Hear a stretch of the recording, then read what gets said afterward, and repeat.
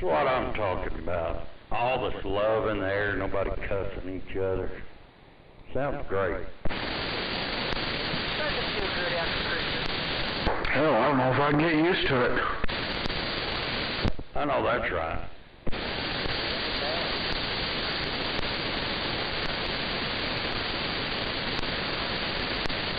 Keeping a log sheet over here to see how long it lasts. Hell yeah. And how many times somebody's not threatening to kill us? Exactly. Yeah, of course I've only got a little bitty piece of paper. Figured that's all it'd take. Oh shit. Well, I'll break out the binder. 3-ring binder. Hell yeah.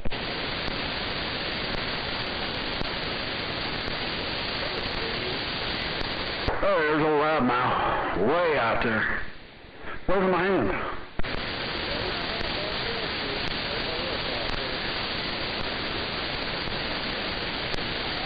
Yeah, I don't even hear him out there.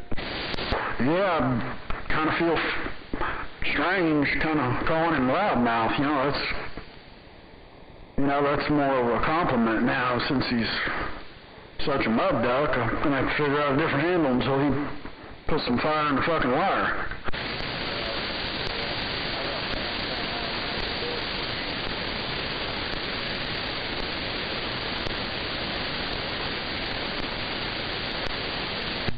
Yeah, speaking of fire in the wire. Oh, yeah. Hello, BR. Oh, you're the hand?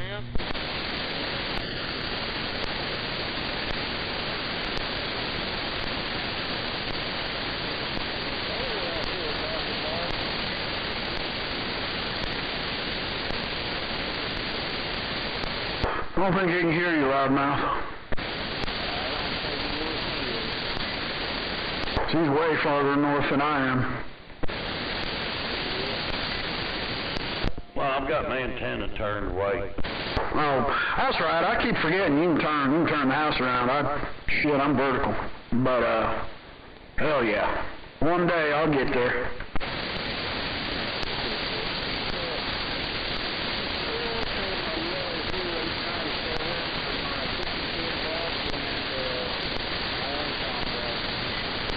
Tell him to get him a long microphone and walk around out there in the parking lot and see if I can pick him up. Goddamn. Yeah. Get you an extra long fucking microphone cord, Loudmouth.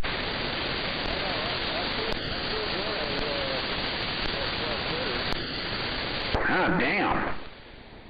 That's got to be custom made. I've never heard of a 12-foot cord or microphone cord.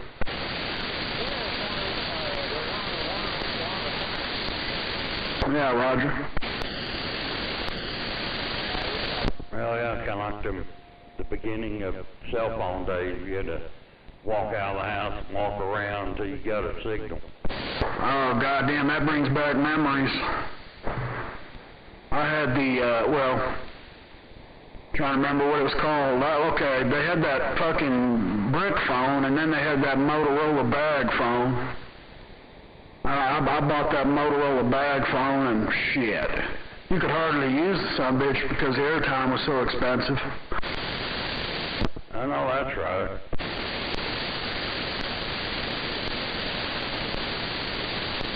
But you're talking about the cordless house phones? No, I'm talking about the early cell phones, the little flip phones. And you'd have to walk around outside sometimes just to get a signal. Yeah. Yeah, that was about the time when the rates started going down a little bit. But yeah, I remember them little bitty flip phones. Goddamn, I had one. I have to admit, I had one.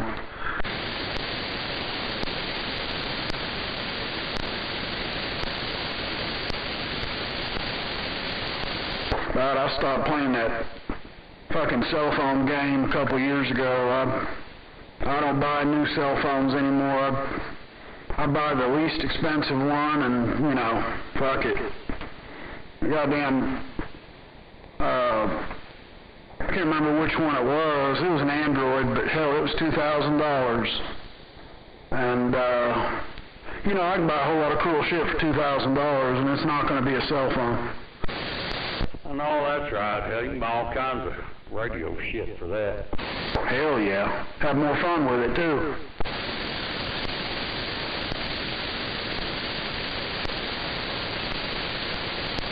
Waving a hand, Dr. Bob. Waving a hand, Highlander. Hey, Highlander. Wave my hand. Big Ed said it.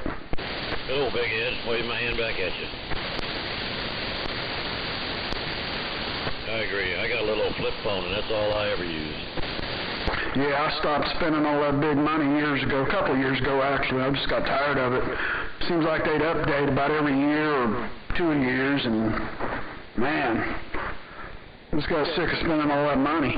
I hear you. Waste of money as far as I'm concerned. Yep. Yeah, now I've got one that it does all I need. Receive and make phone calls and text messages, and that's it.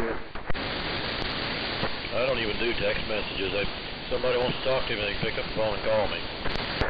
Yeah, I know what you mean. I don't know, some of this younger generation, that's all they like to do, and, you know, my grandson, he's 14.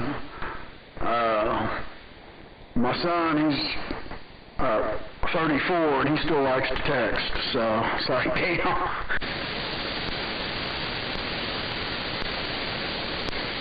Well, I don't even get text. I don't do text. So I tell them, hey, you wanna call me? Call me. Send me a text. I ain't gonna get it.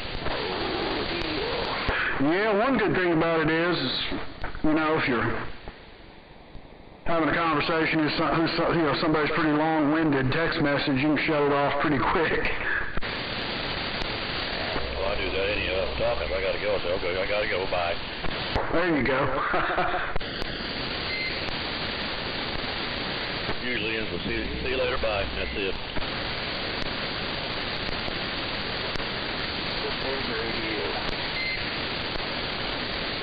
Oh, the cat wants outside.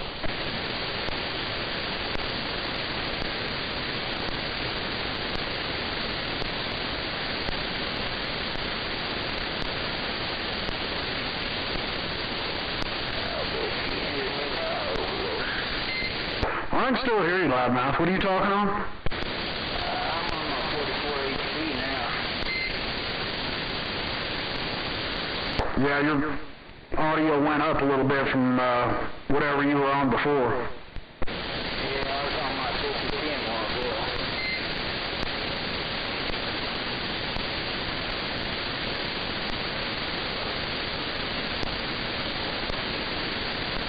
Yeah, got my 5010 back from Ben, so Tell him to hook the coax up. whoever that is. No doubt. Check that coax, loudmouth. Goddamn. Oh, he's on a different radio now, Dr. Bob. Yeah, I hear him a little bit now.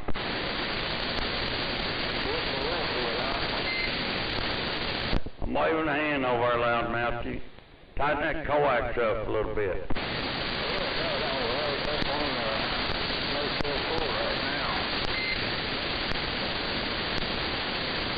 Is that off Rockwell or Council? Yeah, Roger. Yeah, you're a little ways out there. I know that's right.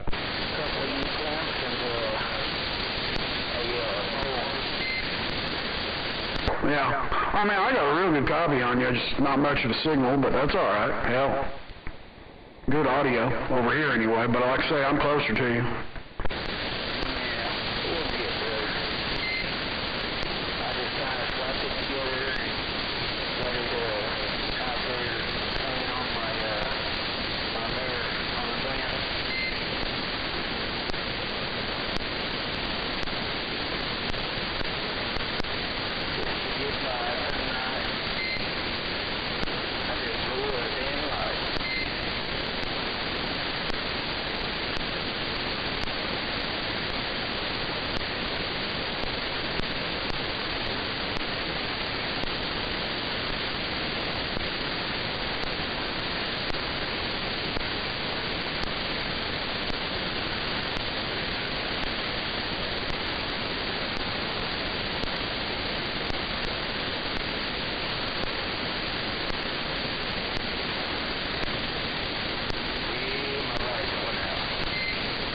Oh shit, what'd you do, pop the fuse?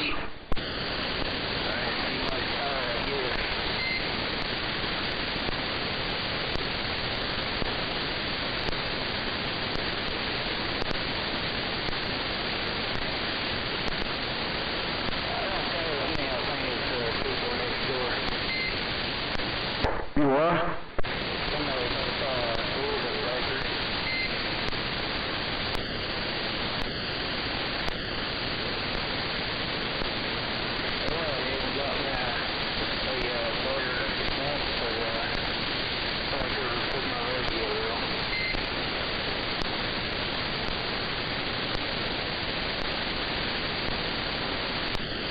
Yeah, you've been at that hotel for a while now, haven't you?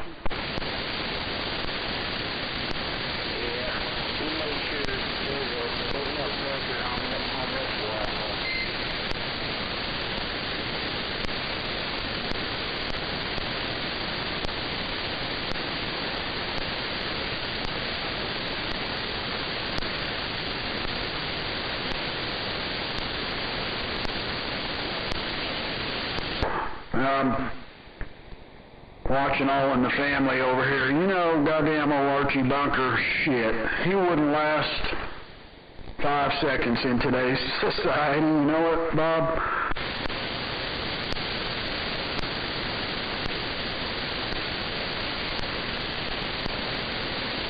Goddamn lost him.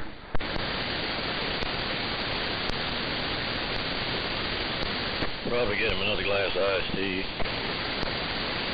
Yeah, no doubt. I was just saying, I was watching a little bit of Archie Bunker, you know, All in the Family. Goddamn, in today's generation of candy-ass crybabies, he wouldn't last 5 seconds. No, I'd have the woke crybabies out there crying all over the place. I know that's right.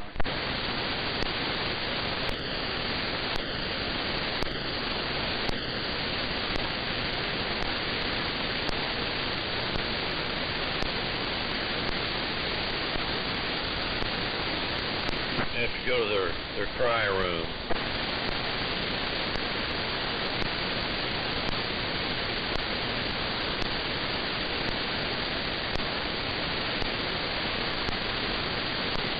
You know, when I was in the Army, we had a cry room too. Oh hell! I was never in any military services. A lot of my family was Air Force, Army, Marines, but I never. Hell, I just started working at 15 and just never got the interest to join. There's nothing wrong with that. Our cry room was also known as the gas chamber. Oh shit! Yeah, I've heard about that. Those gas chambers. Damn. SES gas was a lot of fun. Yeah. I've heard some stories about that. I thought it was kind of funny. I mean, it caused my eyes to water, but it really didn't do that too much to me. The drill sergeant asked me my name, rank, serial number, and all that stuff. He looked at me a little bit. He says, "This really isn't bothering you all that much, is it?" I said, "No, not really. The other guy's over there puking." Ah, damn. Now, I have been hit with the, pepper spray, the OC spray, to get, certified in the spray after I had my Crete certification. That pepper spray is some nasty shit, but basically about the same thing, man. Your eyes start watering, nose is running, but the lasting effects is the worst part about that pepper spray. Yeah, when I was in the sheriff's office, we had to do the OC in the eyes, and we had to fend off 2 guys for a minute after we got it in our eyes, and then later we could just go on and sit down in the bleachers. Well, I did that. It didn't bother me. When I went over and sat down in the bleachers, all of a sudden my eyes slammed shut and I couldn't open them again. Ah, damn. Yeah? Well, there were about 6 of us, and the instructors just went right down the line, but I'm glad I didn't have to fend anybody off. Damn. Anyhow, we had a hot water hose over there, so I went over and washed it out with a water hose. Then I went home to take a shower. And it was a surprise then because all that water runs down. Oh, yeah. Yeah, it's some nasty shit, man. When when that stuff washed down to the privates, I got kind of excited. Yeah, no doubt. It's like going to the gas chamber, when you're in boot camp. Yeah, that was fun. Oh, yeah. They didn't tell you not to go take a hot shower after you come back from the gas chamber. No, the CS gas is a little different than that OC spray. That OC sticks to you, and the CS doesn't do that so much. Yeah, but sure does get in your hair. It gets on you. 'Cause hell, we had our showers steaming like fucking the gas chamber.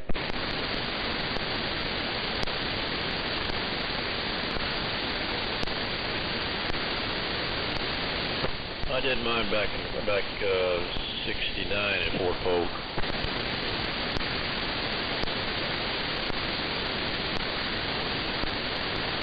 '77 for me, Fort Knox. And with the fire department, I got to go to the smokehouse, and that was worse than the gas chamber by a lot. Oh, Highlander, hippie. Hello.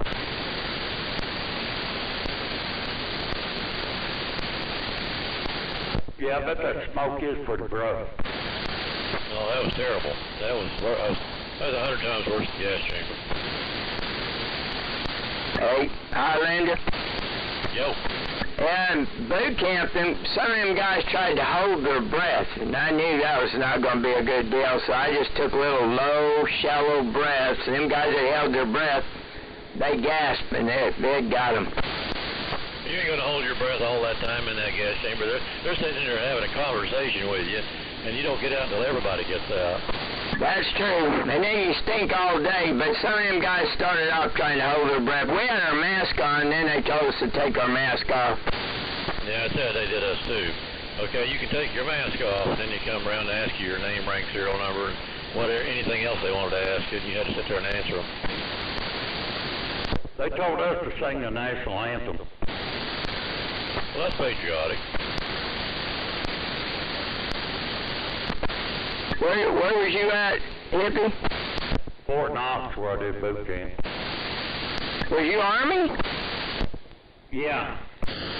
That's where my kid went to boot camp. He was a cavalry scout, mechanized cavalry scout. Roger. I was at Fort Polk. I did basic at Fort Polk and infantry AIT, Tigerland, North Fort Polk. I've been to Fort Polk. Went over there to see my kid. When I pulled up to the gate, the guys working the gate were from Fort Sill. Well, I wouldn't doubt that. I didn't even have no paperwork. They just let me on the base state. Just hang out with my son. Don't get away from him. Run around. I said, all right. Well, back in the 60s, it wasn't that hard to get on and off the base. Well, this wasn't in the 60s, though. This was, he was Army. I went in boot camp in 69, but my kid, he was over there for a little bit. That was back, I don't know, 15 years ago or something like that. Right, Joe. They still have boot camp at Fort Polk? Yeah, I don't know. I don't know. I never heard it come up. But he was just stationed there for a while. He was in California for a while. Boot camp in Fort Knox. And he was last out of Fort Hood. And then he was over, in the Gulf for two or three tours. Yeah, when did you go in at Fort Polk? You were at Fort Polk, right, for basic? No, me, hippie. No, hippie was at Fort Knox. I was in Navy. I just went over to visit my son. He was Army at Fort Polk. Okay, so if you went in 69 at Fort Polk, maybe I saw you. No. I went in the Navy in 69, had him, and then, he joined the Army, and then he was stationed over in Fort Polk, and from there he went to Fort Hood and stuff. So that was about 15 years ago I went out there. Oh, okay. All right, that's I understand.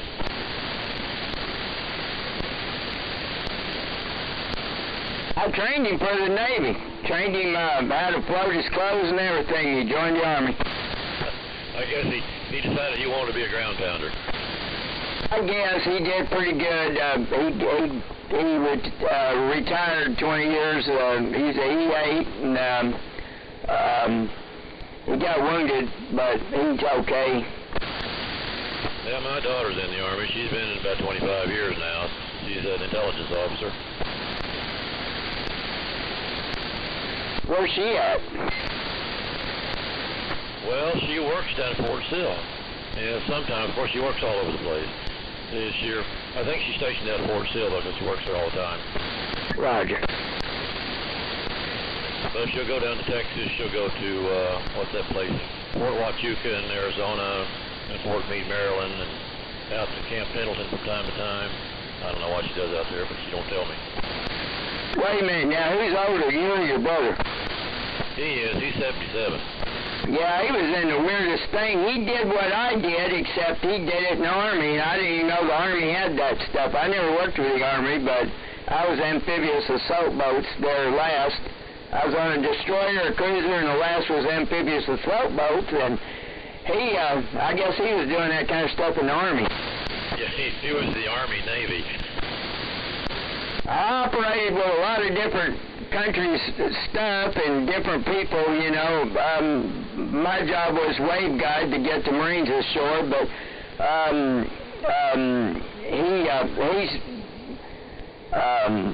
I've never seen the Army. I didn't even know they had that stuff. Apparently they haul tanks back and forth.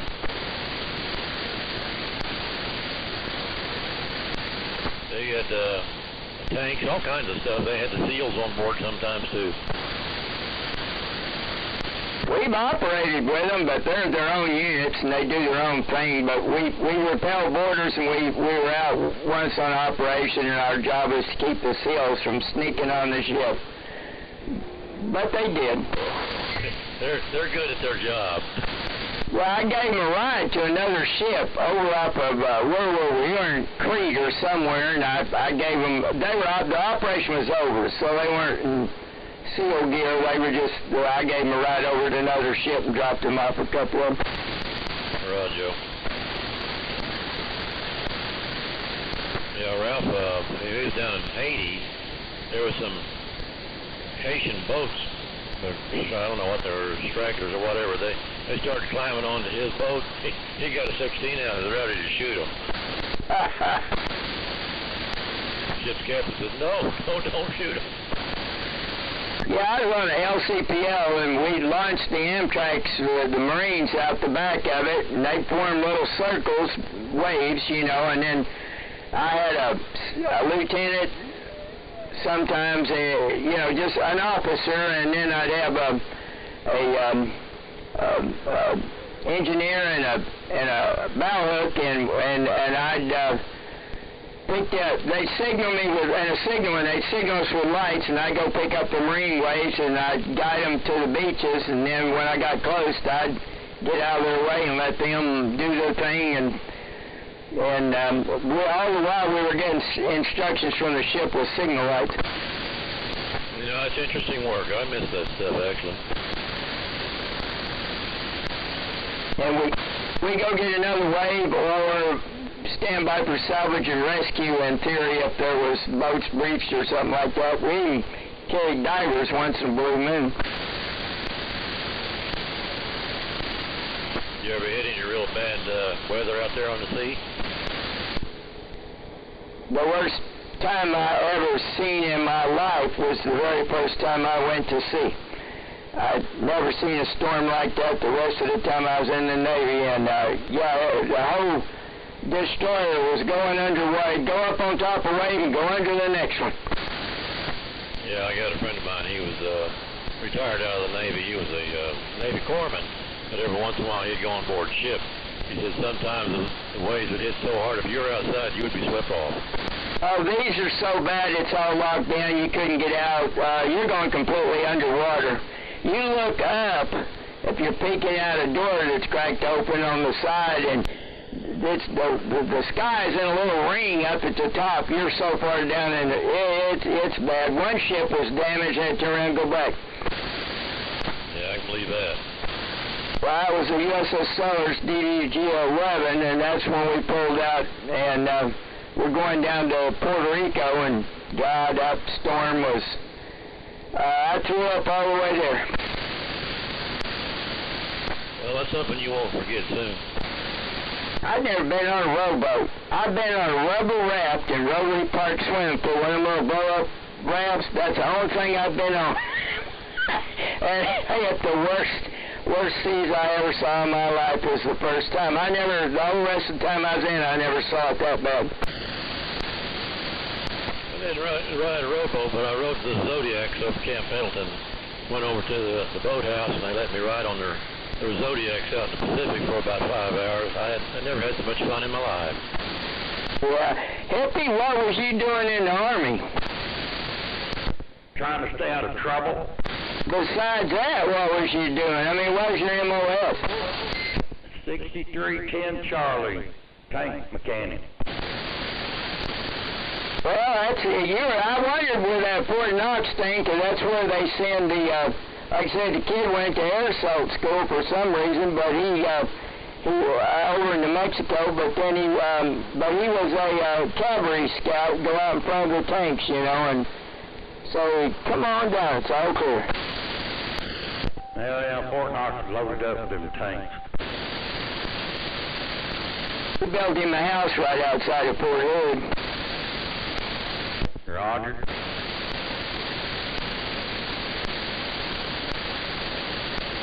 There's kind of a long story. Well, it's a short story.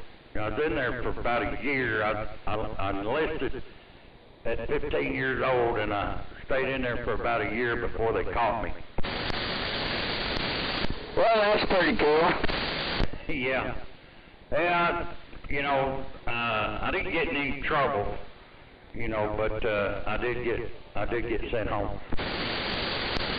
Well, I joined in 1969. I joined on the delayed action program before I graduated high school. It's called the Cache 120-day delayed action. But all hell broke loose August 14th, 1969, while Woodstock was having fun and Charles Manson was out doing his thing. I took off to boot camp. Roger that. Where'd you go to boot camp at? Well, they told me you could go to Great Lakes, you can choose Orlando, Florida, which is brand new, or San Diego. He said nobody wants to go to Great Lakes from Oklahoma, and everybody wants to go to Orlando because it's new, and I wanted to go to the Pacific, and I thought I had a better chance going to Pacific boot camp. So I said, I want to go to California boot camp, San Diego, and they said, all right. And I got ready to go. They said, yeah, you're going to Orlando. I said, damn it. I guess they didn't have contracts back then.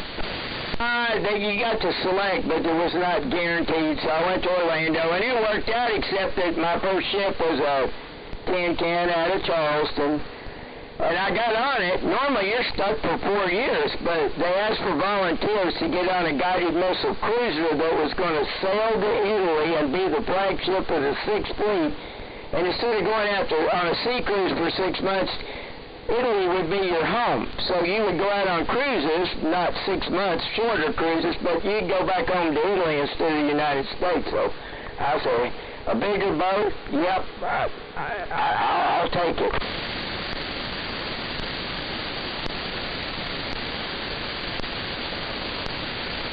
Well, Italy wouldn't be too bad. I think that'd be pretty good duty over there. I met a girl, I was put it in Gaeta, Italy, worked for Vice Admiral Miller and Vice Admiral Kidd. I was a ballot for Vice Admiral Miller for a while on an Admiral's barge, but I learned to drive 40-foot utility boats, and we anchored out at the buoy, and I met a girl from Paris, France, and I met her, married her. My son was born in Naples, Italy, and then we transferred to the United States. And I got on a dadgum amphibious assault ship, went over to Little Creek, Virginia for assault boat training, went down to Morehead City for qualifications with the Marines to get them ashore and everything, and then went to the Med, and I was over there till I jumped on a helicopter and flew to a ship that took me into Spain, and then I flew back to the United States, and my tour was up. And I was going to re-enlist, but because I was married, my wife didn't speak English, I come on back home. Well, that makes sense. Parlez-vous français? Oui, je parle pas un petit français. Anyway, she spoke fluent Italian, and of course she's from Paris. Her native language was French, and I tried to learn French. What I couldn't say in French, I'd say in Italian. What I couldn't say in Italian, I'd say in English. So our kids, for a while when they were young, were speaking French, Italian, and English in the same sentence. And nobody could understand them. Yeah, we moved to New Orleans, and that teacher said, "Dan, I was some stuff in my day, but I do not understand them kids." They were confused. Well, they've lost it now, and the kid had tri-citizenship. He was born in Italy, so he had rights to be an Italian, and he was born in an American Naval Hospital.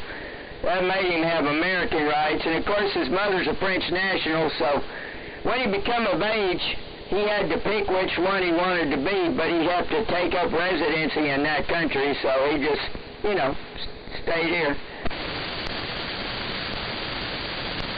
Well, it's probably best for him to do that. Oh, hell, he got out of the Army, and he's 20 years, EA, disability a little bit, and got him a Purple Heart and a Bronze Star, and then he went to work for the railroad. Now he works out of Temple, Texas, and out of that yard, and he's a railroad engineer down there. Well, that's good. You got him a good job, man. Yeah, he put my granddaughter through Baylor and everything. He built him a house right outside of Fort Hood in Nolanville. It's just down the road a piece from that, and he's doing real good. Well, that's good. All my kids seem to be doing pretty good, too. I got one that's a power line electrician, one owns a swimming pool company, and the other one is a railroad engineer, and one works for a vet. I got one that's an intelligence officer in the Army. I got one that owns a construction company, another one that's a physical therapist over in the medical complex, and one that's a housewife, and she likes that.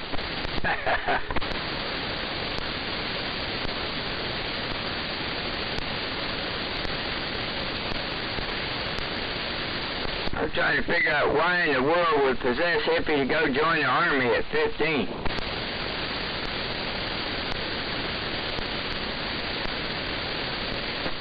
He's probably like us. He watched too many Army movies. Well, that's what got me in the Navy. I always was watching them Navy movies and the bell-bottoms, the white hats, all the girls, and I said, oh, hell no, I want to join the Navy and ride around on a ship. I think it was the Barry Sadler's song of the Green Berets what got me in it.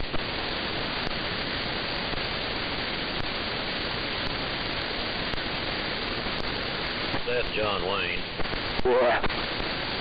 Well, we had a detachment of Marines on the cruiser for the Admiral and security for the missile house. They were spit shine. They're the first Marines I ever met. They were perfect. They were perfect height, perfect weight. They were all athletic, smart. They would look like movie stars. I thought, damn, them Marines are a bad bunch. Now, when I got on that amphibious assault ship, I found tall Marines, short Marines, heavier set Marines, all kinds of them, not like them hand-picked flag Marines.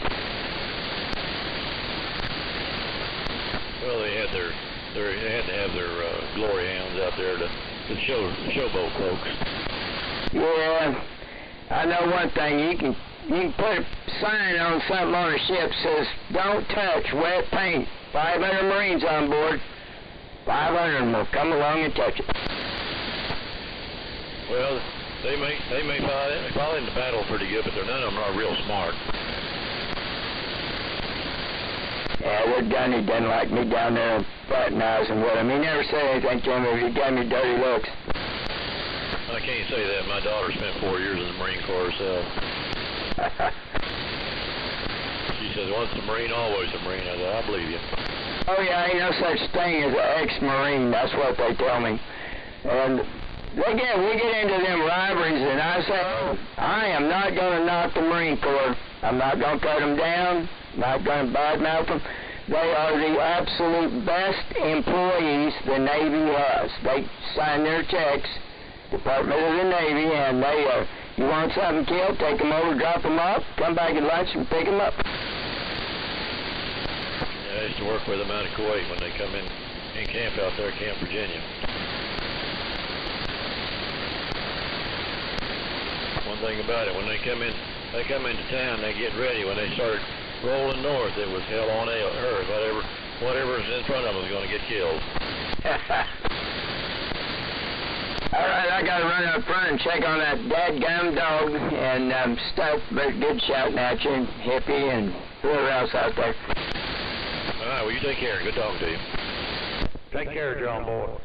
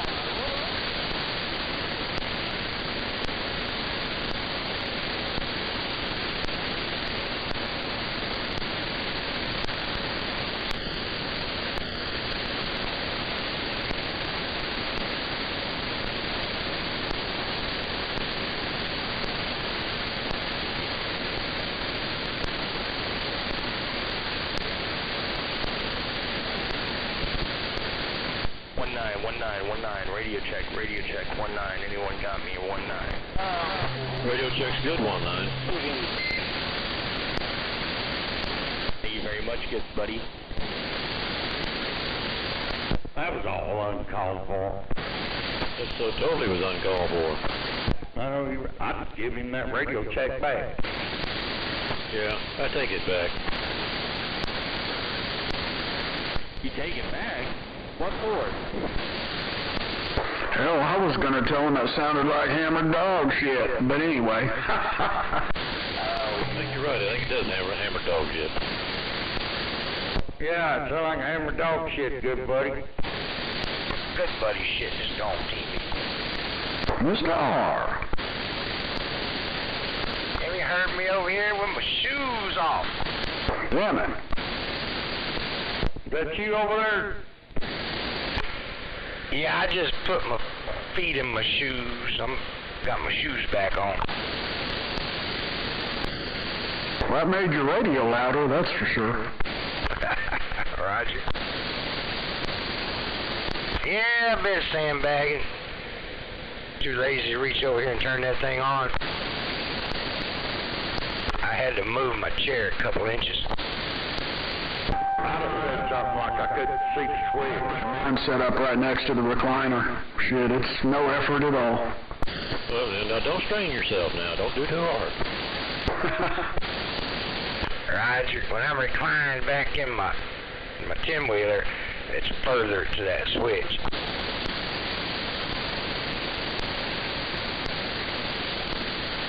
Yeah, I don't use a foot switch. I use a keying mic. But, I don't know. Kind of interested in sampling the foot switch deal. You ever go to foot switch, you'll never go back.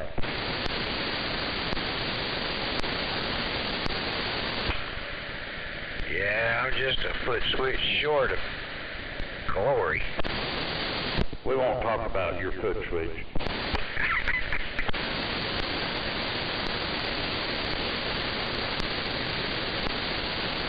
Hey, Bob, I went over there and got that winch.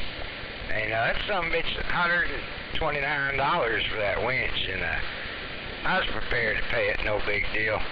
And I go up there to the counter, and They say you like to fill out a credit application for a credit card up here. It'll save you $75. I said, $75? Sign me up. Damn it, so you did it? Yeah, it cost me with taxes and all that shit. I walked out there for $55. Hell, no doubt. She said, would you like for me to apply that winch to your new credit card today? I said, hell no. Matter of fact, you can take this paperwork back and throw it in the trash. I'm just looking for that $75. I don't need another damn credit card, that's for sure.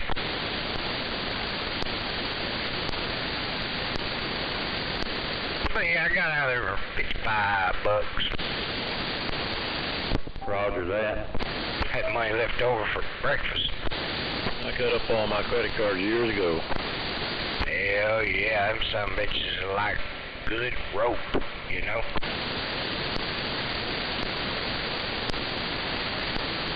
Hang yourself with good rope. That's right.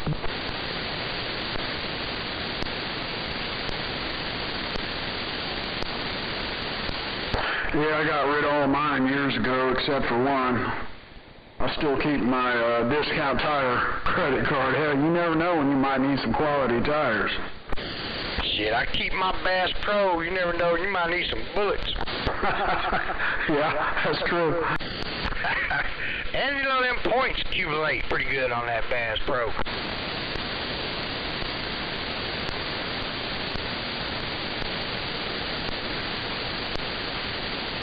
I haven't been down there in a while. I've been just buying my ammunition at Academy here lately. Pretty decent prices, depending upon the caliber. Yeah, Roger. Yeah, I haven't bought nothing down there in a while.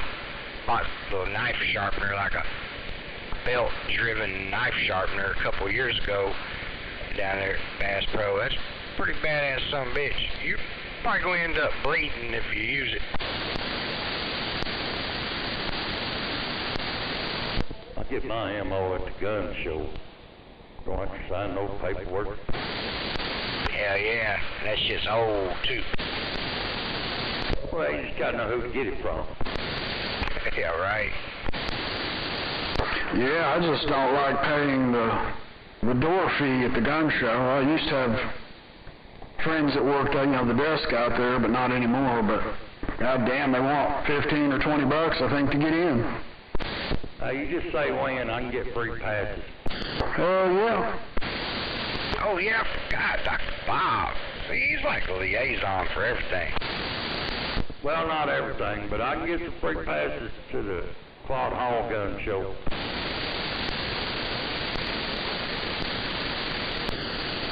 Oh, Claude Hall. How old is old Claude Hall nowadays? I don't know. He was in pretty bad health there for a while, but hell, he sprung back up there, got his diabetes shit under control, and all that. But yeah, I know his son-in-law and him and his daughter real well. Roger that.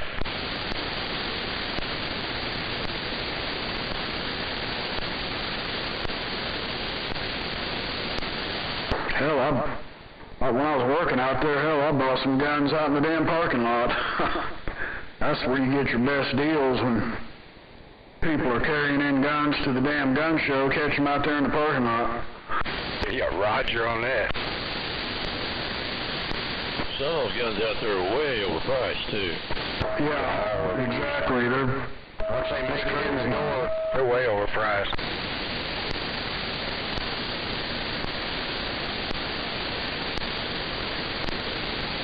Saw an M1A1 rifle out there, and they wanted $3,000 for it. I said, my ass, ain't no way I'm going to spend that for that. They consider that, I guess, vintage? Because that's even pretty high at vintage prices. That's too high for me. I did no sale.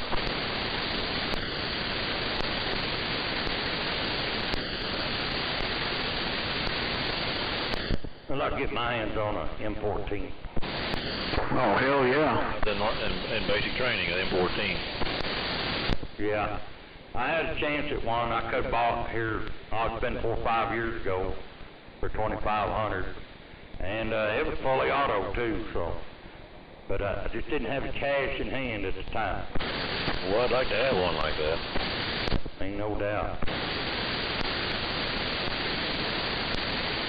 When I went from basic training to infantry AIT, they switched the M14 to the M16. I said, well, this is like a Mattel toy. Yeah, the M16 jump gun compared to that M14. I agree totally. And the first ones that came out with is jam all the time. Yes, sir. And then later on they changed the metal alloy in the bolt and put a forward assist on it, so that it helps it a lot. It is several problems. Cross-coated, cross-coated, that was a problem. Then they went ahead and started using the wrong kind of powder. Doggone powder would clog up the gas system and cause it not to stop. That's right, you're correct. Yeah, that'd be the last thing I would want is a chrome-plated assault weapon. Yeah, really. Well, they got chrome-plated bolts now. It just doesn't peel off. The method they use doesn't too bad. The chrome-plating they use now, it just wears off, you know, just normal wear and tear. It doesn't peel off and jam.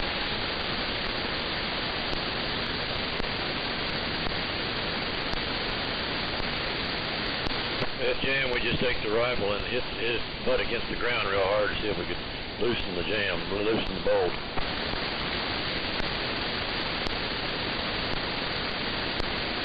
At one time they had those chrome-plated bolts, and then they had pistol barrels. The barrels were so thick that they would actually, you know, warp. When you went full auto, or it didn't have 3-round burst control, because it went full auto, it warped the barrel. The barrels were so thick. Yeah, 50 calibers would begin to melt and then start to warp downward if you fired fully auto with them too. Wow. Kind of like your personal 50 cal. Well, that's that low mast all the time anymore. Yeah, once it goes warped, it stays warped.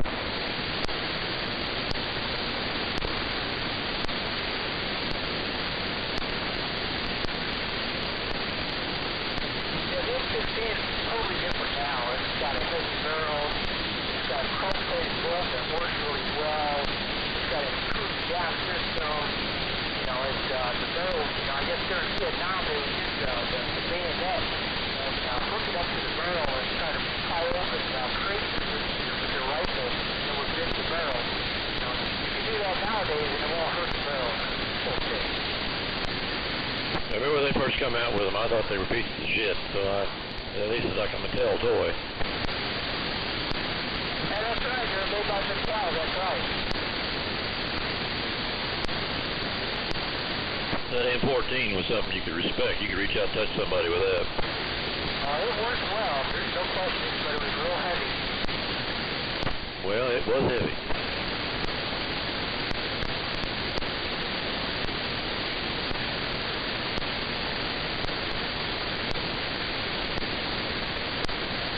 Yeah, I'd like to get my hands on a BAR too.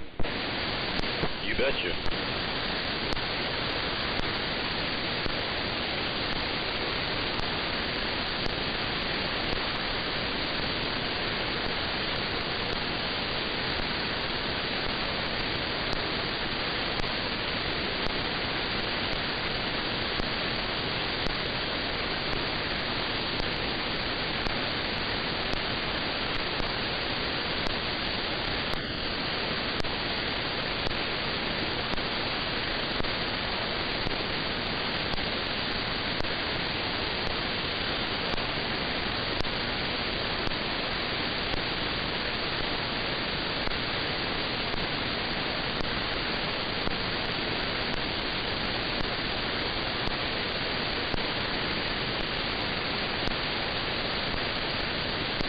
I bet it goes radio silence here in about 5 minutes.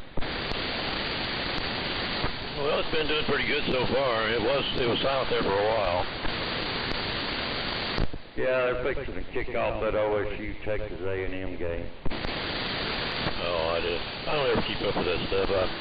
If it's a ball game, I'm disinterested. Yeah, I'm not gonna watch it. I'm just sitting here watching it on the bottom of the screen. I'm more likely to watch a boxing match or something. Hell yeah, or UFC. Or UFC, boxing match. You know, whatever. It's something that's, to me, that's more interesting. I'm just interested in that score at the end of each quarter. Come on. He's on the list. See if them numbers come in. You got money on the numbers? Yeah, we're at the bar. They got them boards, you know, 100 squares, 5 square. Okay, Roger.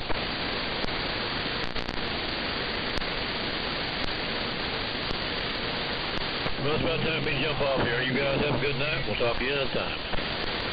Roger that, Highlander. Be good. Let's talk at you later, Highlander. Los amigos. Take care, Highlander.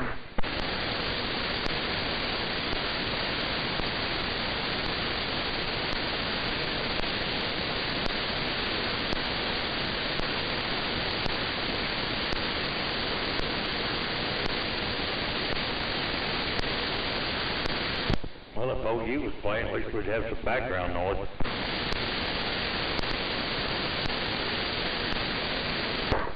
Yeah, that's no shit. But, yeah, I'm just glad I got my own separate room and I can close the damn door when it's OU season.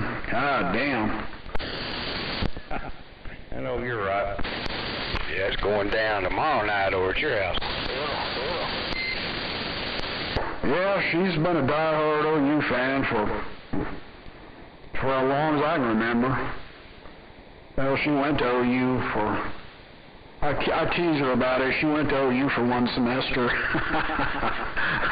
God damn. My door's closed, by the way, so I can talk a little shit.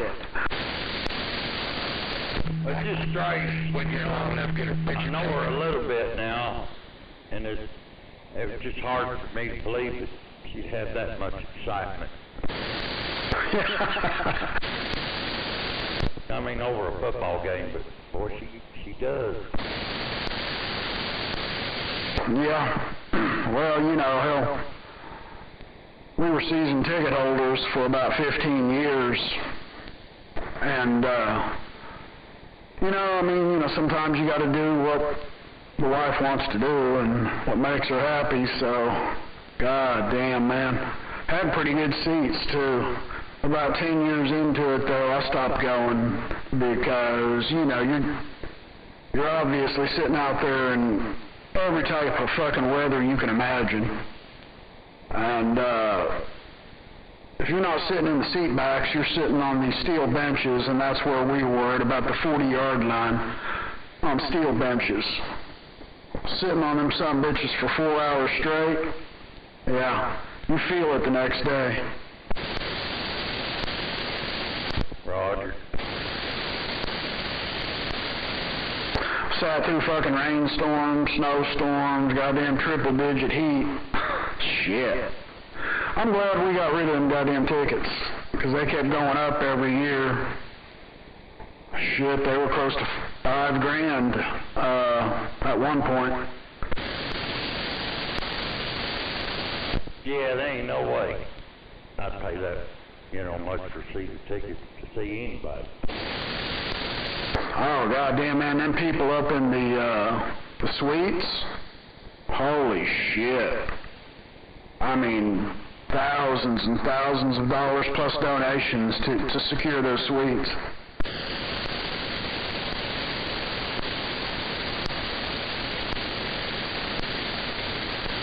I guess they got so much fucking money, they, you know, shit. I don't know what else to do with it. Yeah, the company my sister works for, they've got a suite. There's, American Airlines, deal there in Dallas. Yeah. I bet that's pretty good. Damn good. But, I remember the first year we went out there, I had never been. You know, we just got the tickets. The wife said, "Oh, we can park free over here. Go back over here, and no big deal."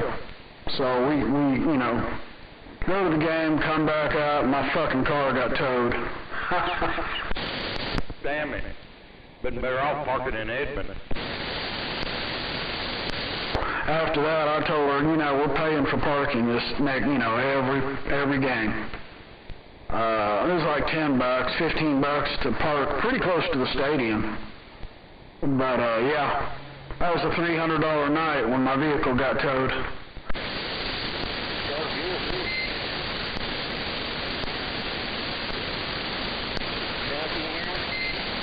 Yeah, I hear you. You're not as loud as you were earlier.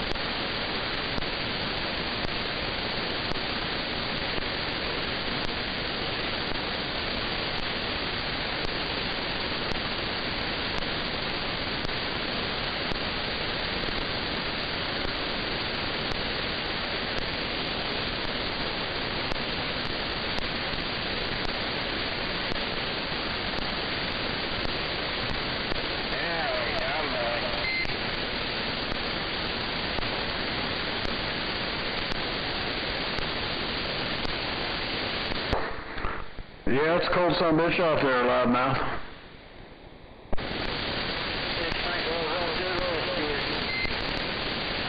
How's your girlfriend been doing? Well, that's good.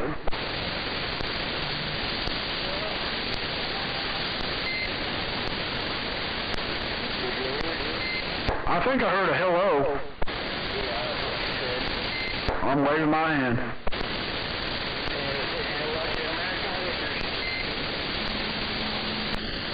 I used to watch that show. I kind of got bored with it, but yeah, they show a lot of reruns.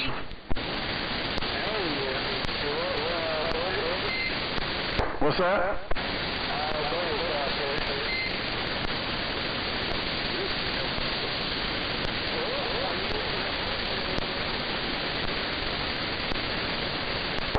Yeah.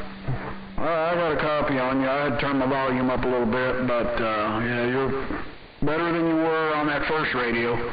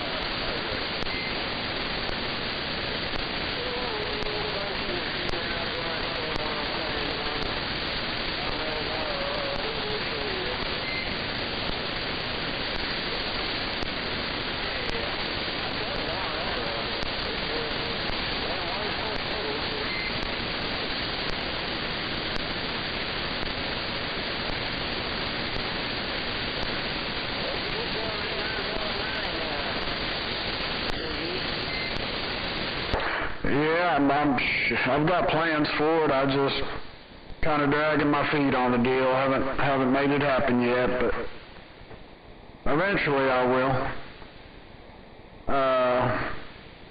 like to get that tower up and that shooting star that I've got, and then get that 959 worked on and use it with another toy that I got. I want to work in line with it, but anyway, yeah, someday.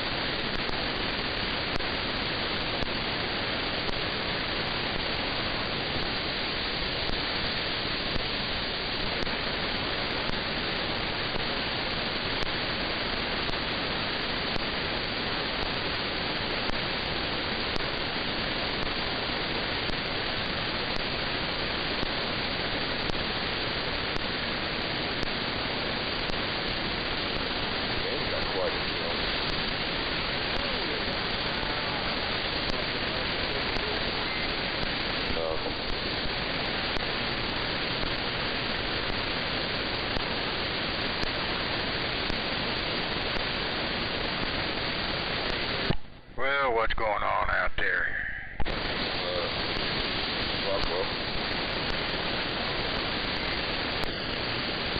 Not a whole lot of anything right now.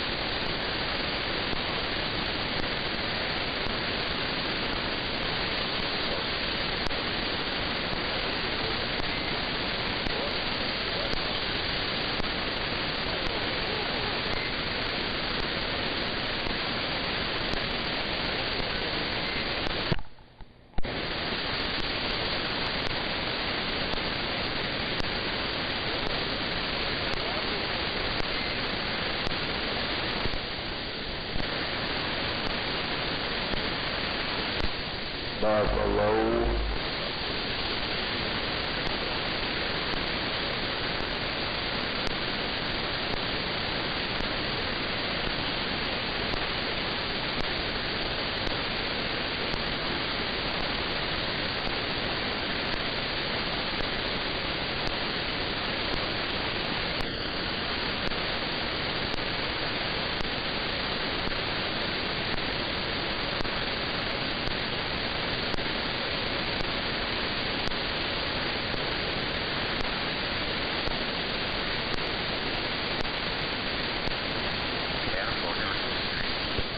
Where's that dang hippie at?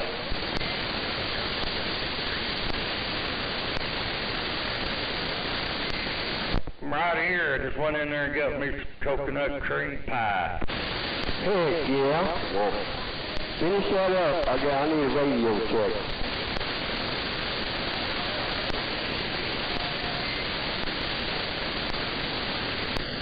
That's what old Mary Ann used to make for Gilligan.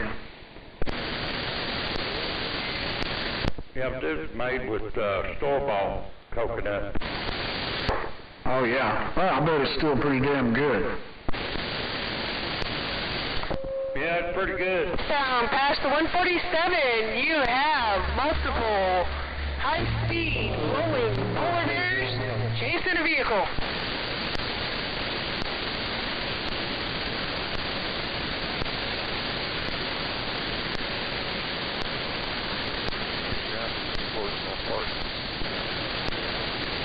Yeah, my wife, she makes me homemade coconut cream pie. None of that box pudding shit. She makes it all from scratch.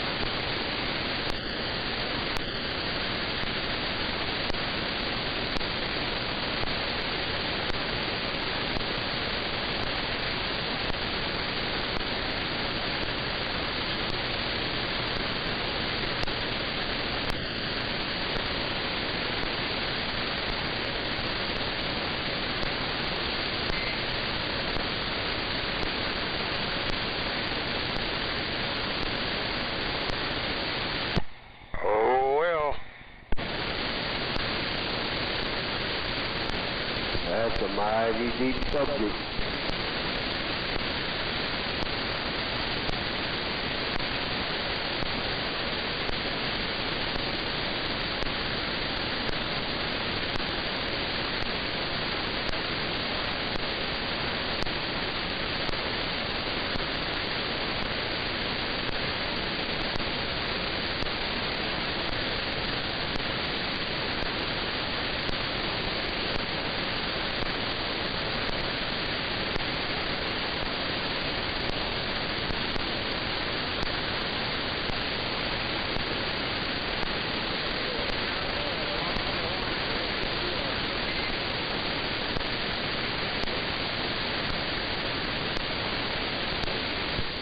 Big time, can you hear me now?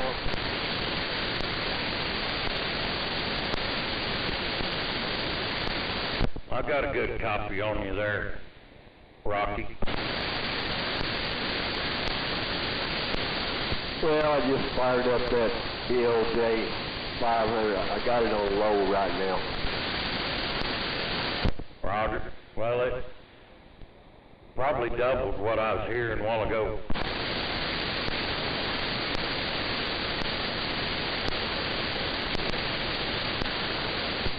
Audio.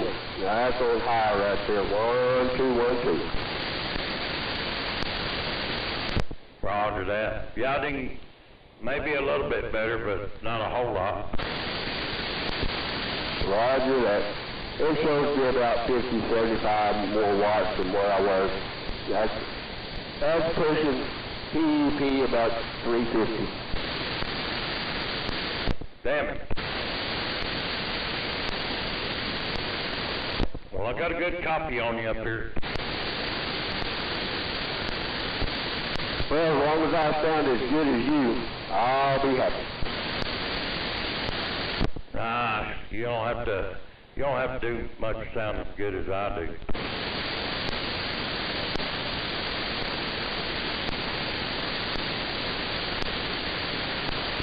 Well, right there, so put it on standby. Yeah, you almost went away when you put it on standby. Sound like you're standing by.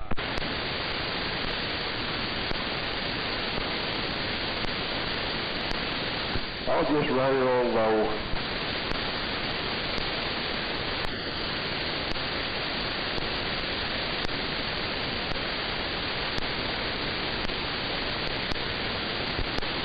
I just wanted to know if it was working. Sounds like it is.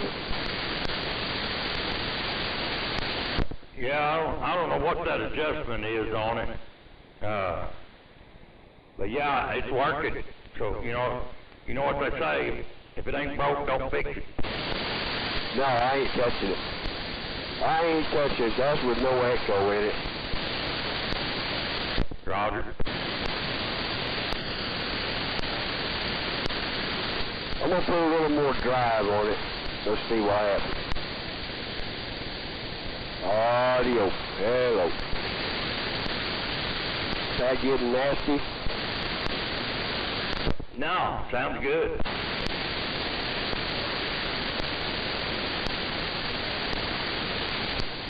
Audio. That's probably about 7 watts. Driving it to 7 watts. Yeah. Well, on my meter, I'm showing you about a 5, and it's not swinging very much at all. That's all right. As long as it's better. I'm showing I'm dead keying about 60. Audio swinging about 275. Just talking. Yeah, Roger.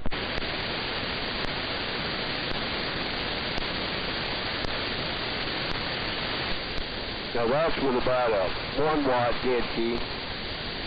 Dead key at 40. Audio swinging 250. Yeah, it's keying up about 4, swinging over about 5. Roger that.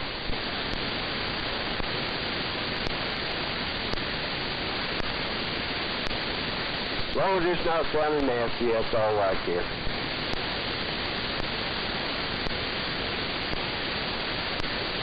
I thought I might have to change some capacitors or something in it, but maybe not.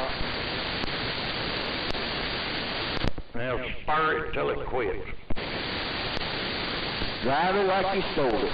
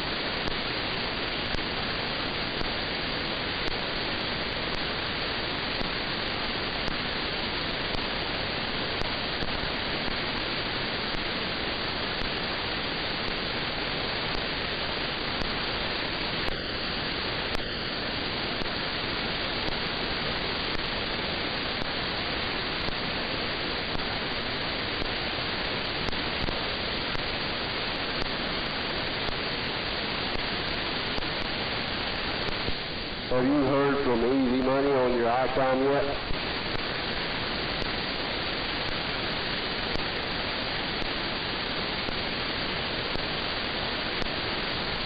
Rocky, I was out of the room. Did I hear you say something? Bucky's bugging you. I was just wondering if Easy Money, said anything about your icon. No, I haven't heard anything about it. Alright, go finish your stuff. Oh, I'm done now. I had to go put my plate up, you know what I mean, and rinse that goodness off of that plate. Well, my dog usually licks the plate for me. She finishes off for me.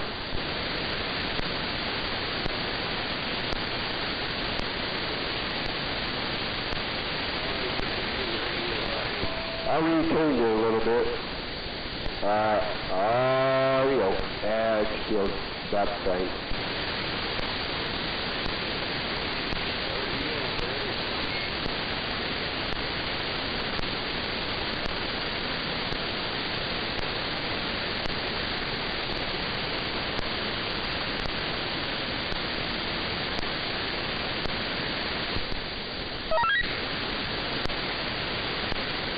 Heard me a buffalo. Buffalo out there? I don't know, it sounded like his rock beat.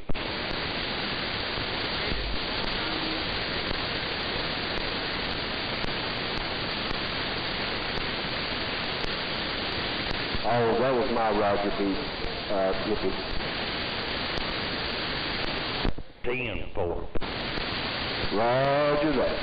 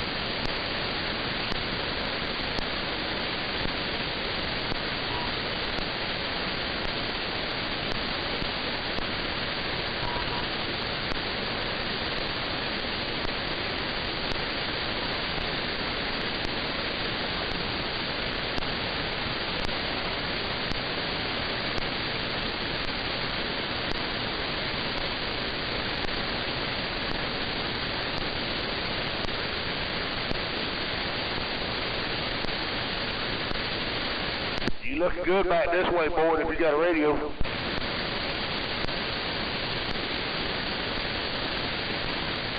Appreciate you, driver. I don't know what you backing around and all that, the red truck. I got you, bub. I got your ass here. Come on back here, boy.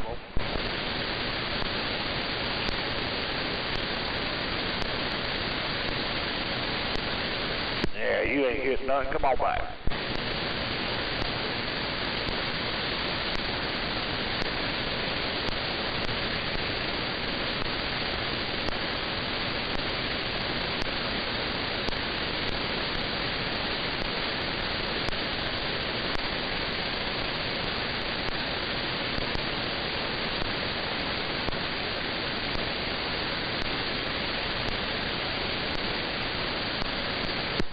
You ought to have it. I'll move on out your way as soon as you get on down back here, right?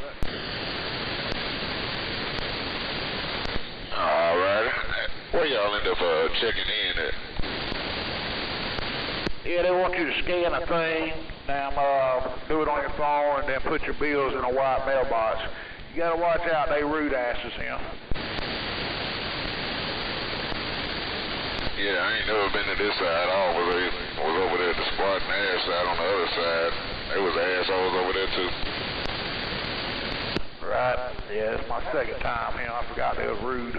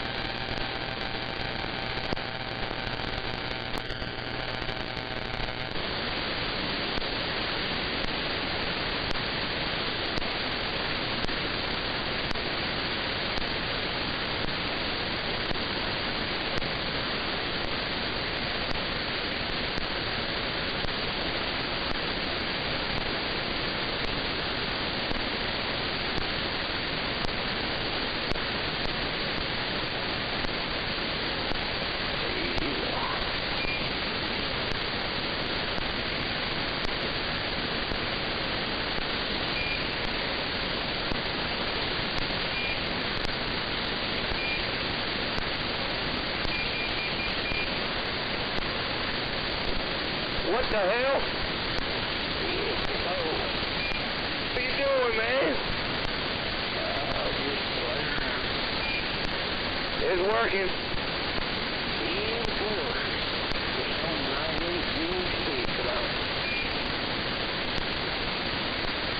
I'm running.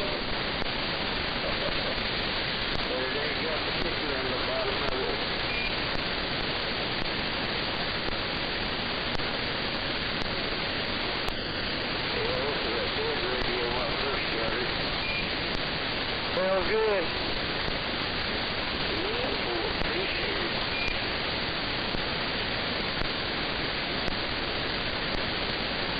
Okie dokie.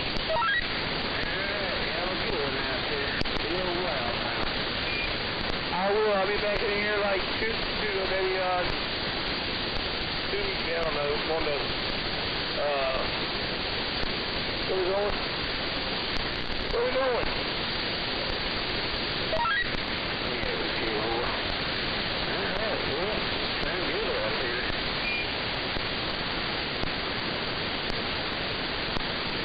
Oh yeah, we're going to California, that's right.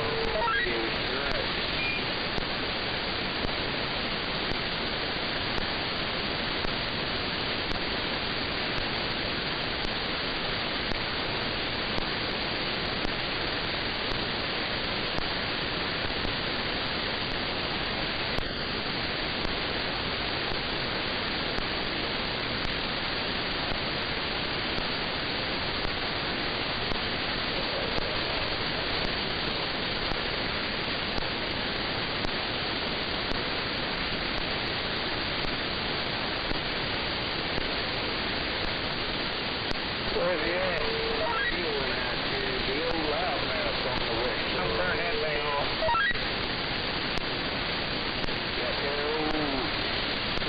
I'm rolling too fast. Where's he at?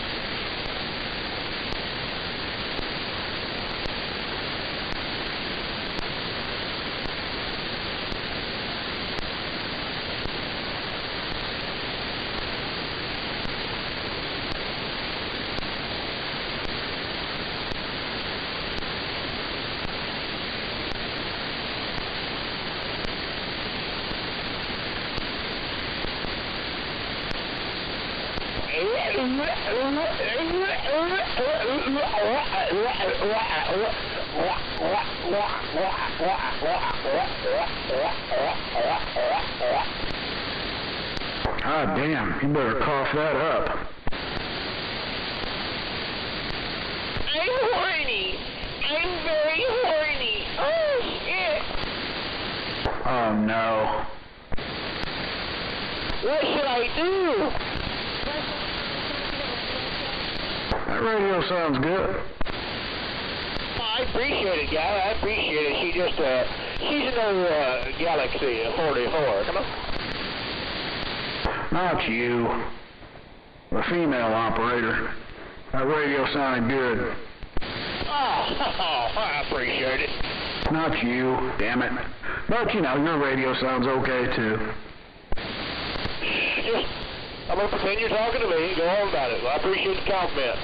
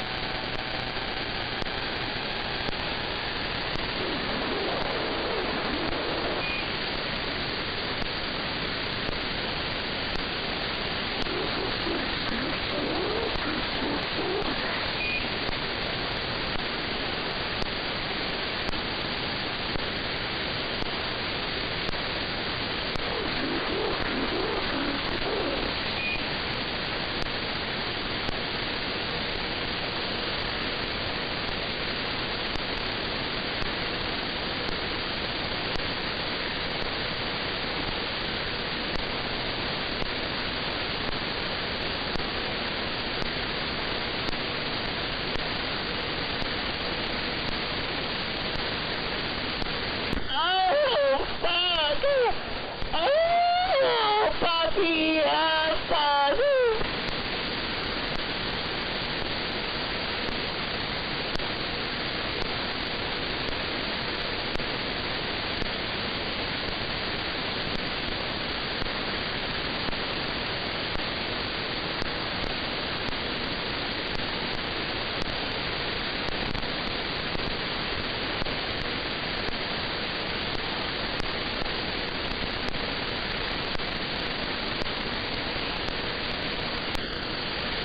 Sound like somebody's on the pickle juice.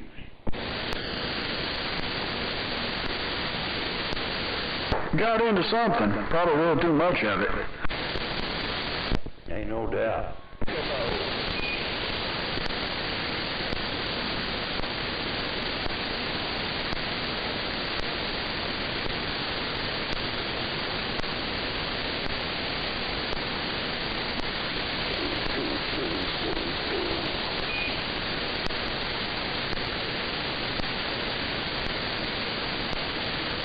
I was going to tell you, Brian come by here yesterday. He's supposed to be getting little Daryl's dad's phone number so you could call him and see if y'all can't hash something out on that truck. Yeah, you know, it'd be a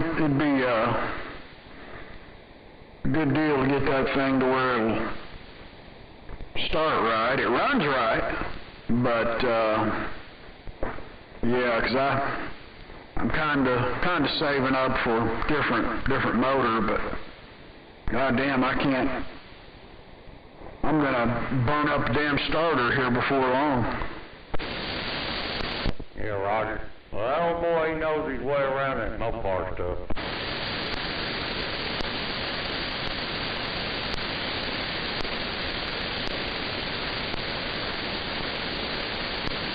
Old truck sounds pretty good once you get it running.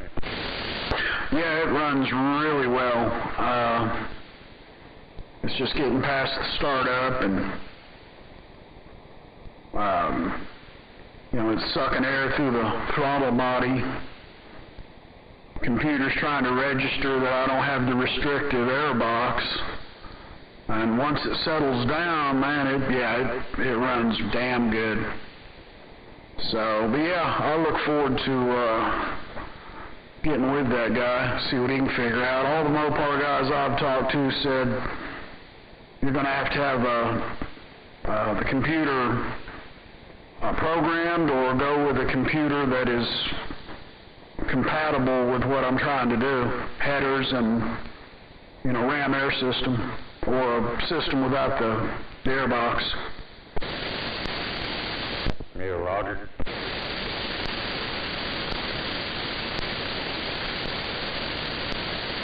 And, you know, shit, man, I've tried quite a bit. I've played with the timing, couple of different air breather setups, RAM air, and then different filtration deal. It's an all-flow type breather. Yeah. Tried a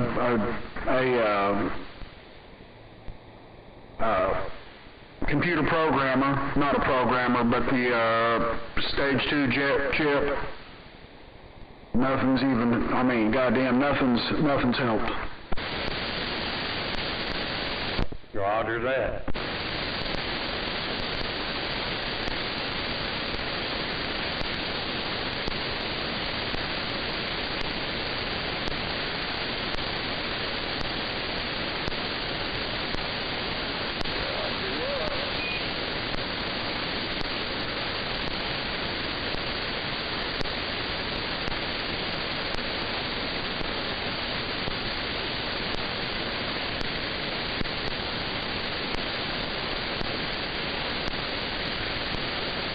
Hell yeah, brother.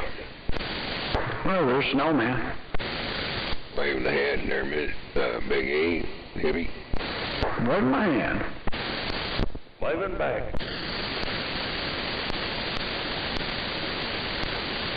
I still think besides the Hellcat motor, I still think a old school 440 with an 871 blower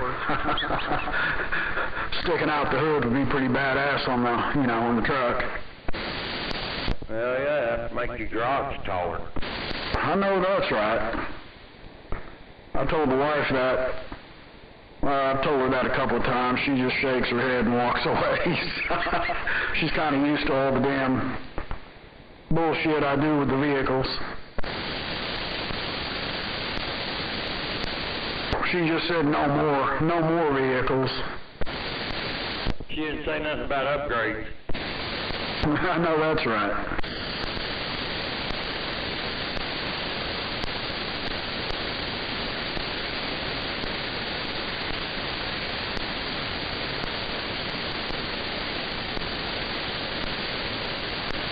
I bet I know where you could trade that vet for a Camaro. Oh, hell. Yeah, well, you know what I say about Camaros. It's always going to be nothing but a Camaro. Unless you start looking at the Yanko Camaros back in the 60s, when the Camaros were cool. But, yeah, I'm not impressed with what they've been doing with Camaros. Yeah, hell, I don't know, all the later versions of the Camaro, when you're riding down the road in them, you kind of feel like you're in a Volkswagen Bug. Yeah, I'm not impressed. But like I say, the old school Z28s and Yankos and all that shit, pretty impressive, but them days are long gone. And, yeah, I'd feel pretty bad about myself if I traded that car for a Camaro. Roger. Hell, I'd have to hide it in the garage. I'd like to get a 72 or a 73 Gran Torino. Yeah, those are cool. The old Gran Torinos, yeah. Hell yeah. So 72 and 73 was only 2 years they put that rectangle tail light in the bumper, like the 70 Chevelle did. Yeah, I like the Chevelles too. The 70, 71, and 72. Actually, 69 was a good year for the Chevelle. So, see, the 70 was the only year that had the rectangle tail lights in the back bumper, and I used to have one. Yeah, I've had the double headlights. Uh-huh. There's something about them rectangle tail lights in that bumper I like. I'd take a 70 Gold. Oh, hell yeah. God damn. Especially the Judge. I've seen a couple of Judge clones that were just, done very well, but to have an original would be badass. Hell, that 70 Chevelle I had was a heavy Chevy. It was worth more than the Super Sport. Yeah, you just can't hardly touch any of them anymore unless you got a big handful of cash. Hell, I was driving them. I paid $500 for that motherfucker when I was a teenager and drove the piss out of it. Yeah, my firstborn was conceived in that car. Yeah, well, that was back in the good old days where you could buy a project vehicle for shit, man, next to nothing back in the 70s. And it could be a running project, a driving project. Shit, you can't find anything anymore. Well, I know what you mean. Yeah, the only thing was I put good tires on it, got rid of the stock rims, put US mags on it, had G6014s on the back and 15s on the front.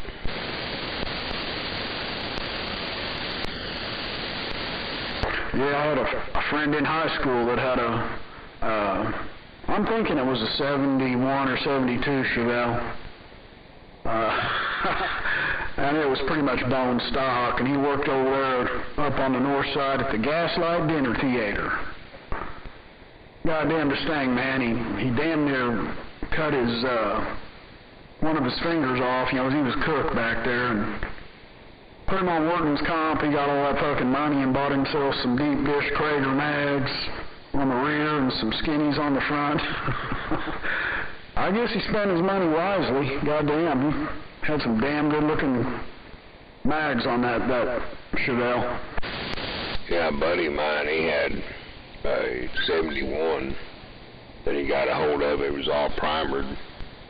Then he bought a motor for $500 that was putting out about 400 and something horse. Man, we dropped that in that fucking Chevelle, man. Goddamn, that thing was mean.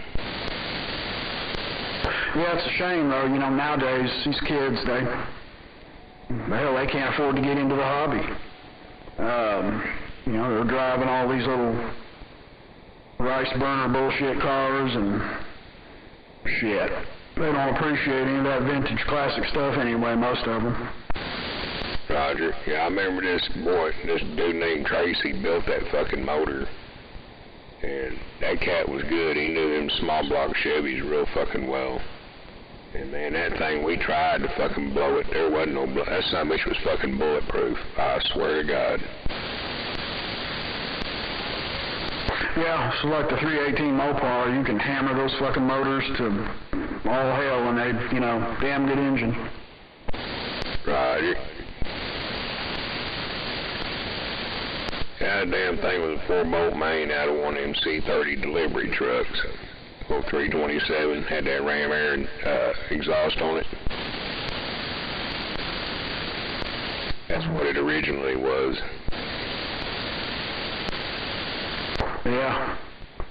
Yeah, some good old days back in the 70s, man. I was driving a 69 Dodge Charger. Hell, the school parking lots were quite a sight, man. Back in the good days. Oh, yeah. Yeah, I had quite a few Chevrolet back in the day. Hell, I had a 53 5-window. I had a 53 regular cab. I've had a 70 Chevelle, 75 Caprice Custom Sport Coupe. Yeah. Shit, I've lost track. God damn, all the cars and trucks and motorcycles from when I was a teenager. Shit. Oh, I remember them all. Hell, I'm just talking about the Chevy shit, man. Hell, I've had some Fords, Volkswagens, had a Buick, had like 4 street bikes, 2 dirt bikes.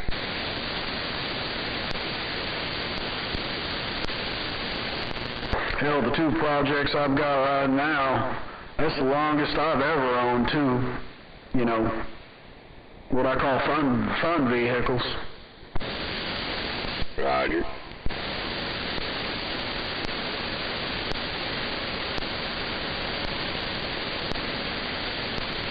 But, hell, I've got these 2 trucks, so I'm happy with that.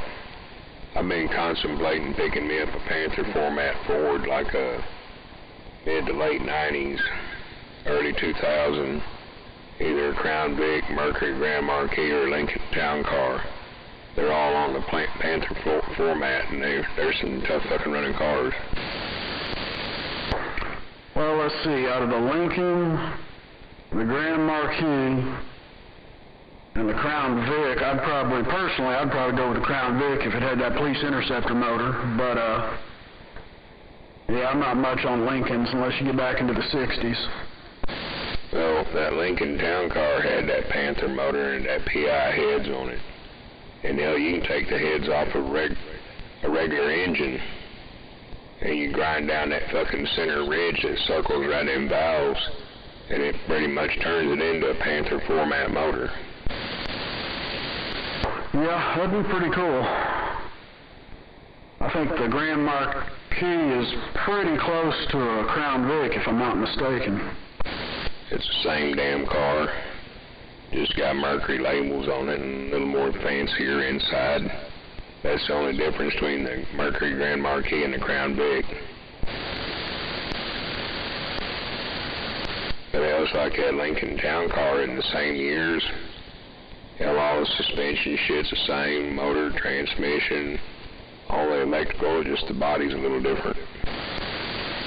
Yeah, I think you probably get a better ride, you know, suspension on the Lincoln than you would the Crown Vic, but I don't know, I've always thought Crown Vics, I've actually owned a couple when I was doing my private security business, but I just think the Crown Vics look a little cooler. But you probably, like I say, get a better, more comfortable ride out of that Lincoln. Dude, they're the same underneath, same carriage. You have a good suspension under any of those three cars, they're all going to ride the same. Yeah, I've owned a couple of Crown Vics. Got them from a guy, well, he used to own Police Units Unlimited. And,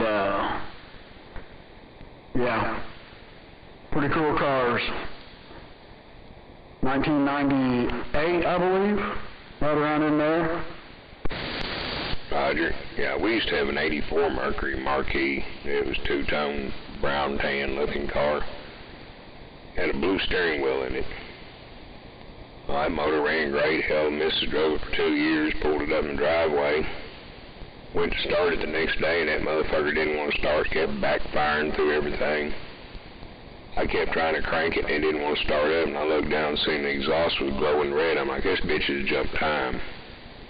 Sure enough, that fucker jumped the timing chain. I stood out there in the cold fucking shit with winter blowing in on my ass, putting a timing chain in that car. But man, that motherfucker was worth it. That son of a bitch. Goddamn, dude, you get in that motherfucker and just ride like a cloud, and it would haul ass. You know, it's the worst time to replace a timing chain if you've got to be outside in the winter. God damn, I know what you mean, though. Yeah, hell, I had neighbors who lived next door to me that had a round car in the garage with a heater going. They're all wearing fucking insulated coveralls, and they're complaining it's cold in that garage. When they come out, they say, man, it's fucking cold now. Looked at them, and I'm wearing fucking 3 layers of sweats because I didn't have no insulated overalls. I said, you motherfuckers ought to be doing what I'm having to do. I was now with blankets wrapped around the front of that fucking car so I could try to keep the wind off of me. Putting a timing chain in that son of a bitch with snow blowing. Hell yeah. Back when they used real fucking timing chains instead of that rubber cog bullshit belt. Yeah, well, they were plastic coated. Hell, early 80s Fords were doing that shit too, just like the 305 Chevrolet. But when I went back together, it was all steel.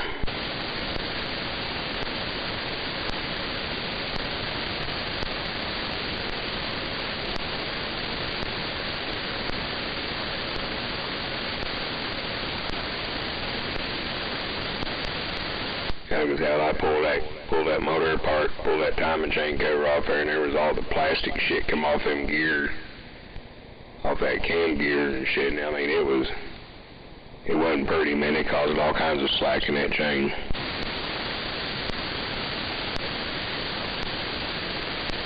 Yeah, I've replaced a bunch of those, both steel and the rubber ones. Goddamn, I don't know if you've ever replaced an OptiSpark distributor, but goddamn, that's another fucking nightmare. I've done a few of those too. Uh-huh. Hell, shit, I had an old Ranger one time, had that 2300.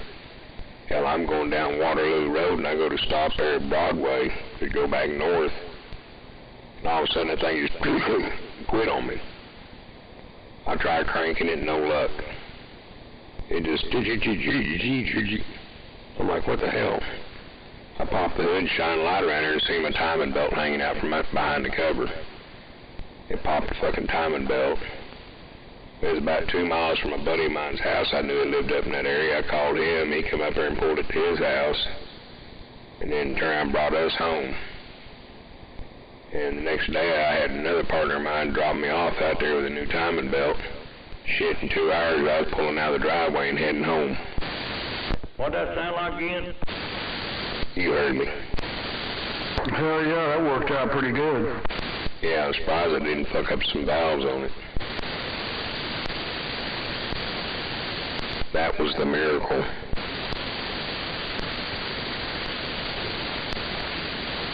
Because, man, it'll happen, and fucking valves be open, and that piston come up there and hit that motherfucker, and it's over. Yeah, I've never had that happen. I mean, I've heard of it happening, but I've been pretty fortunate when I've lost a, timing belt or chain. Roger. That's the only time I've ever thrown a belt on one of them, and hell, I ran him no four-cylinder like that. Shit, probably close to 15 years. The first one was about a year and a half, and then I had that black one I ran it for 13. So, yeah.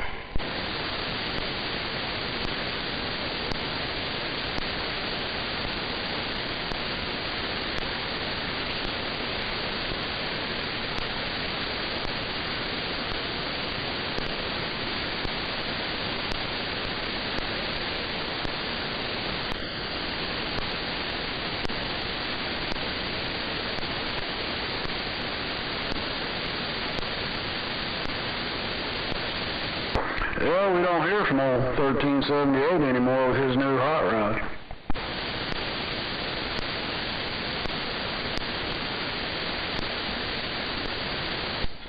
I think he's playing with his new toy. Just like getting a new girlfriend.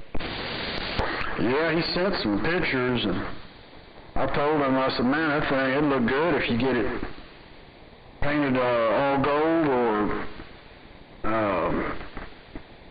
hell, I can't remember what other color I suggested, but get all that fucking wrap off of it, you know. And, I mean, it looked pretty good. But it's still going to be nothing but a Camaro.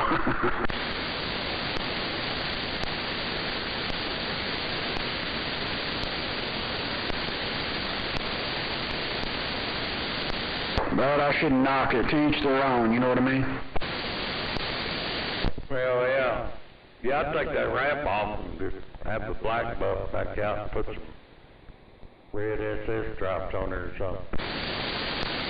Yeah, that was the original color. It's black. And you get the right guy, he can make that. I got a guy who does paint correction and clay bar and fucking ceramic coating and all that shit. He can bring that paint up and look damn good.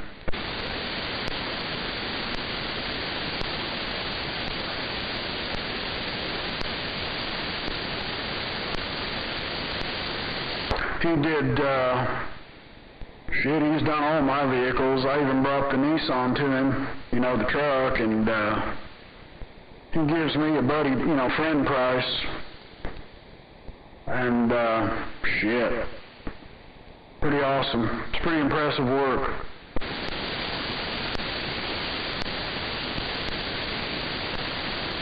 Tell that goddamn wrap. It's almost as expensive as a, you know, decent paint job.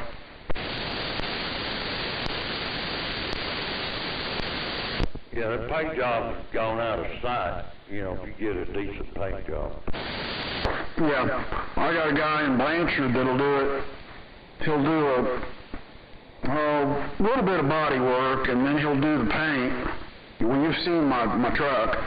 And, you know, it's $3,000 for that paint job on my truck. Now, I had a quote on the vet to get it completely wrapped, you know, just for shits and giggles. Goddamn $5,000. Roger, but if you went and had that vet painted somewhere, it's probably close to $10,000. Oh, hell, easily. You know, we're talking fiberglass, and that's a whole different deal.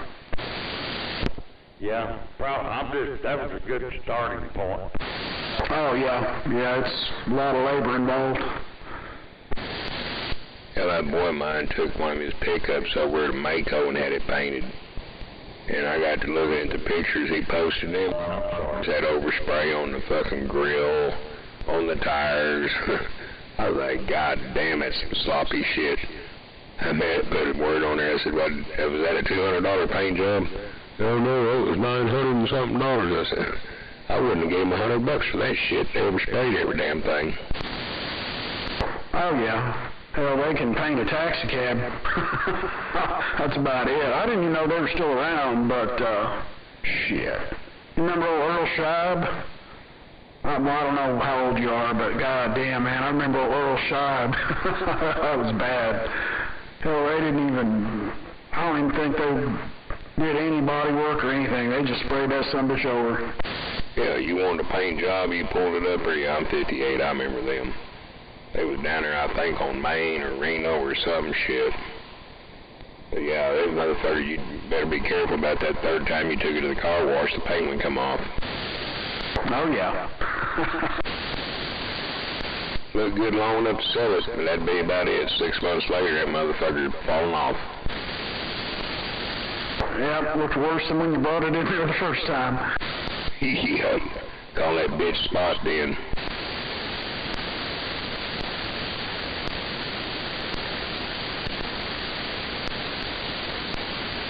They were down there by where City Spring is, or used to be. Yeah. God, it's been so long.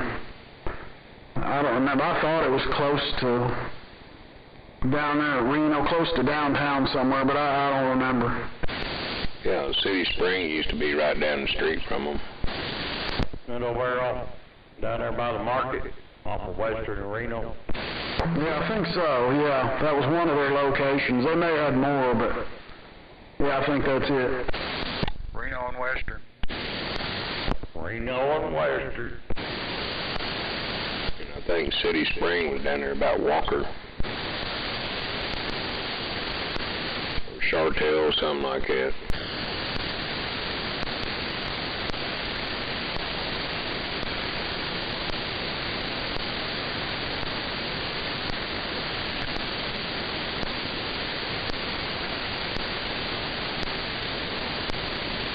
Yeah, I've just always had independent people paint my hot rods and shit. I've never taken it to a body shop or, you know, like Mako or any of these others.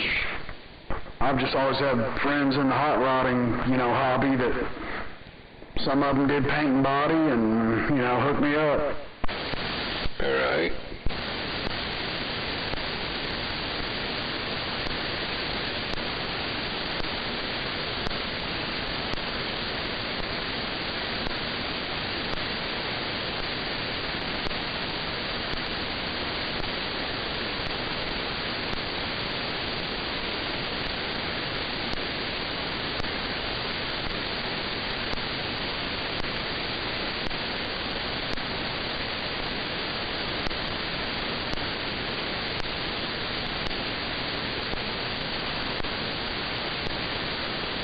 This cartoon reminded me of my dog earlier. Them two Chihuahuas. This kid walks up, he's all bundled up in a coat with a leash. He says, "You ready for your walk?"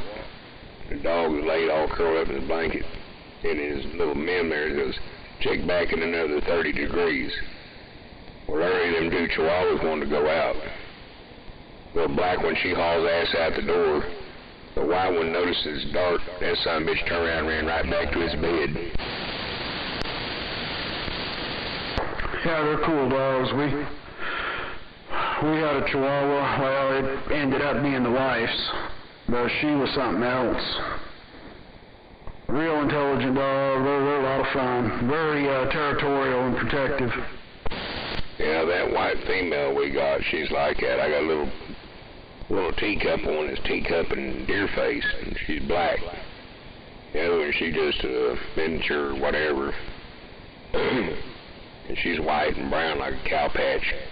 And the first 6 months we had that white one, she didn't want nothing to do with me. Now you let me go in there and sit down somewhere, and that dog will not come off my leg. She'll stand there with her paws up against my leg, nudging me for constantly petting her. She thinks she's my dog now. Yeah, I sure miss having a dog around, but I don't know. We're gonna wait a while. We want to do, you know, some vacationing and stuff, and it's just hard to have animals when you want a vacation, you know. Hell, you don't want to take them to one of the borders places, and then if you don't have anybody that can watch it, it's just hard to take them with you. Hell, tell me about it. I got 2 goddamn black and tan bloodhounds. Tell me what they would be like for somebody to deal with. Yeah, exactly. Because I put them outside, I'm the only one that can get them to come in the house. She's tried, can't do it. I can go out there and get them, but ain't nobody else gonna be able to deal with that.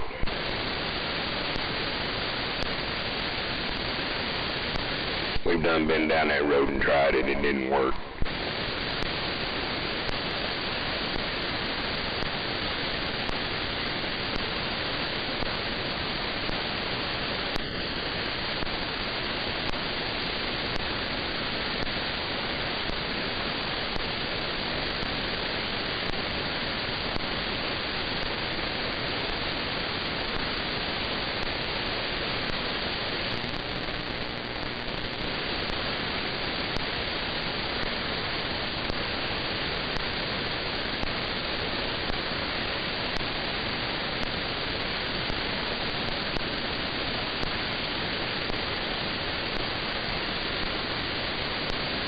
All right, Bob, you still out there?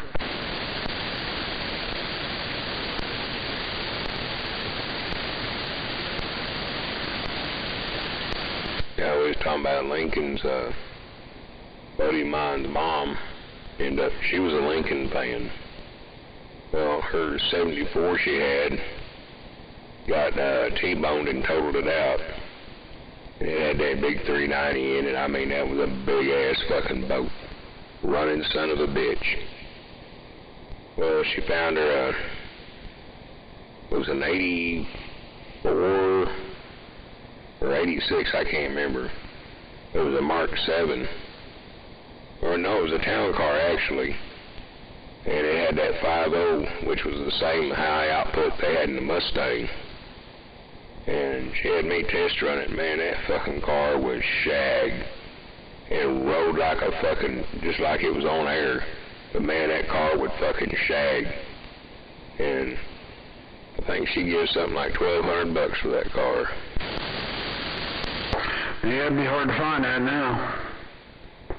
I don't know, man. I've always liked, as far as the luxury vehicles, I've always liked the Cadillacs from the 70s. Hell, I owned, at one point I had 2 different Cadillac Coupe de Villes.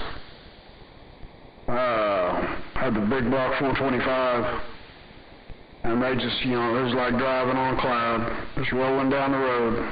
Pretty sweet cars. You know, originally designed and built the Cadillac, don't you? No, you know, Cadillac went to shit after about 1979, 1980, in my opinion. Well, back in the early days, before the Lincolns were manufactured, Ford was the one who designed and built the Cadillac.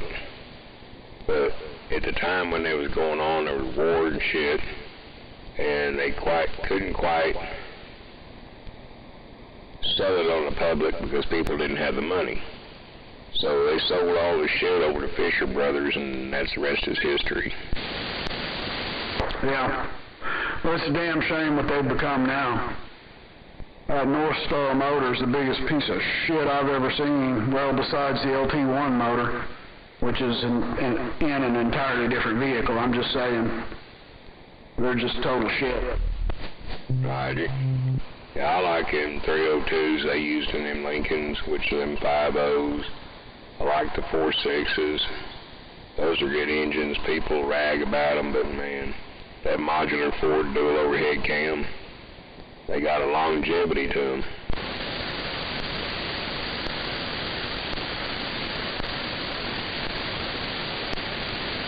Hell, those Lightning trucks and them 10-gen Lightning trucks, hell, them summits are 5.4 with a supercharger on them. Oh, yeah, I haven't seen one of them in quite a while. My son was actually interested in one of those back when he first saw them, and he changed his mind, got something else. But yeah, I remember those. Yeah, from 97 to 03, they had that 5.4 supercharge in them, that SVT. Good God, man, them fucking trucks are insane. Back here a couple of summers ago, we was cruising right out in Midwest City when they'd have all the car cruises. And there's an old man out there with a ponytail, he's got a white one. And he strolled up there beside us, and I told him, Missus, I said, roll your window down. She rolled it down. I said, you hear that whistle on that? And she was, yeah. And I said, that's that supercharger. I said, listen when he gets in it. And she was listening. She was, God damn, that sounds sweet. I said, yeah. All factory. Well, I've taken my 74 D100 out to a couple of car shows over there on the south side. Had a pretty good time. One of them, one time we went out there, they had one at a dispensary. Oh, goddamn. That was a real good day. That was a good car show right there. You know, like I said, I had my truck out there, and we had a lot of fun at that one. Hey, Roger. Hell, a couple of times my wife lifted 4x4 that's got the 3-inch body lift at 10 Gen. Now, this made their photo shoots twice out there.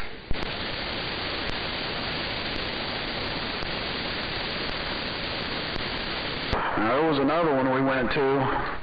Seemed like it was in front of a strip mall over there on the south side. I can't remember exactly which one.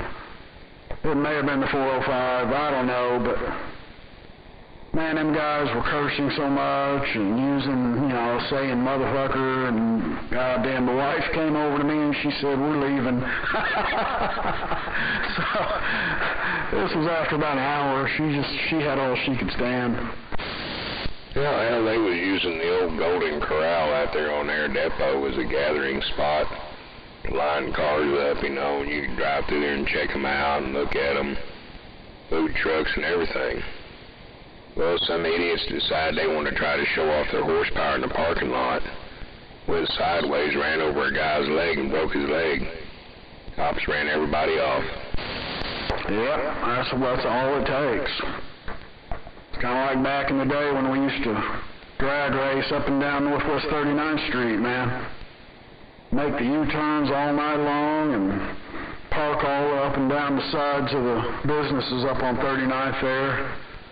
Well, if you've been up there lately, or not even lately, hell, several years ago, there was a fucking no U-turn sign and no loitering on the sides of the roads and all that shit now, all up and down there.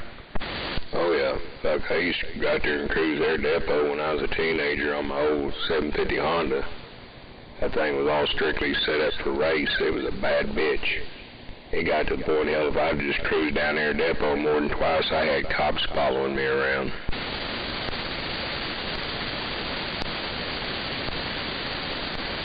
A couple of times I took off and left them. Well, it was kind of surprising now that I think about it, because, you know, back in the 70s when we were running up and down 39th, drag racing from street light to street light, we never did get pulled over. Never saw any police. God damn, I'm sure they knew we were there, but they never fucked with us. Well, what did it for me was some kid I cruised in there in the Sonic. I guess his daddy bought him a big old 1100 Suzuki, and he started talking shit, and my old bike was all black, engine and everything, that way from the factory. And I said, let's run them. So we got out there on their depot, and we lit into it, and they still had the old train tracks there. We hit there where them tracks were, as he lost control of it, went out in open field, which is now some businesses and buildings there. Next thing I know, here comes the cops. Come racing up on us. I just dropped a couple of gears and laid down on that tank and shot south on their depot and hit the interstate, and I never seen another goddamn cop after that. And then after that, every time I go out there, they just follow me around. They were waiting. Call the po-po. Call the damn cops. It just got to the point, hell, I couldn't go out there on that motherfucker if I wasn't being followed around it, and they just sit there. If I pulled over somewhere, they'd just sit there and watch me to see what I was going to do.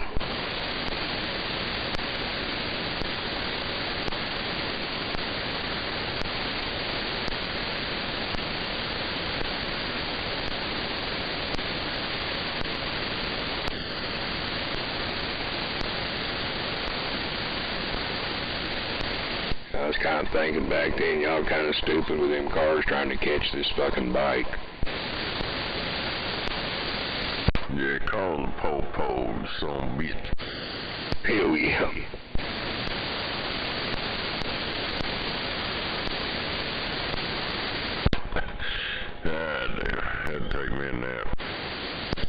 kind of sleepy. I'm about ready to go to bed here myself in a minute. Yeah, I just woke up. I heard that.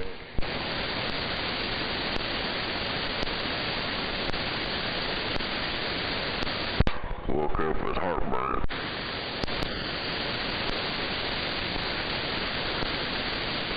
Damn it, what'd you eat? Fucking pizza. Yep, that'll do it. Oh, my missus, she'll eat pizza and it's the same way. That fucking pizza dough tears her up, so usually we'll get one. I do get it, I get it over at Pizza Hut with that thin crust. It don't fuck with her.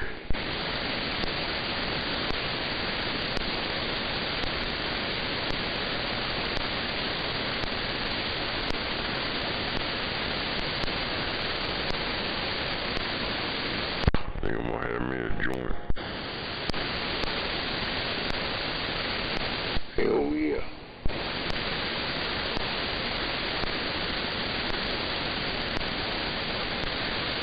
Yeah, I'm about ready to put this one out and go there and find a pillow.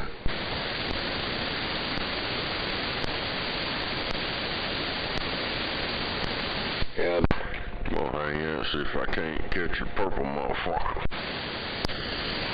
Motherfucker.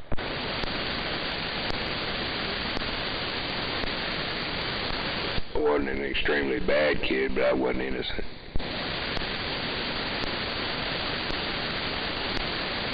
Yeah, I want to hear about this. I'm supposedly calling people.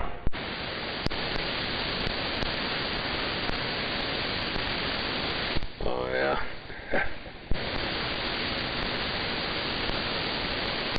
That's what he was saying this morning when I was on when I went back and listened to it. I couldn't hear him when I was over there, but he said he's gonna kill me. He said I was calling his daughter and his son and all this, and he's gonna snipe me out. God damn, how much he gonna do before he goes to jail? He gonna end up getting himself fucked up. Yeah. Oh, he said it about 8 fucking times. I guess little does he know that's a misdemeanor crime, but maybe he does know, doesn't give a shit, but god damn. Fuck that motherfucker.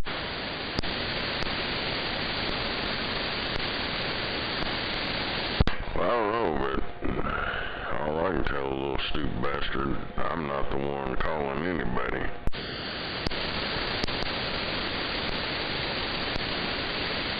You notice through the years, every time something happens, they always blame me. Yeah. Well, what it is your person just has the balls to say what's on your mind.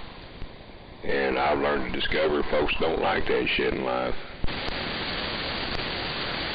It's like that stupid fucker out there at that TA when he was doing all that stupid shit. Hell, I became the leader of the South Side, and I'm like, what? Right? Yeah, I've encountered my own fucking scenarios of shit like that. Yeah. It's Rattlesnake. He's the ringleader behind all of it. He tells everybody what to do. Right.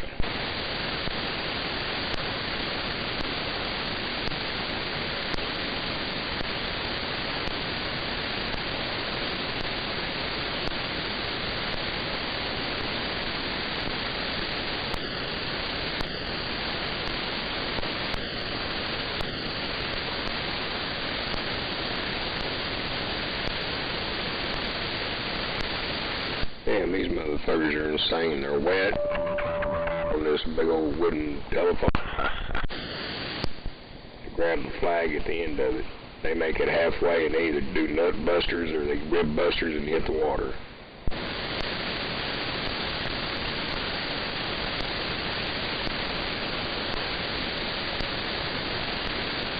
Hey Bob, you still out there? Wiggity whack. Who was you hollering for? Oh, you. I was gonna tell you, Lieutenant sure did like that tile job. Well, I'm glad. Yeah, he got real excited. I bet he did.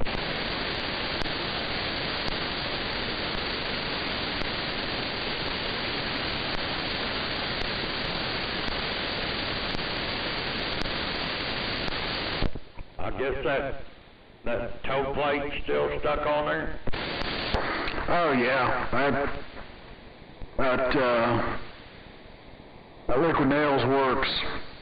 Of course, that was the heavy duty. That Power Grab, that's good shit too, but yeah, it's not going anywhere. I went back in there, let's see, the next day, well, after 24 hours, and checked it over, and yeah, it's not going anywhere.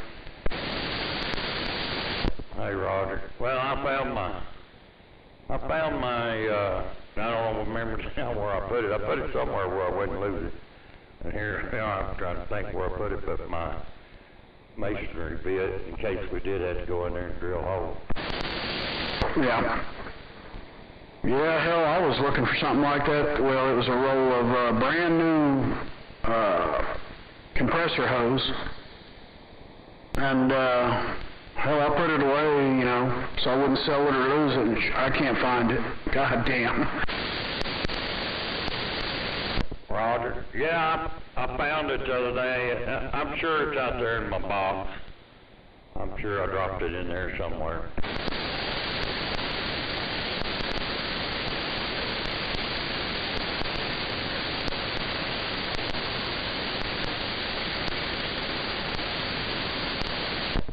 And hell, they're not very expensive. I could always go buy another one if we need it.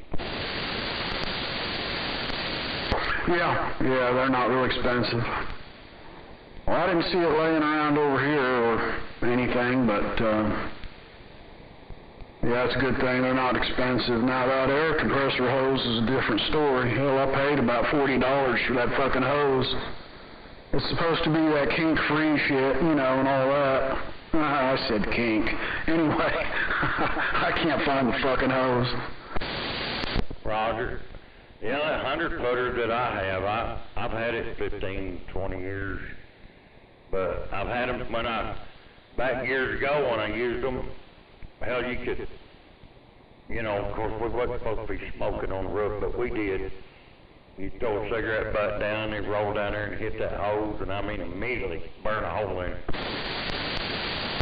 Well, that's pretty amazing that the hose would last that long. Hell, nowadays, you want quality hose, you're paying big money for it, you know. Well, I'm going to tell you, if you're the only one that handles your stuff, it'll last a whole hell of a lot longer. Ain't no shit. Yeah, exactly.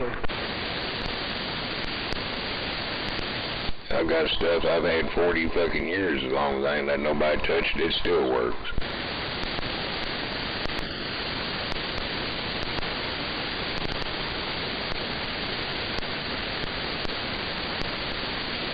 Well, you know, I let my stepson use all my tools, and he learned a long time ago that it better go back in the same exact fucking spot where you found it. And that's what he does. Yeah. Well, sometimes it's hard to get it through their head where the shit goes exactly. So I always tell Mom, and it doesn't do any good though, I'll find shit out there on the smoker, I'll find shit in his bedroom, in the kitchen. It's like, all you need to do if you use something, put it out there on the toolbox, and I'll put it away. God damn. Fucking circular saw under his bed. Hell, that boy mine next door, he's learned over the years, you come borrow a tool, you put the motherfucker back, you bring it back as soon as you're done with it. Yeah, I mean, that's just, you know, common courtesy, respect. Oh, I rode his ass a few times and say, if you put it back where you got it, we will know where it's at the next time we need it. Well, I can't brag too much. I mean, Dave come down here this afternoon, and picked up a nail gun that I've had in my box for probably 2 years. But I mean, he told me just leave it in there with your nail guns, that way we'll know where it's at. I mean, he knew who to call when he needed it. He called me and said, "You still got that roofing nail gun of mine?" I said, "Yeah," and he goes, "Well, I thought I'd call and see if you'd pawned it yet." God damn. Yeah, I've got an old floor jacket I leave sitting outside my garage door because I got 3 or 4 neighbors that's tendency to borrow it from time to time. And they all know that, you know, if I'm not here, you just go ahead and get it and borrow it. But you return it just as fast as you come over here and got it, and they'll do it. Yeah, Roger. Well, me and Dave, we've been neighbors 36 years. We share our tools. I mean, he knows where to go if he needs something, and I know where to go if I need something. Right. Hell, I'm kind of like the damn block tool shit. Hell, if somebody around here ain't got it, I got it. So they come here. It could be anything from a goddamn hammer to a floor jack. You hear that? Sure, some shit that they don't have. Heard somebody bleeding and whistling. That's what I heard. That's right. Oh, Damon. What's going on, man? That's Snowboy. 15-4. I heard Snake out there. What's going on, Snake? What's going on, truck driving Snowboy? That's me. Yeah, I heard there's 2 of me out here now. They call me the truck driving Snowboy. That shit is funny. Oh, yeah. Oh, damn. Uh-oh. Hear that shit? That's him calling you. Call the po-po, motherfucker. Yeah, I'm watching on this news channel. One of her pasties is not working very good. Well, guys, I'm gonna go find my pillow. Y'all have yourself a good night, and I'll catch y'all in the morning. Alrighty, then. My eyeballs are getting heavy. Balls are getting heavy. Yeah.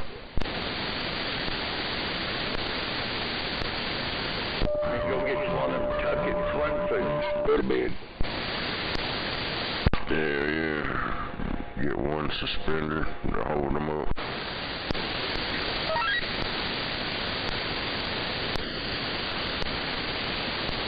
That would kind of hurt. But I'll catch y'all later. You know, you think you'd have to be careful with one of them tuck-it deals like that, because, hell, you could take a rubber O-ring and put it around your nutsack and fall off in 12 days.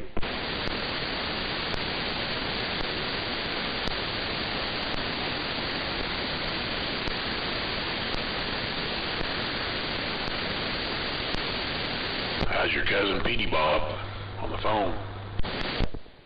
You know, I was going to say that was Petey Bob. He heard you key up. Yep. What are you doing over there, Snake? What? Huh? I don't know, somebody way out there. I barely hear him. Yeah, I can't tell Petey Bob from Loudmouth anymore. Damn it.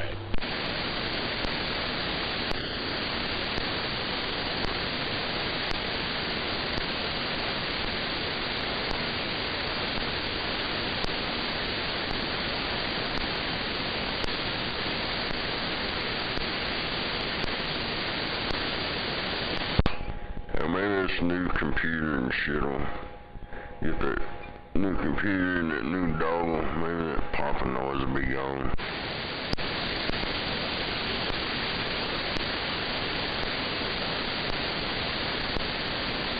But that popping noise is on your YouTube thing?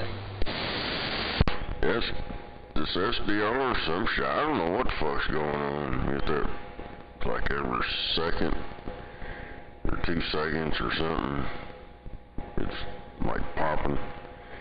I read up on it. It said something about the bit rate, audio shit or something. I've changed it. Don't do nothing.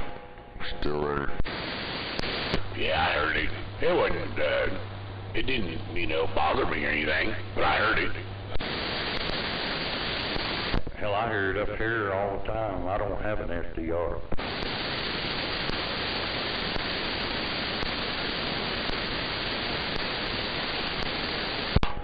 Well, just like that pop, pop, pop. It's like constantly.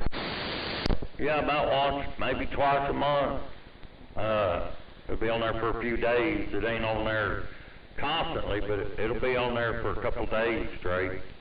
But when I get on your live stream, it's the exact same thing, same noise.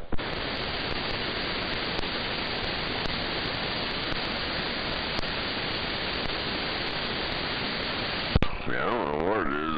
It don't show no signal or nothing. Anything I can see.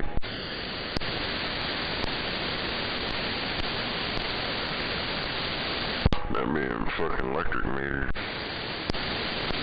Goddamn FCC getting ready to pounce on us. Oh no.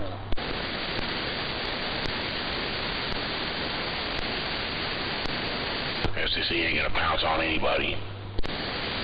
Yeah, we only got 4 more days left. Oh, that's right. I forgot about the letter.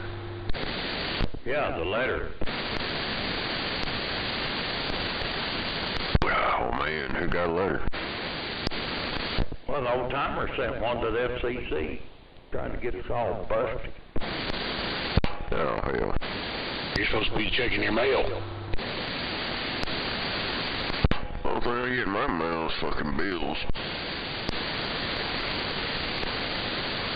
Yeah, unfortunately, that's all I get. Never get anything exciting in the mail. Nothing good, and nothing that'll make you happy or anything.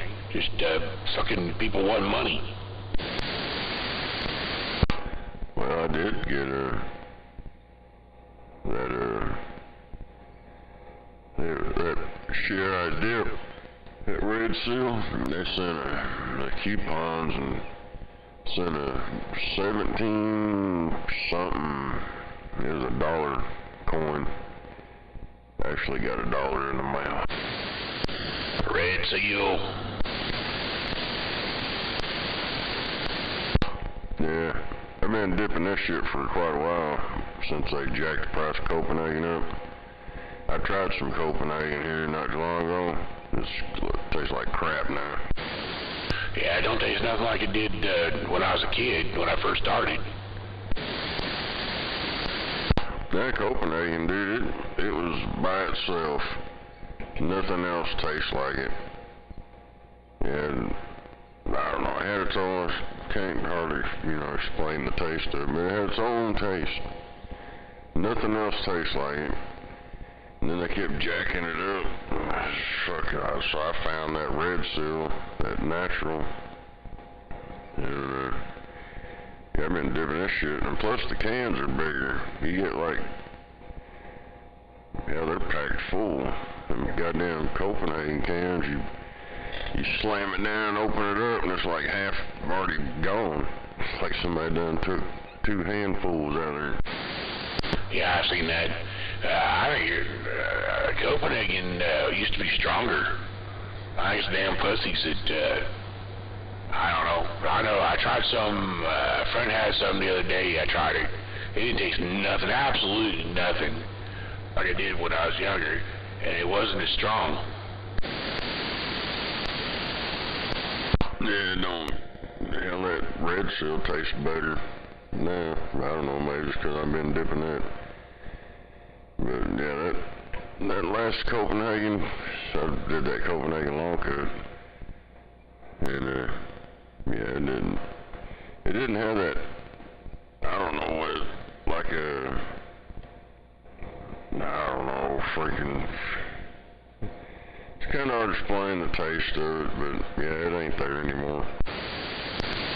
Yeah, really, I've been dipping that, it's the Skull Snooze. That shit's fucking good, man. You good?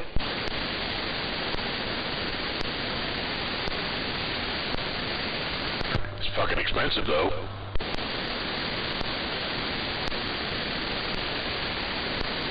Oh, hell, the white vans. A white van.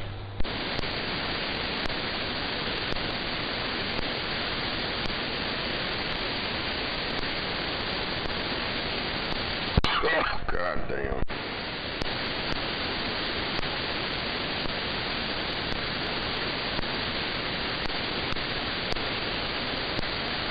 Are they coming to get you? No, I was looking at this white van. I thought you said you had a white van out in front of your house or something. That wouldn't be good. They don't drive white vans anyways. I've seen a few FBI surveillance vans that were white. Yeah, but the FCC didn't show up in white vans. Oh, no, not the FCC. No. FBI will. They have those nice custom surveillance vans. They're pretty cool. I've had the FBI show up too. They're just in a regular car. They just wanted to talk to you then. Yeah, if they show up in the van, they're taking shit or you're going with them. Yeah, they ain't taking me alive because I ain't did nothing. You're not gonna kidnap me.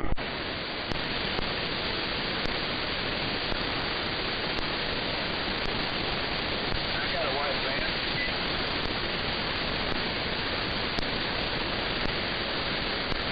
That's the thing I'd be afraid of. They fucking do me like they did that guy with those machine gun cards. I can't remember what state he was in, maybe Michigan. By the time he figured out where he was in fucking Florida.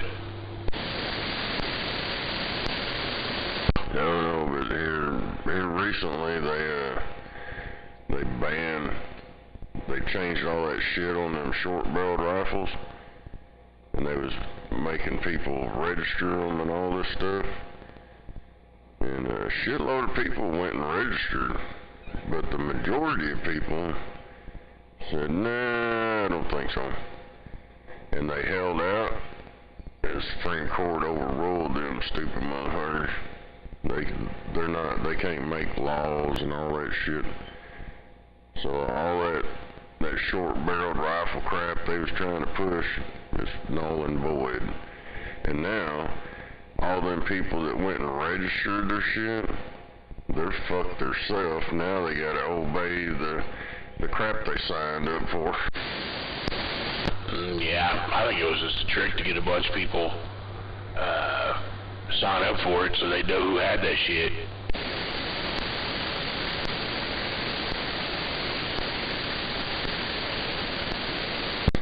Yeah, the crap that they need to go after, they're not. Like them switches, that shit's insane. I mean, them Glocks are already pieces of shit. Now you gonna add a switch on it, make it even a bigger piece of shit. Yeah, just go to wish.com, you can buy one. Yeah, you can 3D print the damn thing.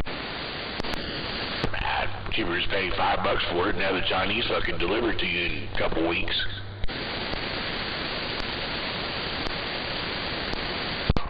Yeah, they had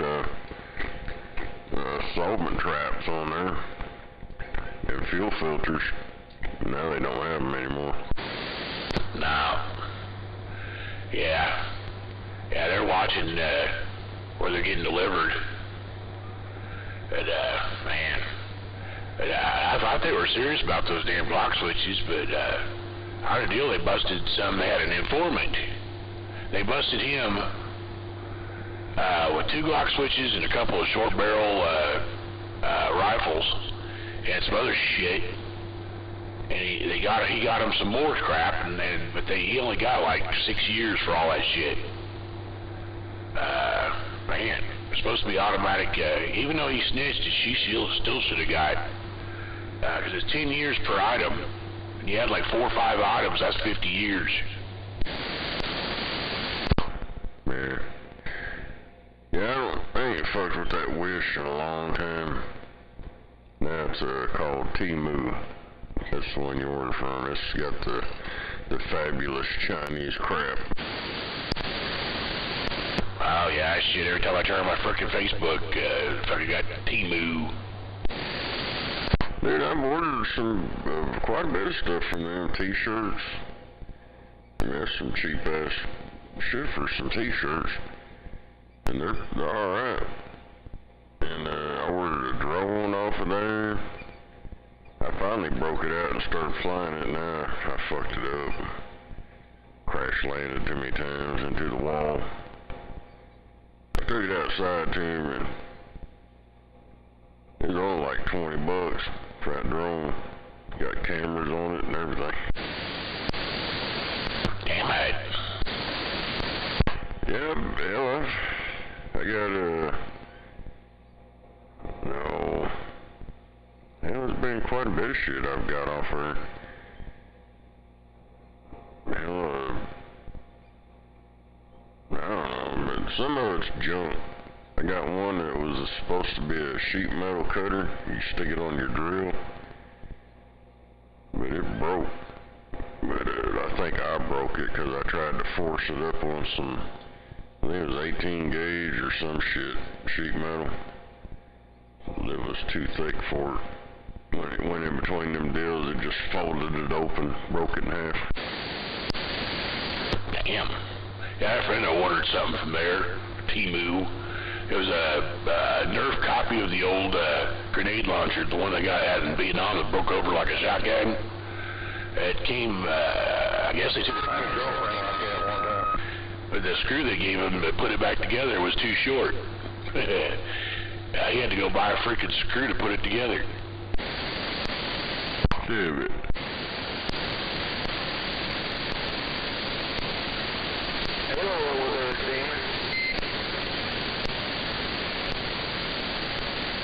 Yeah, that Temu, they were selling,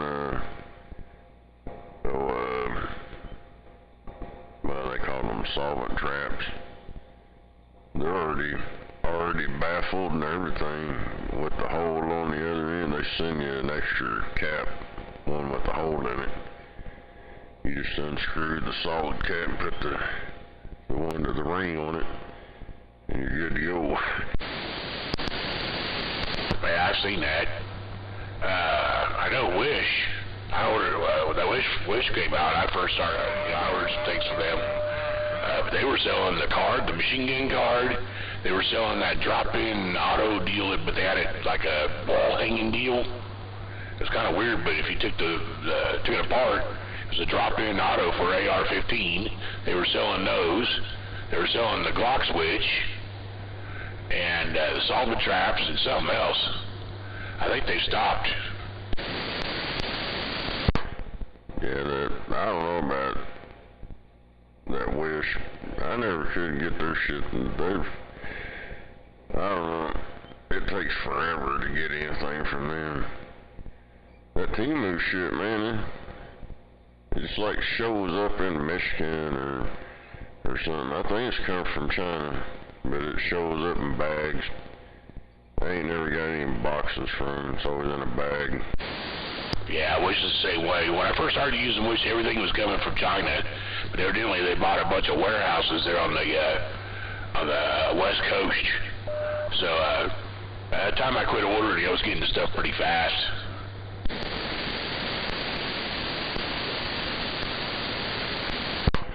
Oh, you stupid Americans buy all those crappy shit. And no matter if you buy it from them or buy it from the store, every other goddamn thing's made in China now.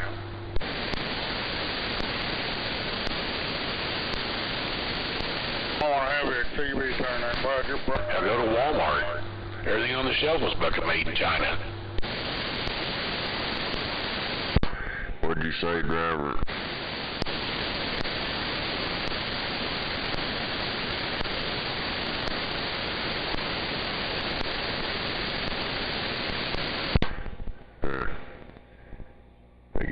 said something out there. Oh, I stepped on him? Yeah. I don't know if he's wanting to talk or wanting to talk shit.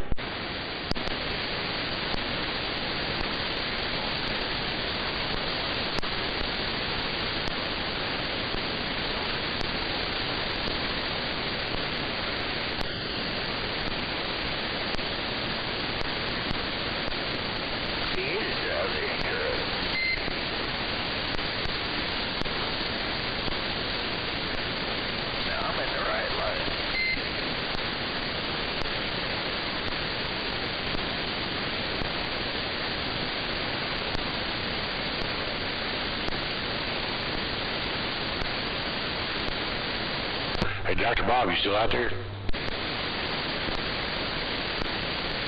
Yeah, I'm rolling a fatty. Oh, shit. Damn. He's getting ready to have a smoke break.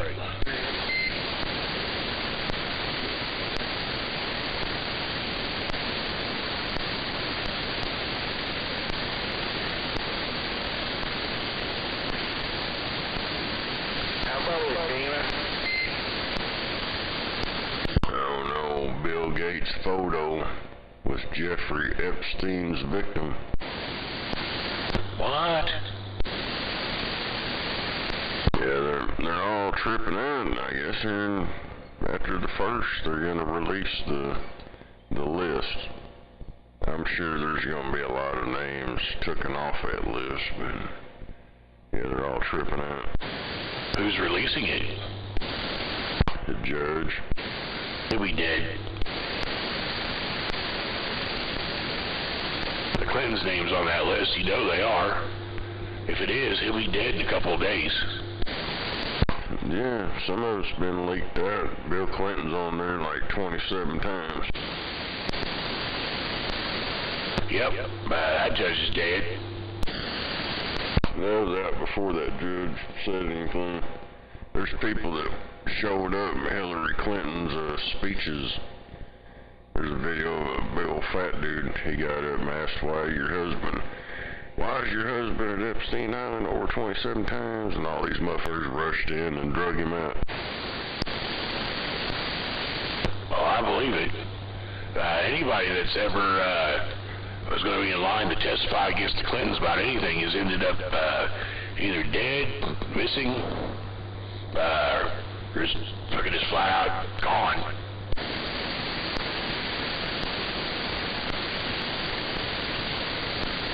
Yeah, there's a lot of these people, with some of these other people coming up missing. They hadn't been able to kill old Donald Trump yet. They hadn't got him in jail yet. They won't. Yeah. They're suspecting that they're going to do a JFK on him. That's what I'm afraid of. It'd be a little hard to get away with that. I mean, you know, I say that. They've got a ton of people out there brainwashed. But, hell yeah. If they ever get him in jail, they'll just do it themselves. Yeah.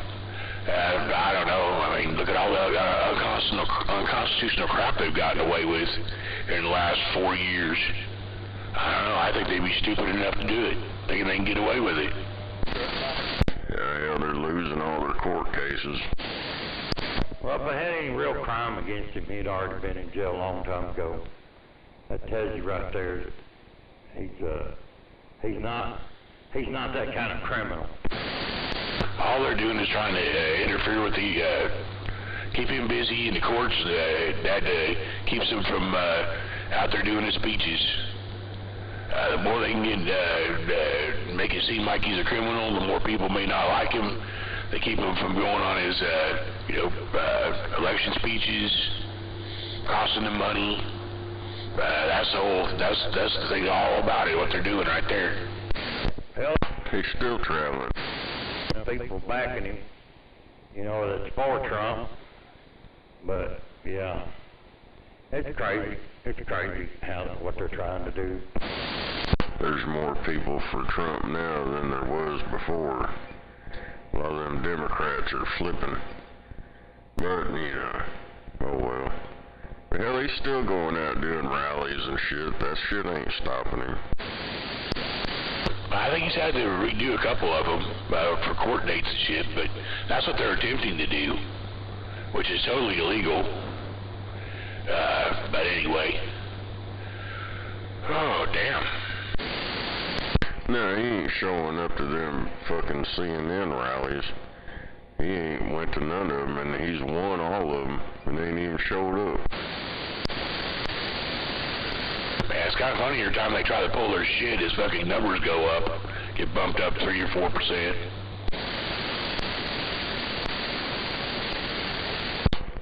Yeah, when they put his mugshot out, you start seeing all these motherfuckers in the hood making shirts, niggas for Trump. Yeah, he don't look very happy in that picture. As they say, oh, he's like us now. They're trying to convict him, and he's innocent. Yes, that shit's been going on ever since they did all that crap. Well, I think some are waking up and figured out that Biden really don't like them. I mean, he said in that radio program he was on that if you don't vote for me, you ain't really black. That's exactly what he said, and he meant it. Yeah, that was with Charlemagne. Yeah, I seen that shit when it happened. If you don't vote for me, you ain't black. Dude, motherfuckers, I don't know. This younger generation, they don't know nothing about these two clowns in the White House. The two idiots that are in there right now, they're the same two idiots that incarcerated thousands of black people over bogus shit. Oh yeah, during the 80s, late 70s to 80s, Biden did some really questionable crap, voted for some questionable stuff. Well, yeah, you can go back and watch that shit back then. He called them savages and all kind of stuff. And you don't want these motherfuckers going to school with your children. Yeah, and then that Kamala Harris and him did that 94 crime bill. That shit fucked them all up. And then they go out there and just suck their ass. Oh, Joe Biden and Kamala Harris. Oh, yay. Shit. Cockroaches. Yeah, you don't want them cockroaches in your school. Those people to astray, and then they abandoned them, stole all their money, and then abandoned them. I think they're figuring all that shit out now. Oh yeah, all that shit up in Chicago and New York. Yeah, the black people up there, dude, they're fucking pissed. They're bringing all these illegals in there, and the motherfuckers that are there, which they have a point. If they got all these resources to help all these illegal motherfuckers, why can't they help these? I mean, some of them don't want to be helped, but, you know, it's like if we didn't have no money to build a wall, but we got all this money to give to other countries and $700 gazillion to Ukraine and paying for all these illegals, but you can't help your own people. Yeah, well, all the Mexicans now are hogging all the money and shit, all the resources. You know, in some states, some cities, they're giving them food stamps and all that crap, which I think is totally unconstitutional and illegal. That needs to stop. You know, even if we get these dipshits out of there to fix what they've done, to get all those damn illegals out of here, it's just going to be a fucking mess.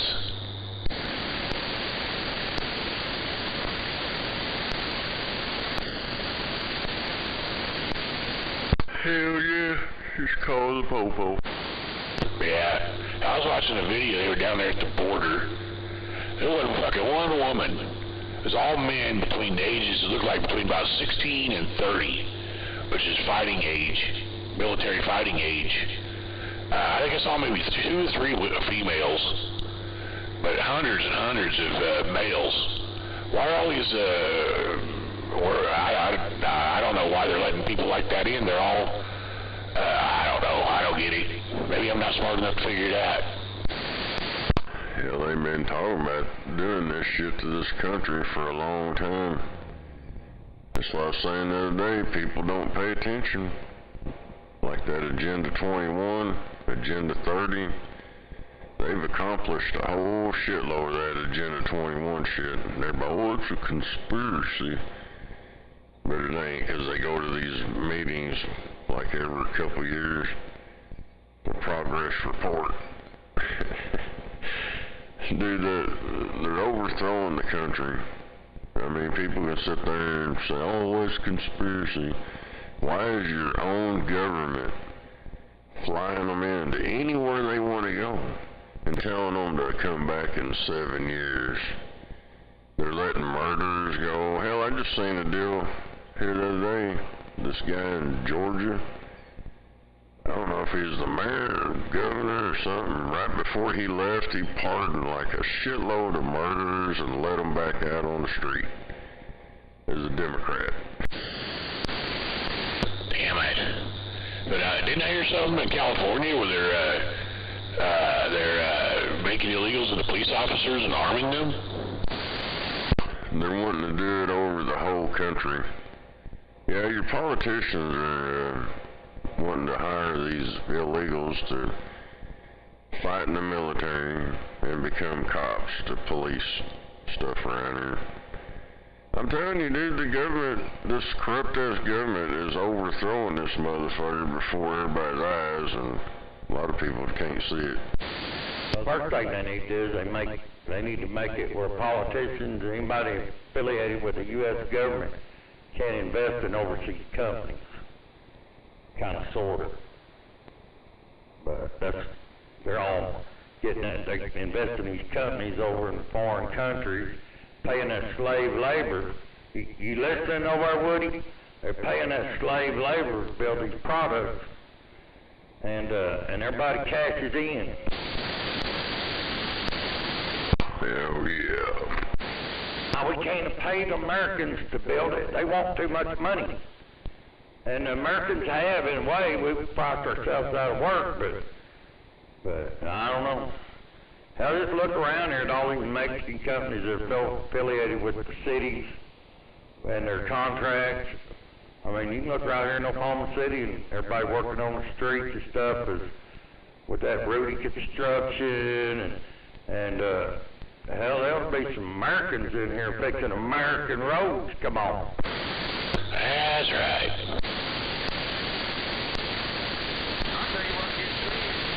Hell, Swami guy, I don't know, Birded or whatever his name is.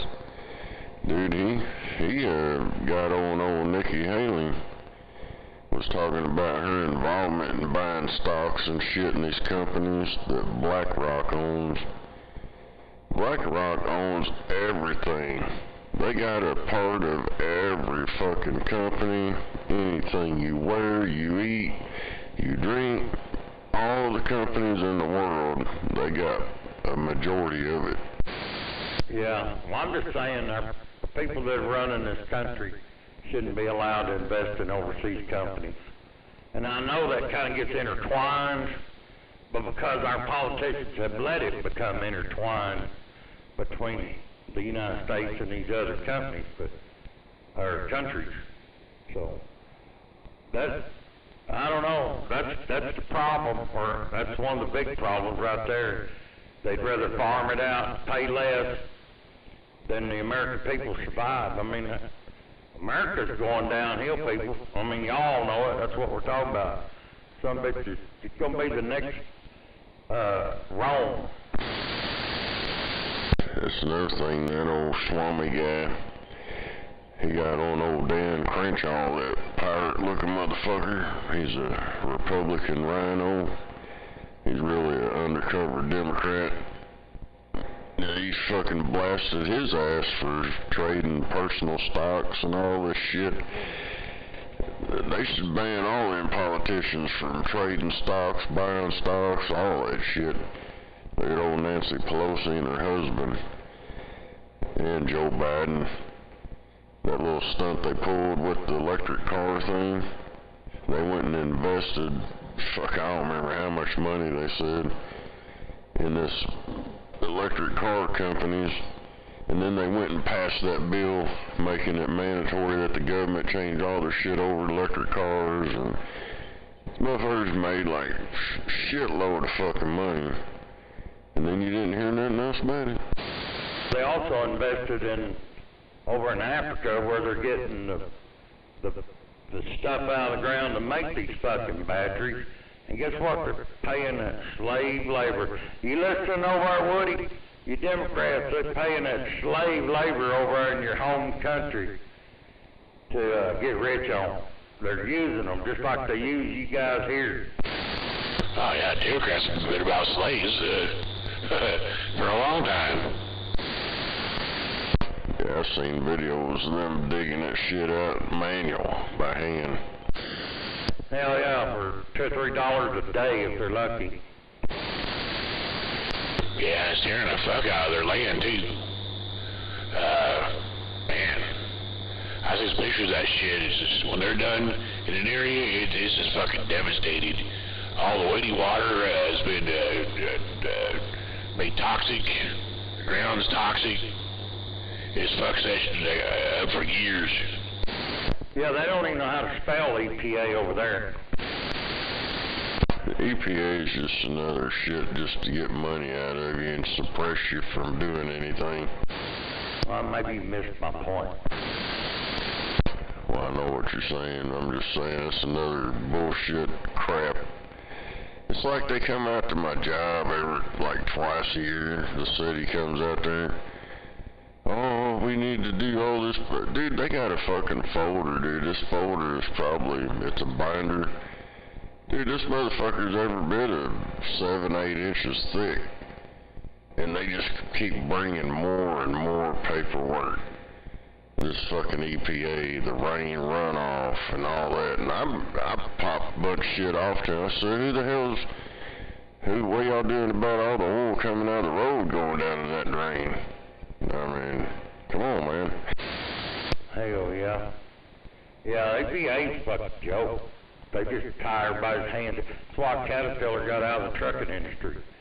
Fuck all that shit. They always trying to force them into, cleaner. Caterpillar decided, pull up anchor and get the fuck out of the trucking industry. But, yeah, you can, all you gotta do is just go down to Texas and walk across the border. You can see how things change. Just walking across the Rio Grande over into a border town, the health departments, that shit don't exist down there like it does here. Hell yeah. Yeah, it's like that city do, man. They want you to go out there and inspect all your equipment. They're the fucking OSHA or something, too. You got all kind of shit. You gotta have these little safety meetings and crap, and fucking sweep the parking lot, and this and that, and it's like, motherfucker, we ain't here to do housekeeping.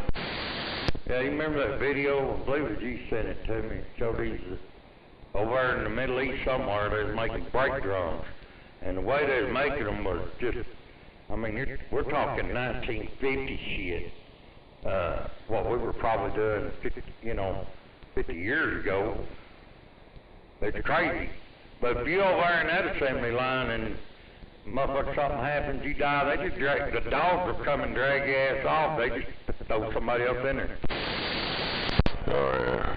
Yeah, it's amazing to watch them do that shit on a dirt floor. I've watched them make freaking handguns in the little dirt floor stall. Yeah, I've watched them rewind motors, all kind of shit. They ain't got none of that fancy technology or nothing. They're all working on some stone wheel caveman shit. Ain't no shit. sitting in their drawers, barefooted, making brake drums, cylinder heads, and all kinds of shit. And they're welding, they're out there welding in sandals. Ouch. Dude, I don't know what, yeah, them motherfuckers just, they'll be laying some rod, boy. They'll be making all kinds of bullshit. You know, the fifth wheel hitch on the back of a semi, it showed them they cut metal out of the side of a ship. They cut a big old cargo ship up and used the sides, and they cut out sections and put it in a press, and it formed the fucking fifth wheel hitch. And showed them how they made them and all that crap. Yeah, they send them to China, they put them in a pretty box, send them over here.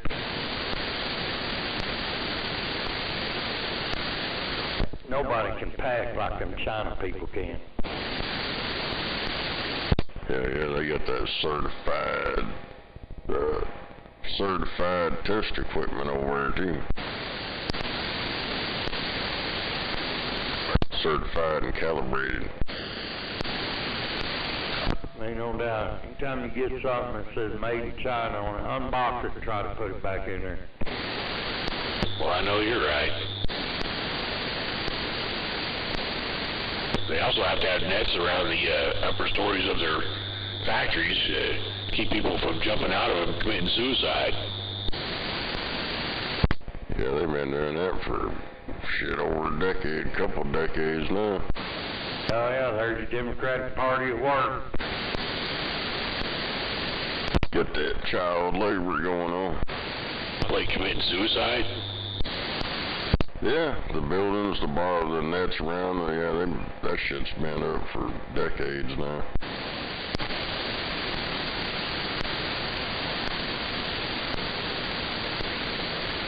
Yeah, the first story I ever heard about that shit was the iPhone factory. The motherfuckers was committing suicide. Yeah, and I won't apologize too for just blaming the Democrats. Them goddamn nasty fucking Republicans are involved in this shit too.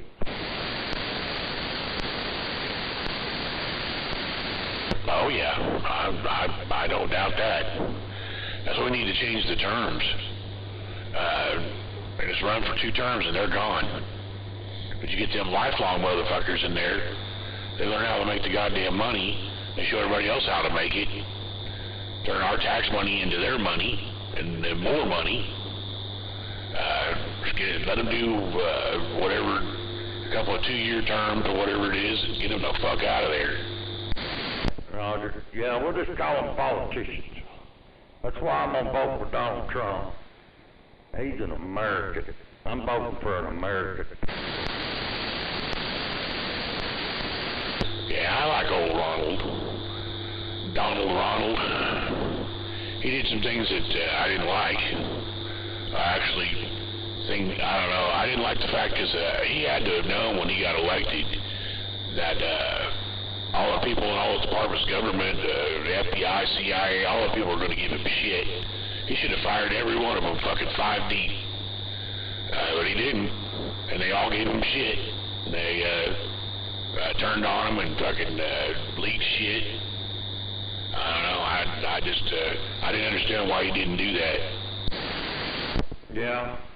Well, he said something here a while back about, he said, I didn't know what I know now when I first come in. He said, I didn't know the people were that bad. He said, they're bad. But I'm not giving him a complete blame because he might be part of the program. He might be part of the clown show himself. You just never know. You just never know what they're liable to pull up next. But I'm giving him the benefit of the doubt, and I'm saying he's all right. But there's a chance. He's in the show with him. Oh yeah, I'm willing to give him a chance. But if he wins this time, he's going to have to go in and get rid of all them bastards in all his departments. head of the FBI, CIA, DOJ, because they're going to do the same goddamn thing they did his first 4 years, and you won't be able to get shit done. They'll fucking sue him, leak shit, he just won't be able to get shit done. And what's the point of getting him in there if he can't get shit done? He couldn't even get shit done when the Republicans controlled both the Congress and the Senate. So I mean, unless he's got a way to fire a bunch of people and pull some people, some yes men in, I don't see how he's going to get anything done. Well, he's going to have to go in there and get rid of a bunch of people. I mean, day one. Like he said, he was going to be, what he called himself, more or less it says he's going to be a Nazi on the first day. What did he say? He said something about it. He's going to shut the border down and drill. First thing I do is, I send the National Guard to the border and then shut it down. Get rid of, have them arrest all those fucking NGO people that are using American taxpayer money to give them, all those illegal people, free motel rooms and food stamps and all that shit. IDs and crap. Get rid of them bastards. That'd be the first thing that needs to be done. I don't send the National Guard down there. What they need to do is go bring some of our Marines home and put them down there on the border post up about every mile and tell them anything pops its head up, kill it. Hell, they're down there now, helping them in. Yeah, but they're under orders. And I'm saying that's what Donald Trump needs to do. Put them out there every mile across that Mexican border. And if it pops its head up other than at one of our facilities, it ain't gonna make it. If it was up to me, I'd get rid of all of them, because they've all violated their oaths to this country. That's what, just point straight up. Every motherfucking service member, captain, whatever, you took an oath to uphold the Constitution and defend this country. And ain't a motherfucking one of them doing shit. Hell, there ain't nobody prepared to die for the country more than most of them don't want to go to jail for it. They're just following orders, and they're probably too stupid to know what they said in their oath. Most of them. But I agree with you. I was telling somebody the other day, if all hell broke loose, I would like to think that our military at some point would join in with the American people. Well, after what they did to a bunch of them military guys, I doubt it. When they fired a bunch of them, kicked them out because they wouldn't take that stupid shot, and now they're begging them to come back. They're hiring anybody. It don't matter if you're a pink-haired, dick-sucking faggot. They need you. Hell yeah. I don't know. That'd be what I'd do if I was elected in the... Well, no, I think I'd just go in first day and just hit that big old red button in the middle of the room. You got 2 weeks. Yeah, I wouldn't do anything. Dude, people don't realize they think we're the baddest motherfuckers on the planet. That's far from the damn truth, man. Them other couple countries, they could swat us freaking like a damn fly anytime they wanted to. It's not how big and bad you are. And, hell, we've got enough shit out in the ocean to take care of a lot of business. Not to mention what we have here on land, but it doesn't matter. Once you come in there and you hit that big red button, with that action, you're going to get reaction. Everybody's going to hit their red button. There ain't going to be nothing left.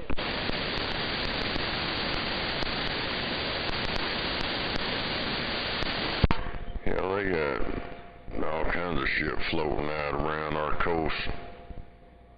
Supposedly our enemies. Yeah, there's all kinds of stories about that shit in video and news articles and all kinds of bullshit. Them motherfuckers are here. Hell, they've already infiltrated this country. Hell, you see all them Chinese motherfuckers come in through California? Fucking hundreds and hundreds of them with their new designer bags and shit. Oh, hell yeah. Hell, I've always said them Chinese restaurants is front. Get your work visas, come in here to work, move on, or, you know what I mean? Oh, yeah. Goddamn, that's why there's so many Chinese restaurants. Now, they closed down all the damn Chinese restaurants over here by me. I think there's only one left over here. They've all gone. Yeah, ran out of food supply in the neighborhood. You know, it's like this Japanese place right over here by me. It's kind of an independent joint. But most of these Chinese restaurants are actually owned by, I guess it's Evergreen Corporation, whatever. That's where they all get their shit from the same place.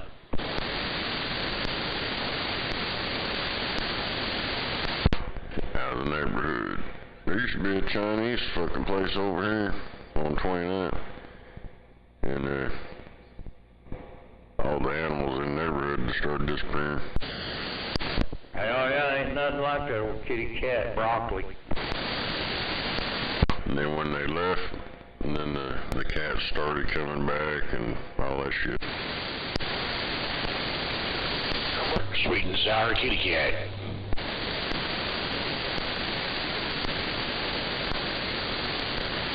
Yeah, don't get anything that's got almonds on it either. Them are cockroaches.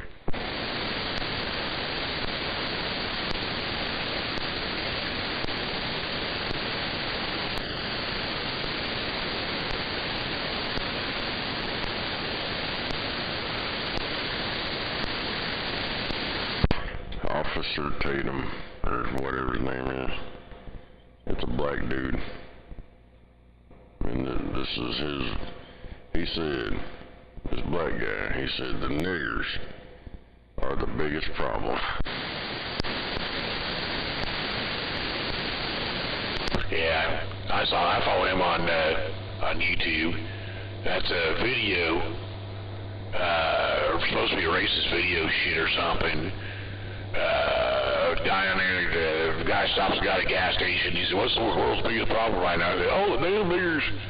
And they say it's racist video, racist video, racist video. And they have another one where they're a white couple are having a baby and they want to name it Deshaun or some shit like that. And the black nurse was like, "What?"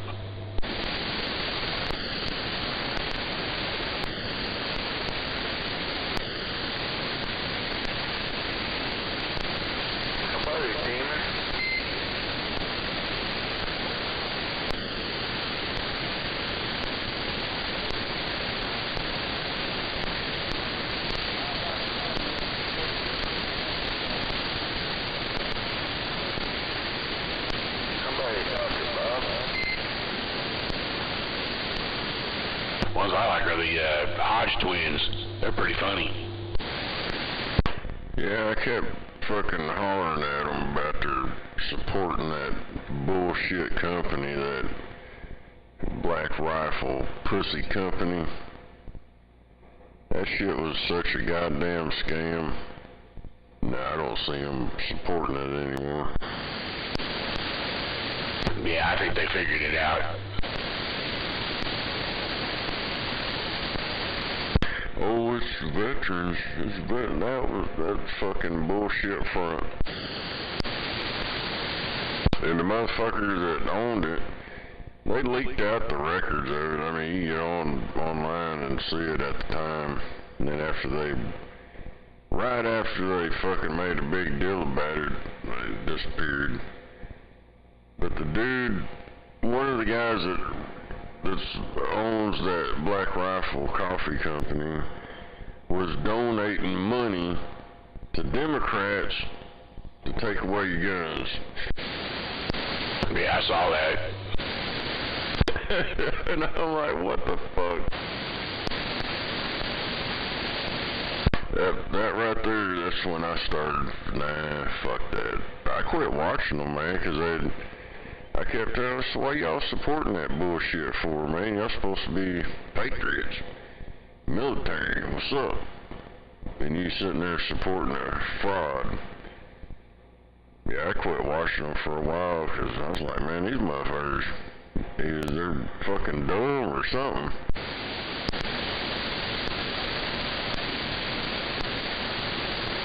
Yeah, I was a little disappointed with them when they were doing that too, but I think somebody finally informed them, I think, because I haven't seen that shit on their stuff lately.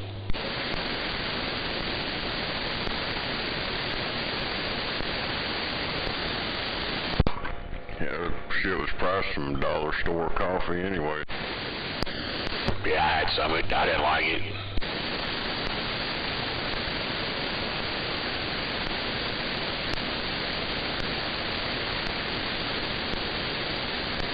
Hey, Dr. Bob, you heard from Big Ed lately?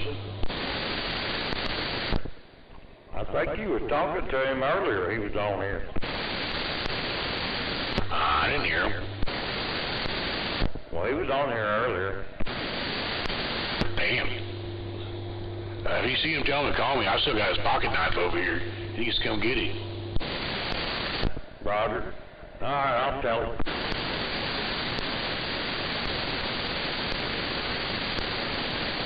I cleaned it up and sharpened it for him. It's razor sharp now. He just needs to come get it.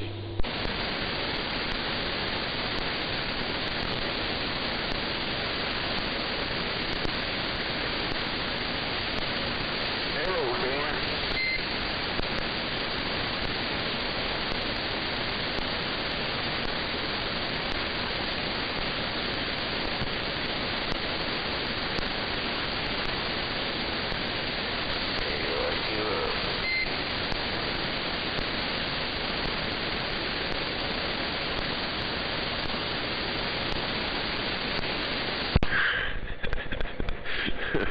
I keep talking about all these retarded motherfuckers, and I keep getting these, it says the National Library of Medicine. This is U.S. Department of Health. And they got some fucked up videos on there, man.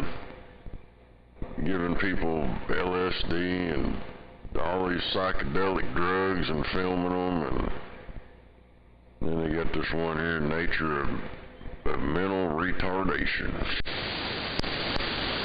Damn it.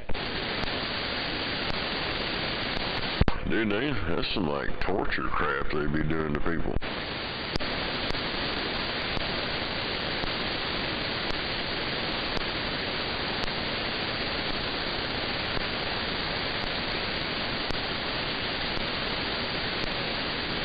Yeah, I'd hate to be on a bad trip all tied down. You know what I mean? That'd get pretty crazy.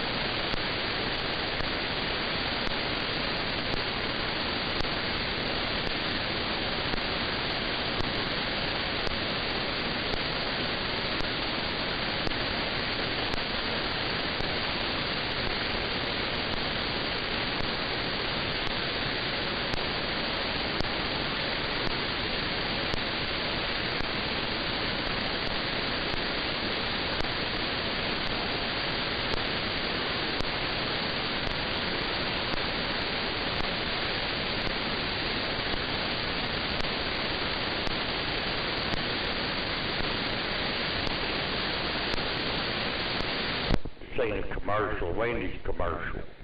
And they show that Baconator thing on there. And the motherfucker looks like it's about as big as my fucking bed. Brian, when we were doing all that tile over at Big Ed's, he stopped by Wendy's. And I just got me a cheeseburger. He got him a Baconator. That motherfucker looked like one of them White Castle's hamburgers, you know what I mean? Wasn't all that big. Nah, hell, they use them little square patties. Little bitty shit.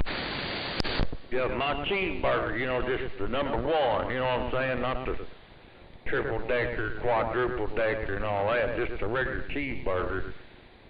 It was bigger than that goddamn Baconator burger they show.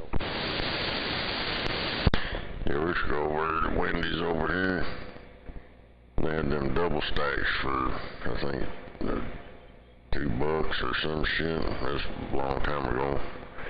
Before clown retard shit started up, but yeah, them things were small. Anyways, yeah, if you want a fucking hamburger, man, you gotta go over at Brahms and get that triple stack. No, hell, I could eat them motherfuckers back in my younger days. I can't eat one of them anymore. Regular cheeseburgers fine with me. Yeah, triple stack's bad, motherfucker. That's about fucked up shit, though. The older you get, the fucking less you can eat. I used to fucking be a big eater, man. I used to eat triple cheeseburgers and all that crap. Fuck. I barely eat just a regular old hamburger now. Shit. Yeah, you gotta...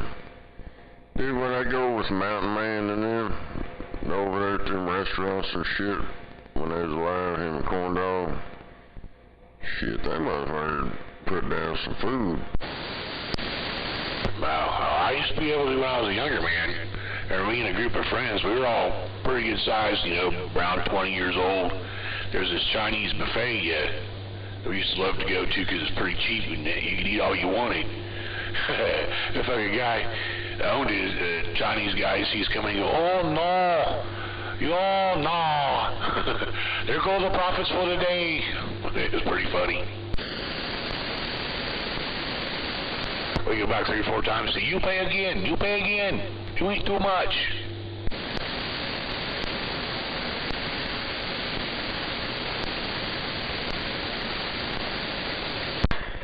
Hell, that's why they put that MSG in there.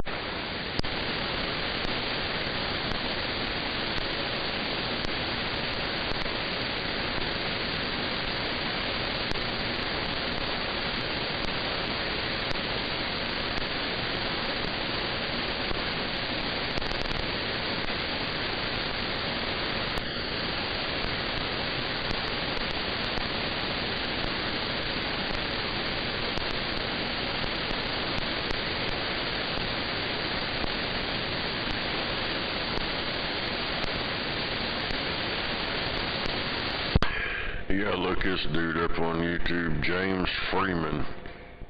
He's out there in New Mexico or Arizona. He holds them cops accountable and shit. I think I've seen him. I ain't watched it yet, I was fixing to. There's this one he put out yesterday. Trespasser with warrants released and the camera woman arrested. It says, let's teach her a lesson. So they let a criminal go just to arrest the chick that was filming them. Man, we used to have one of those guys here in Oklahoma City that had a YouTube page. There's old Brian Bates. Yeah, he's one. The guy I'm talking about, he carried AR-15 into a restaurant or something and ended up in prison or some shit, and he shut down his page. Oh, well, I don't know about that guy. That Brian Bates motherfucker, he ran around filming everybody. Cops didn't like him either. Yeah, this guy, he went to the library they built downtown. He went there right after they built it. He was filming, and an off-duty officer beat the shit out of him. He sued and won. Well, yeah, you can't just go beat up people. They're saying, no, you just can't go around filming shit. That's what they were telling me. All the librarians in there were all jumping his shit. That's public space and paid by taxpayer money. They want to fucking videotape in there, they should be able to. Yeah. Well, there's a lot of videos like that. These dudes go up into police stations and all kinds of government buildings. Anything for public access, you can film it. Ain't nothing they can do about it. Yeah, the same guy went to the, I guess the FBI station here in Oklahoma City, and was to stayed on the first floor. He looked it up. It says you can take pictures and video and shit on the outside of the building and on the first floor. You cannot go in any opening door that says personnel only or something like that. Now, he was following that, but they came out there and giving him all kinds of shit. They threatened to arrest him, all kinds of crap. Hell yeah. Yeah, shit's funny to watch them cops and stuff. They get their asses handed to them. It's like they don't, I've seen a bunch of them, man. It's like sergeants, people that's been there a while, and they're high up in the ranks, and they don't even know the oath that they took to uphold. They don't even know your constitutional rights, and they're always violating them and shit. Yeah, it's pretty sad. Yeah.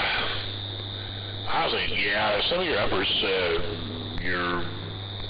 don't know, there's a lot of guys on the street. I met a couple, more than a couple, but some nicer ones that were there, because they wanted to be there and they wanted to help people. But you have other ones that just don't give a shit.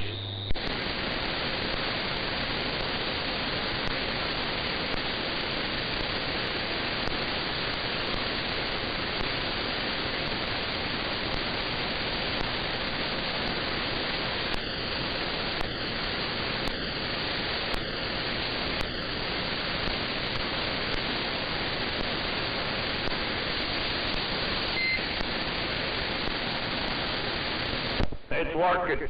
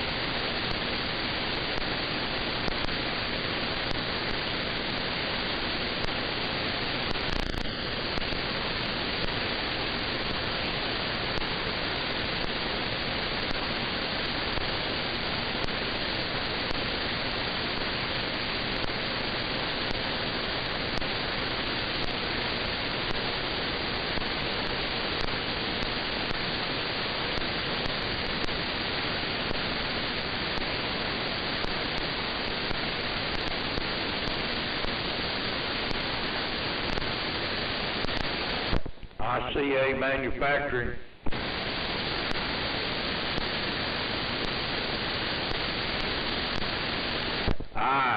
ICA. Yes. Yeah, and there's RF parts you can check there as well.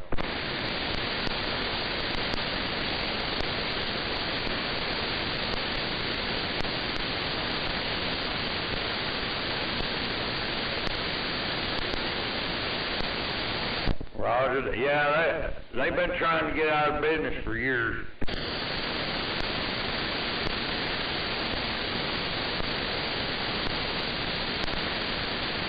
Yeah, they may or may not. They have some stuff. I just don't know what all they carry.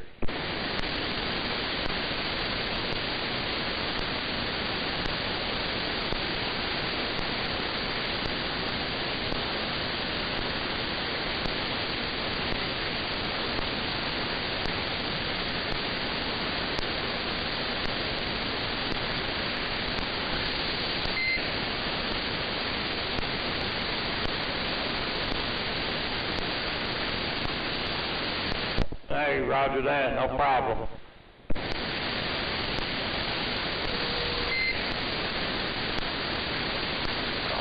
Yeah, but don't say that too loud.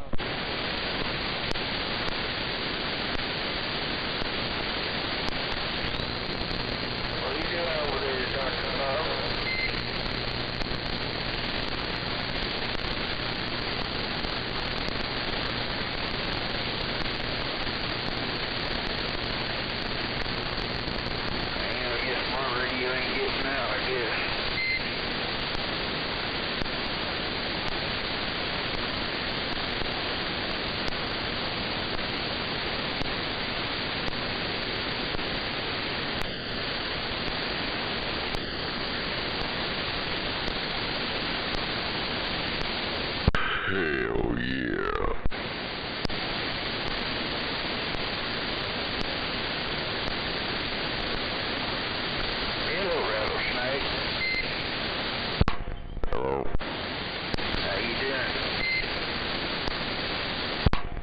Sitting here chilling.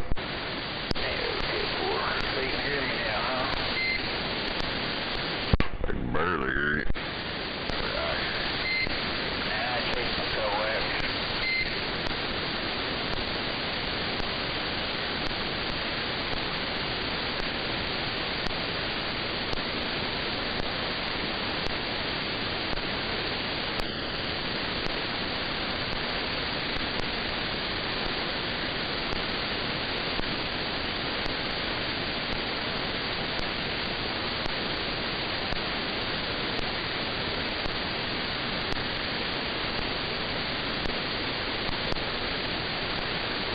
Oh man.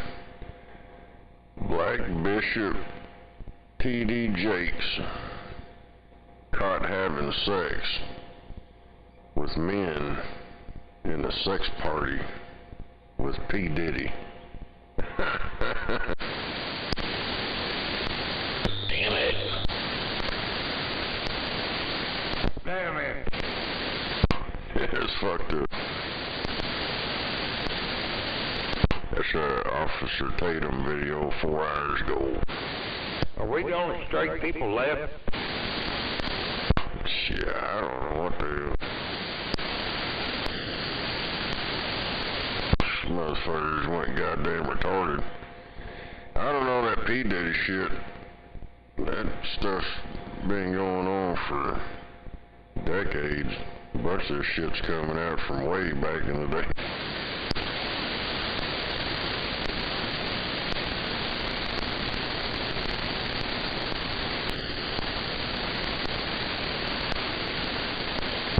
I watched a deal where they was talking about they have all these, if you want to make it in Hollywood and you're a black guy, you gotta wear a dress. And you see all these movies with these motherfuckers wearing dresses and looking like dressing up as women.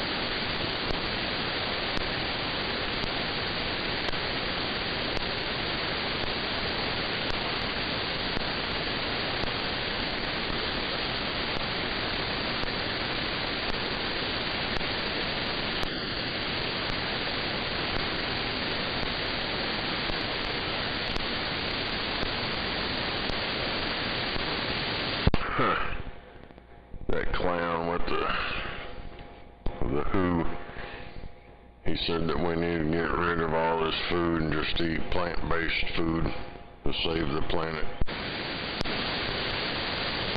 Well, at least it's not fucking bugs. There's some people out there trying to just eat, give up cow meat for bugs. The WHO, the World Health Organization, they're behind that shit. Yeah, they want you to eat bugs and grass clippings. There's already some countries that are allowing flour made out of crickets. I think Canada is one of them. Over in Europe, dude, that's that fucking, that Agenda 21 crap. They've been planning this shit for a long time.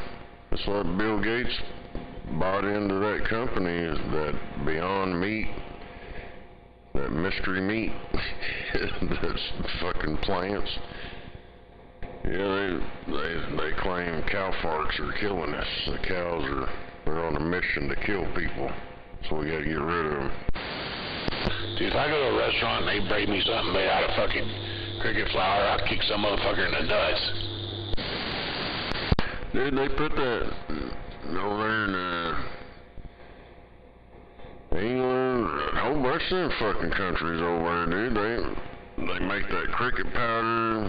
Hell, I just seen over in Africa, they're making them eat goddamn mosquitoes. They got mosquito burgers. They get a whole bunch of mosquitoes and then smash them all together. It's like a black patty. And they're eating them. I mean, there'd be a lot of motherfuckers bent over holding their nuts.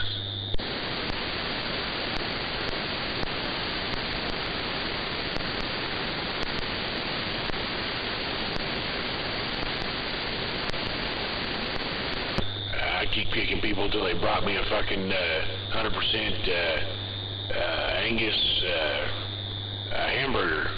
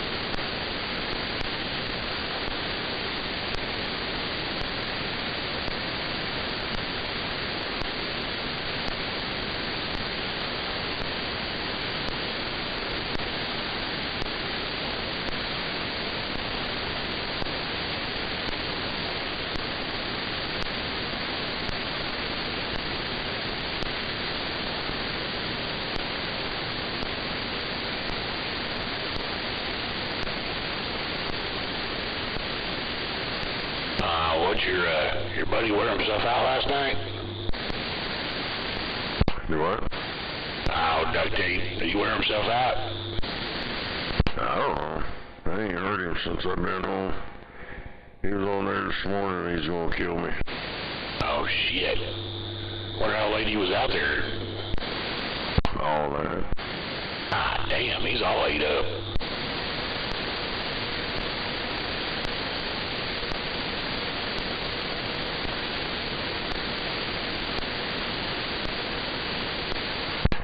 He's got it in his head. He thinks I'm calling him and his kids, and I ain't calling none of them motherfuckers. Somebody is, but it ain't me. I wouldn't waste my time on that bastard.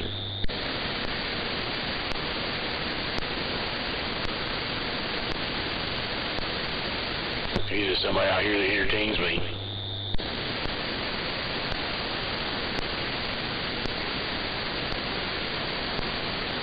Yeah, I don't know. I mean, hell, he got on here, I don't know, it's been like a week and something ago. Just out of the blue, he just showed up. Fuck you, you purple message motherfucker. I didn't know what the fuck he's talking about. And then apparently somebody was leaving messages for him. Damn. Just calling him purple motherfucker. So I just heard about that shit, so I started looking up all this purple stuff and putting it on my live stream. Dang it. I don't know where the hell he came from. I don't remember him out there during the late 80s or the 90s. I got out here for a few years, but I don't know where the hell he came from. I don't know. That's what I said. I don't remember him at all until like 5-6 years ago. He just showed up cussing everybody, wanting to whoop everybody's ass. He's been doing it ever since.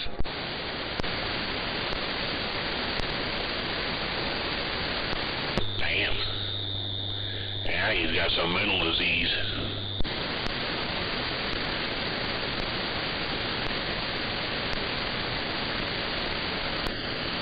Well, apparently he talked on the tracks, and I guess they gave him the boot.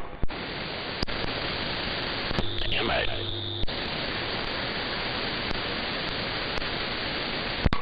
So they don't, the ham guys, I asked a bunch of these ham guys I know, they know who he is, and they don't care for him either. They don't talk to him. Well, yeah. You know, if he acts up like this on these bands, he probably acts the same way on the ham bands.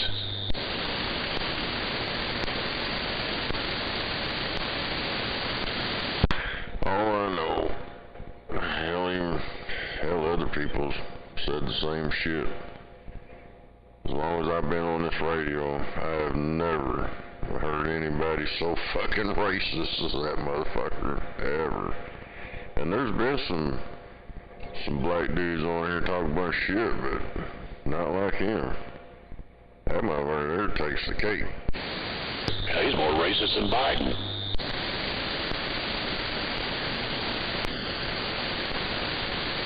That's bad.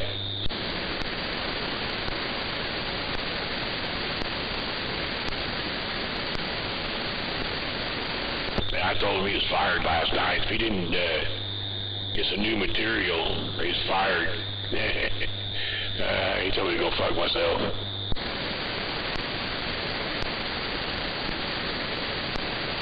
Hell, he just regurgitates what people's told him. It's like that deal about Capitol High School. He's heard me talk about that shit, so he took it and ran with it. Acts like he knows something.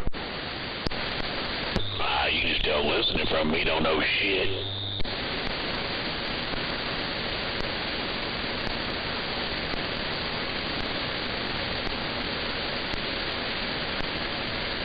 Hell yeah, hell yeah, hell yeah, race motherfucker.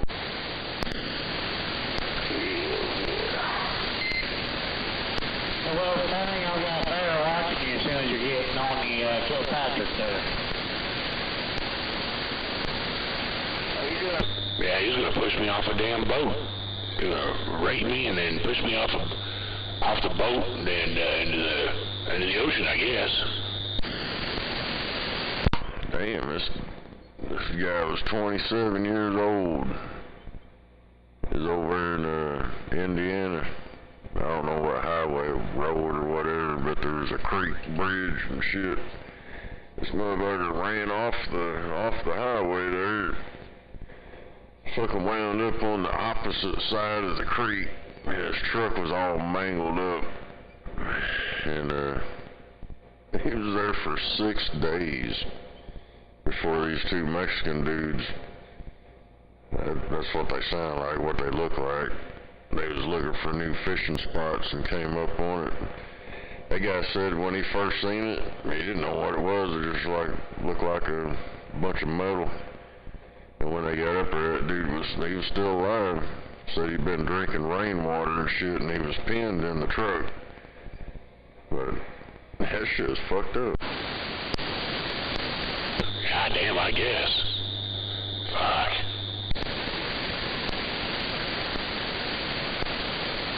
Damn it. Oh, he's recovering, and they said in a statement that his leg was amputated. Yeah, it just showed up on NBC. I forget what the name they had for that.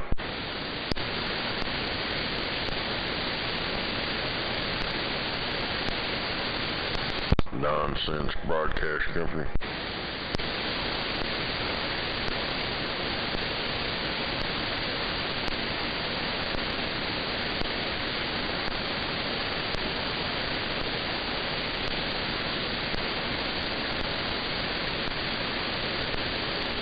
Hell, I guess it happened yesterday.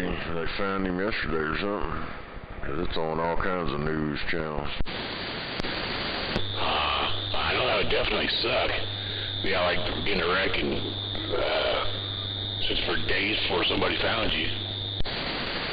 It's on Interstate I-94. in Indiana.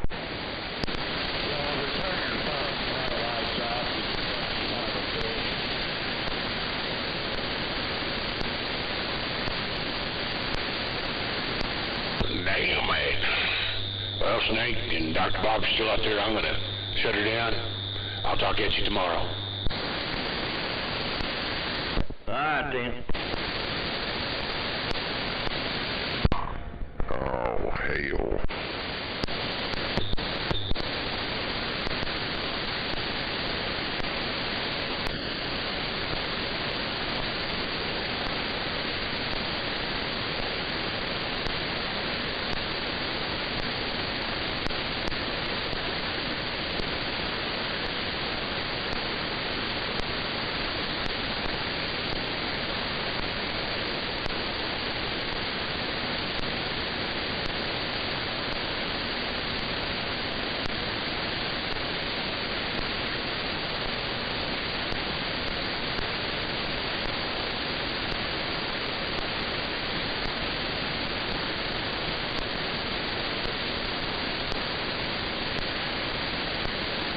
Oh shit. Yeah, damn, they had him a police chase. Where's that? Houston, Texas?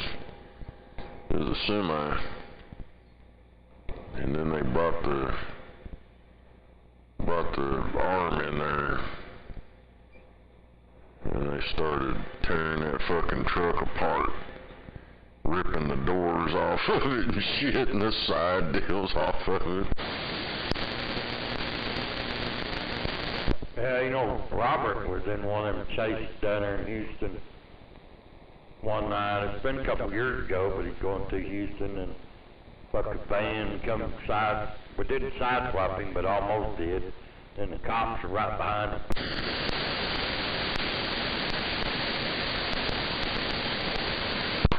Yeah, this motherfucker's, he's got the big old MRAD shit in front of him.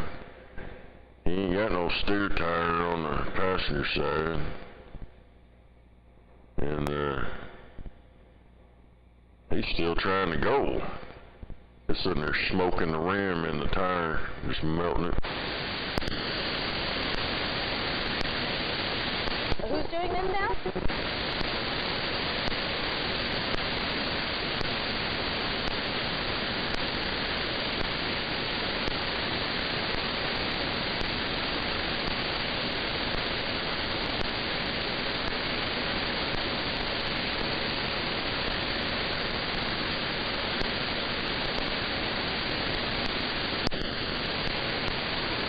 God damn, they're shooting stuff in the cab, and I don't know what the hell they got, little excavator thing.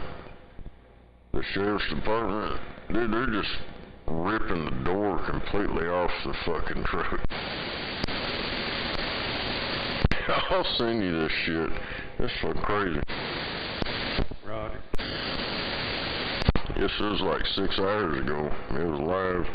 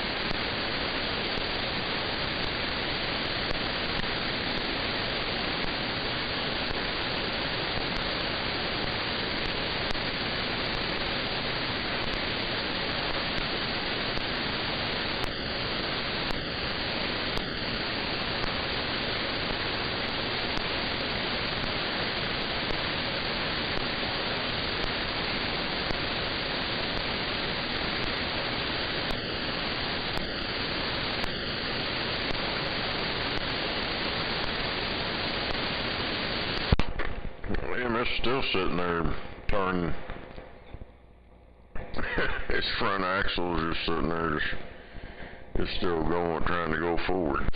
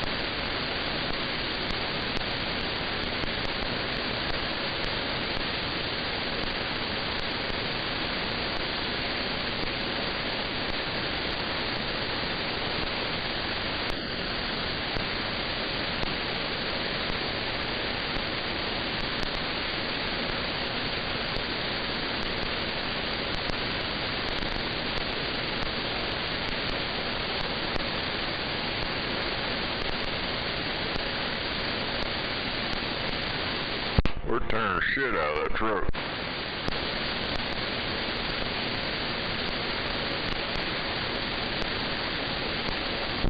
See that motherfucker dead in the seat or down there in the floorboard?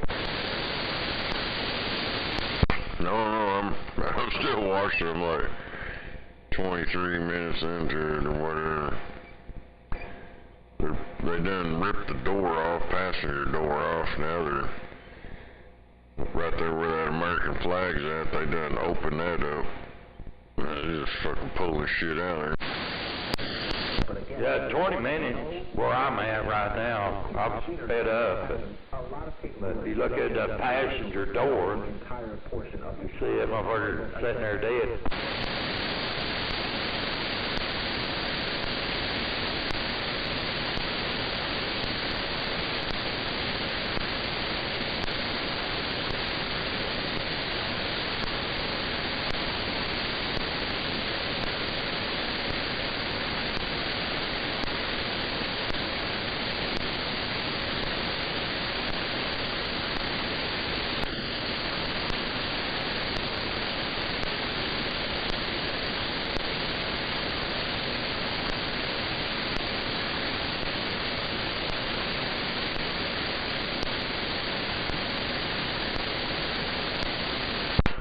They said he's still alive and he's in the cab of the truck.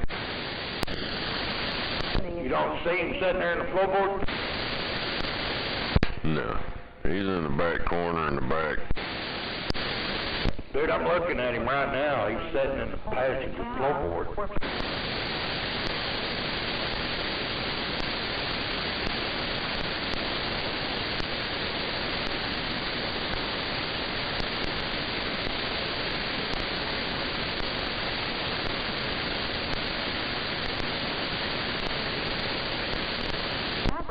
Maybe I'm seeing shit. I don't know. It looks like somebody sitting in that passenger floorboard.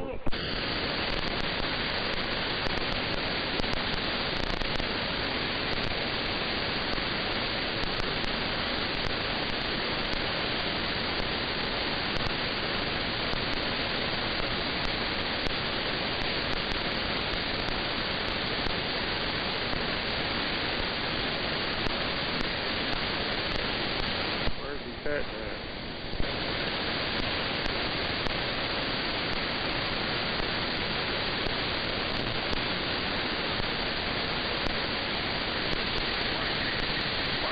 Yeah, that's something that's total.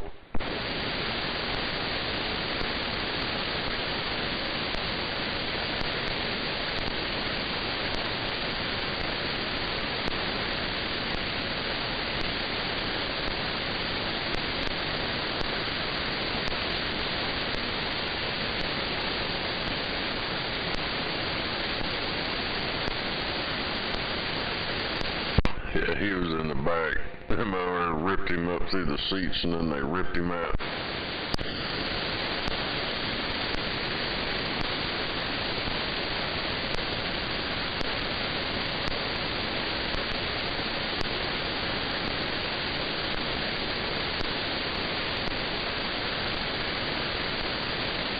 Damn, they just fucking pulled him out and chunked him out on the road. Shit.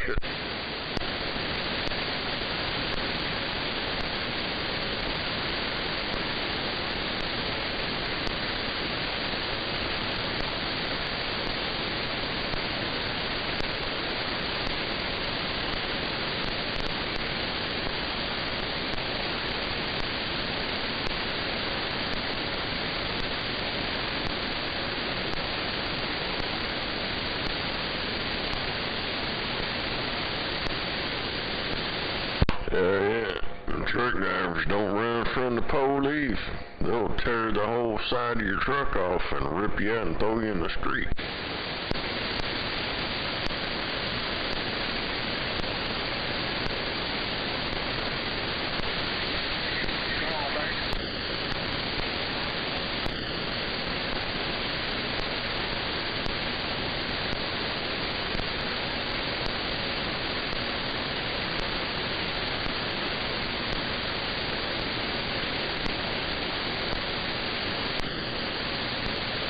I bet you won't do that again.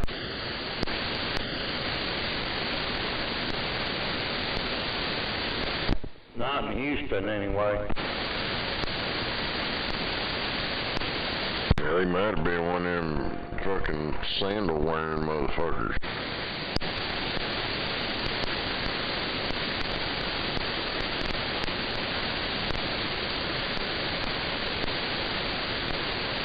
That fucking dog, man. I come home for lunch. Hell, I was only gone 4 hours. I come in the door, that motherfucker's fucking spazzing out. Fucking like he ain't seen me in forever. Hell yeah, that's why everybody needs a pet.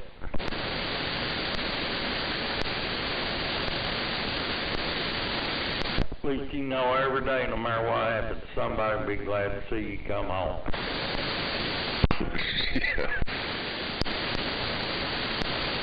They're fucking biting shit. God damn, man. Hopefully you'll grow out of that crap. Some fucking needle teeth, boy. God damn.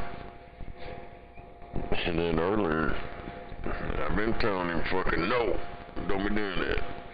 And I'll point at him. That motherfucker looked like goddamn piranha. He started nutting out. Just like, damn. Roll up a magazine or something. Don't tell me about you, smack 'em on the snout. No bite. I've been flipping him on his nose. First, pow. So don't be biting.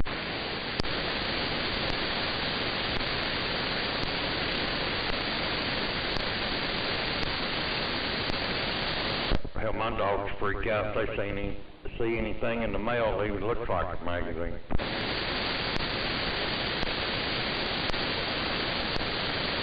Yeah, I need to give me a damn fly swatter or something. Yeah, I need something to put some discipline in that motherfucker.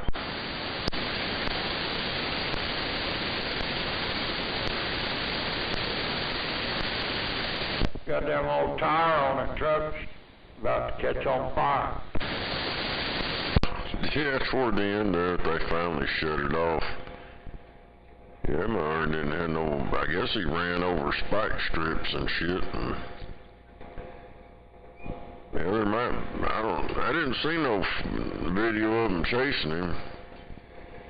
Hell, down there in California, fuck, they go live on TV and shit. And they show all that crap. I guess they don't do that down there in Texas.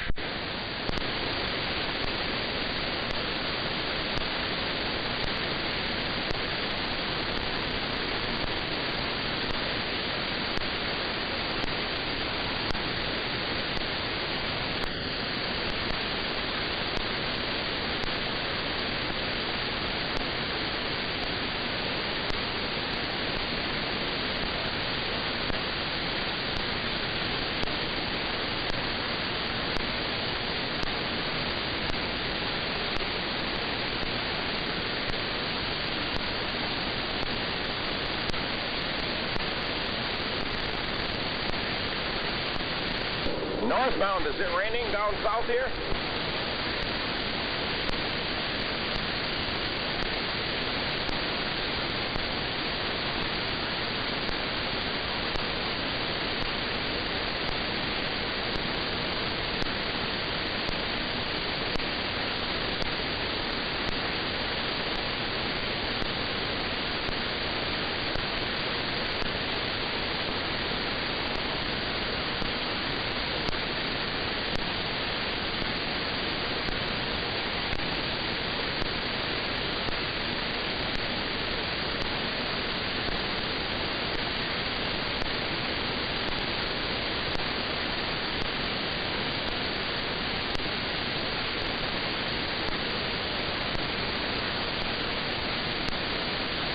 He did all that because they didn't want to get caught with a blow-up dog.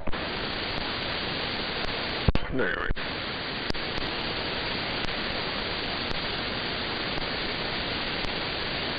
I swear to God, I don't know her name. I picked her up in Louisiana.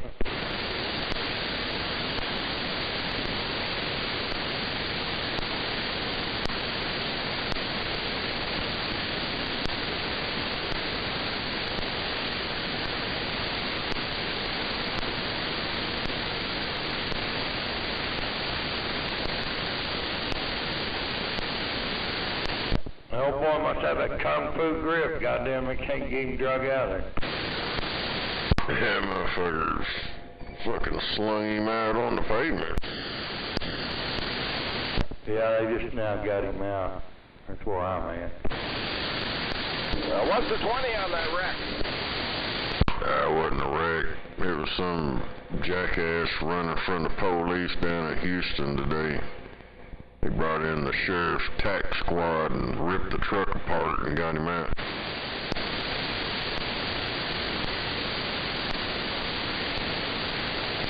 They ripped the passenger door off and then ripped the side of the sleeper off and gassed him and all kind of shit. That truck's fucked up now. Trailer's probably full of illegal aliens. They're all in the impound yard waiting for somebody to let them out.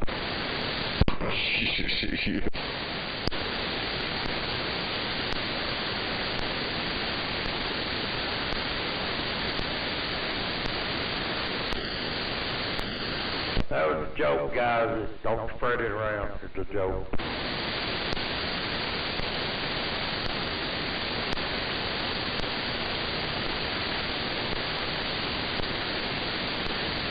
I think new door and some Bondo, they can put that truck back on the road.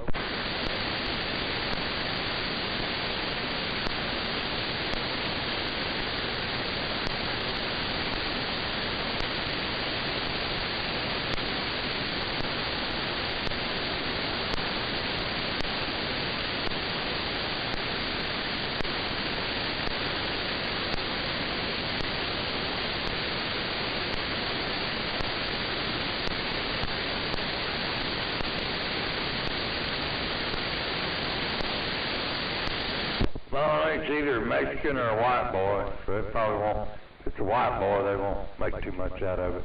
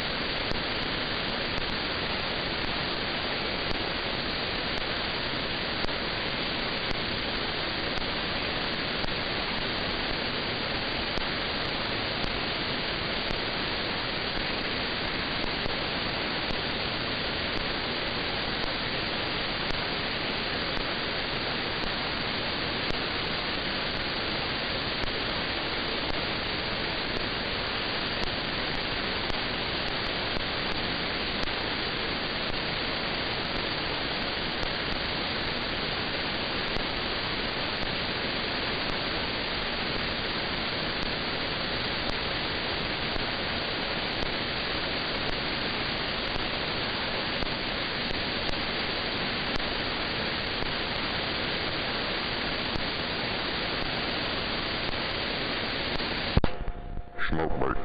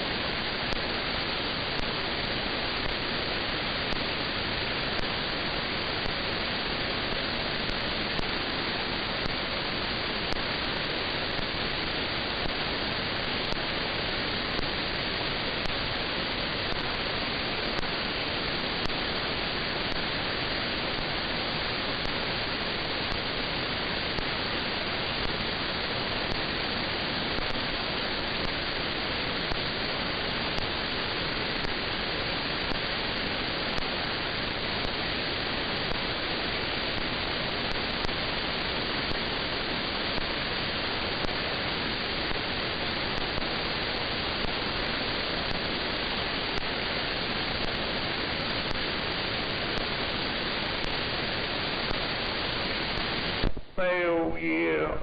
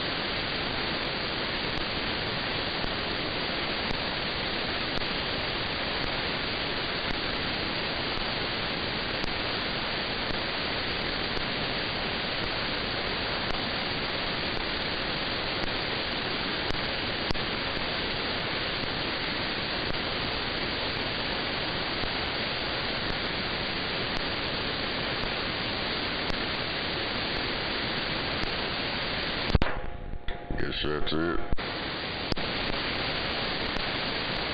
I reckon.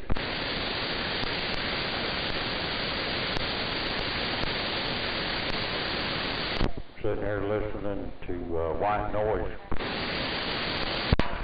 Hell yeah. Racist ass white noise. I know that's right. It's been putting weird thoughts in my head.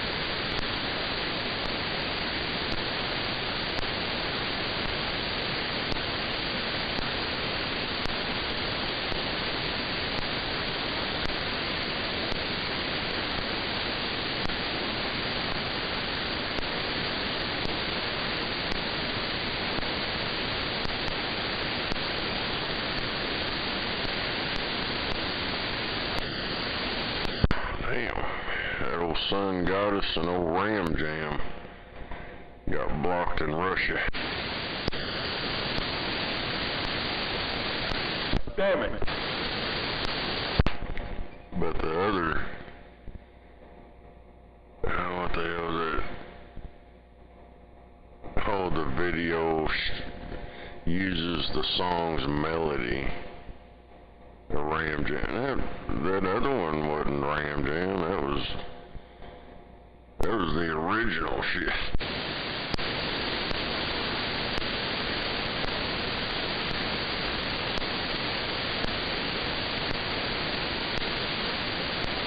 I don't want you starting no racist shit over there.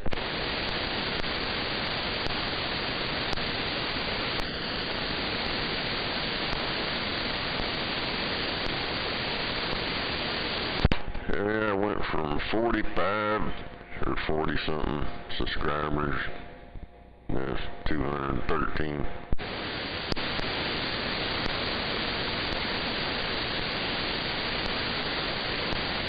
I guess we have more fun around here than most of them anywhere else, 'cause that's what I've been hearing.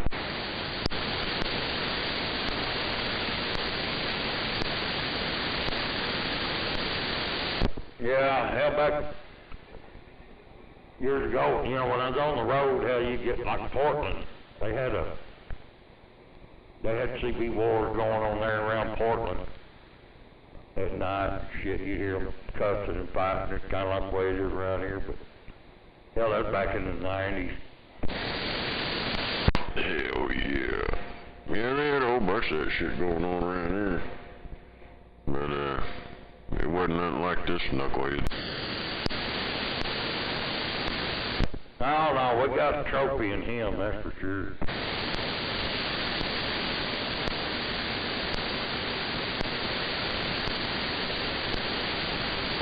It's not a matter of what or when, it's how bad.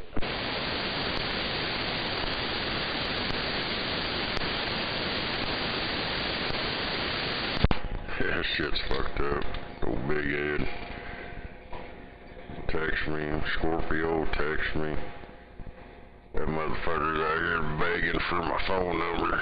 I told Scorpio, I said that motherfucker, if I called him, he'd have my phone number. And all he's wanting to do is set a motherfucker up. That's all he's trying to do. Even if he does somehow come up with my phone number, which I all know very few people out here has my phone number, so it wouldn't be very hard to figure out which one. Roger. And then they're gonna be in the same boat that motherfucker's in.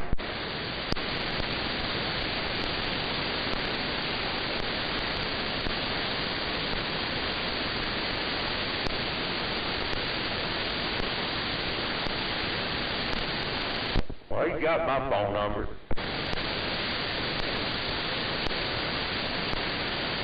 I thought about calling him one time, but fuck that racist motherfucker.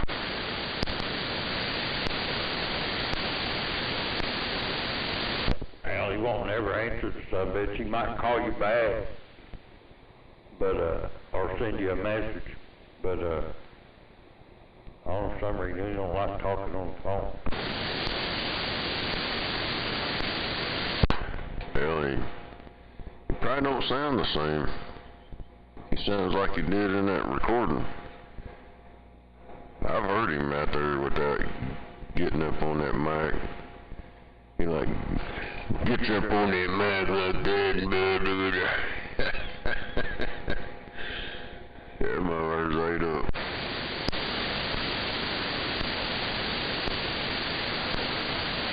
Well, he ain't 6 foot tall, you know what I mean? He can claim that 6'1" all he wants to, but he's probably about 5'9", maybe 5'10". Yeah.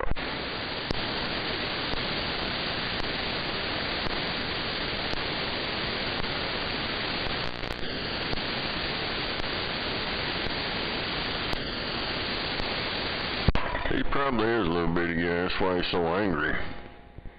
He got picked on a lot.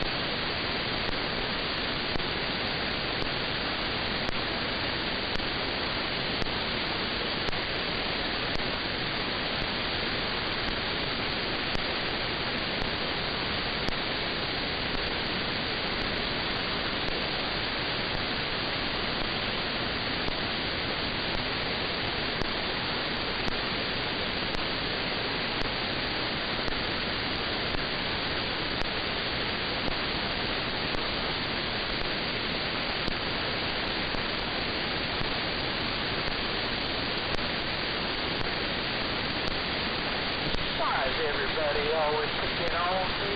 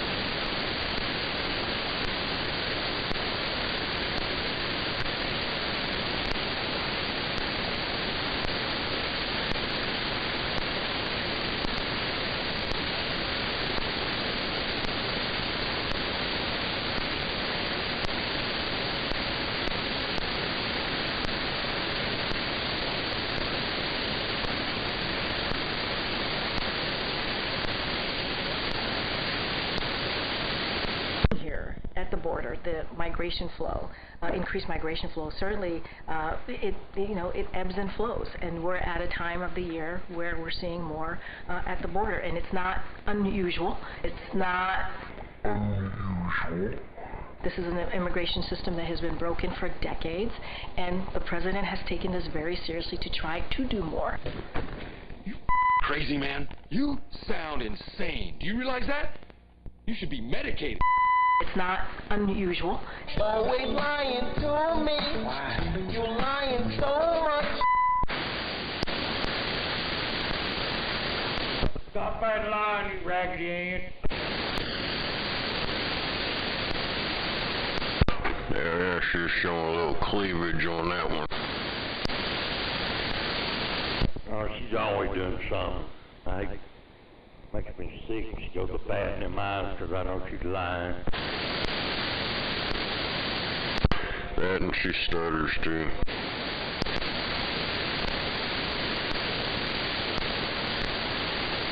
I mean, everybody that tells you a lie stutters a little bit. What? Hell yeah, that means they're searching for what to say.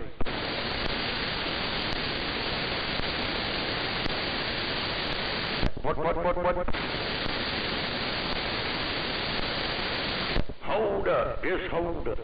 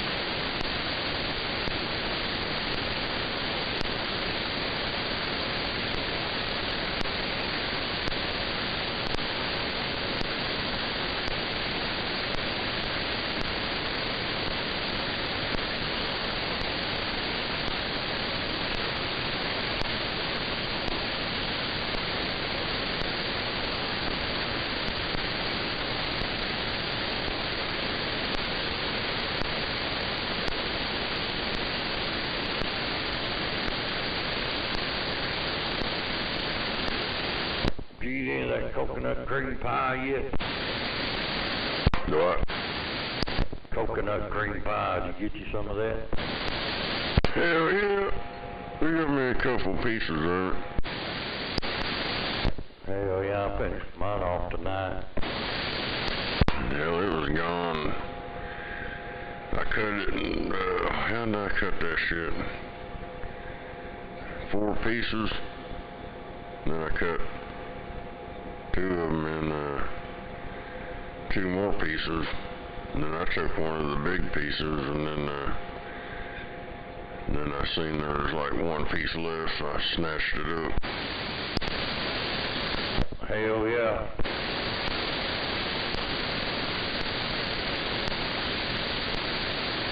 Yeah, my lady told me, DJ, can we get some of that too?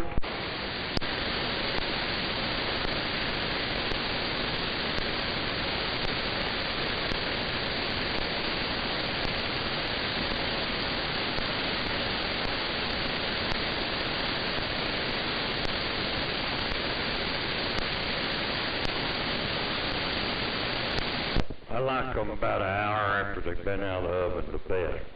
I like them period, but man, after that something sat over there for about an hour or so, that's when it's the best.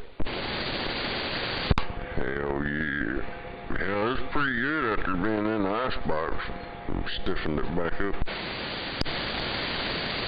Roger.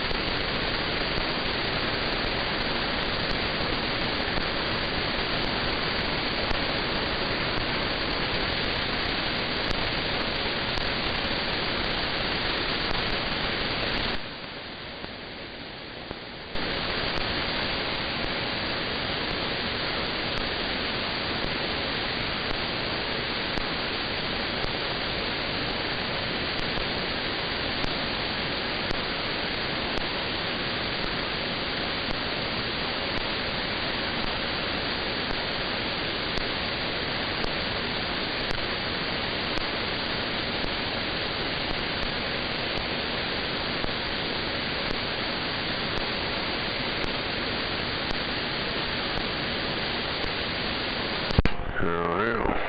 Tom Smothers, I guess, died. Who? The Smothers brothers. Tom. Oh, roger that. Damn it. Oh, man, you make me feel old. Says 1937 to 2023.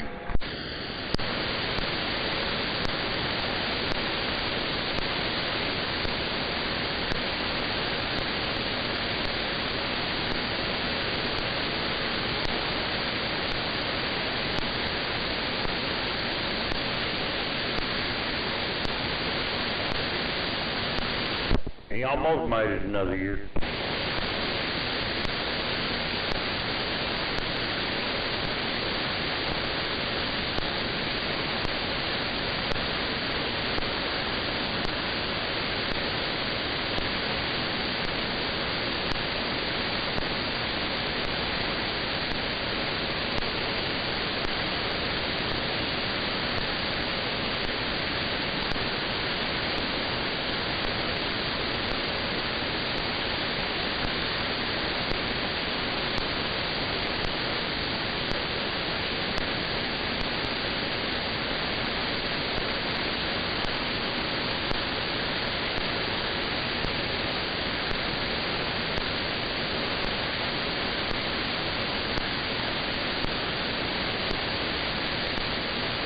Hell yeah.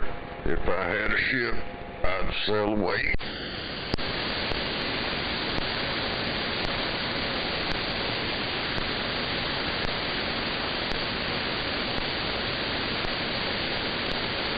Did you know you can go to Tahiti without a passport? I don't know. Can't afford to leave the country. Roger. And I don't care to get that fucking digital ID bullshit. Well, I was saying I watched this guy earlier, and he was going to New Zealand to race midgets. Anyway, he had to stop in Tahiti, and he was saying you didn't have to have a passport to go to Tahiti from America. Damn it. Show there he died the 26th in Santa Rosa. Santa Rosa, California. I'm suspecting that's north of San Francisco, about 40 miles, 50 miles.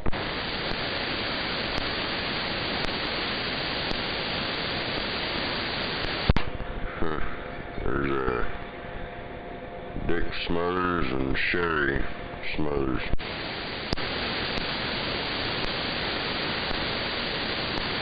Guess that was her sister.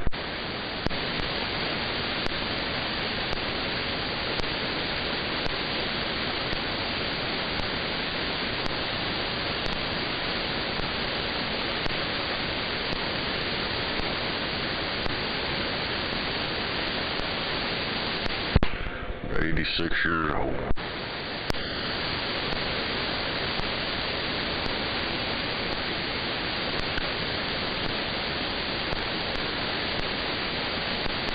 Shit, we'll be all lucky to make it that long.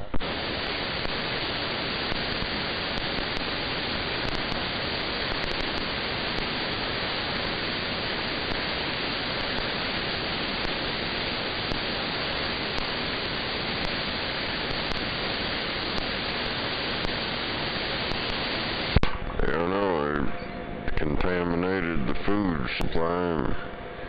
It's fucking everybody up. I mean, you can't get no nutrition out of that fucking fake food. It's all bullshit. No, that's right. You gotta go out there and dig up some worms and get that protein. Then they want, oh, you need to eat this green stuff here. You gotta eat the yard clippings and drink this Red Bull and all these energy drinks and you gotta drink a lot of soy.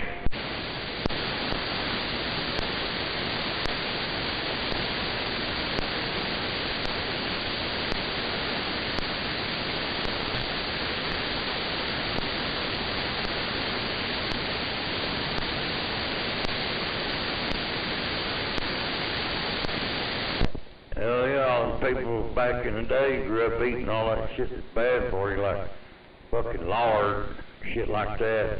They live long. Hell, we've been eating all this good shit, supposedly, and hell, we'll be lucky to make 70.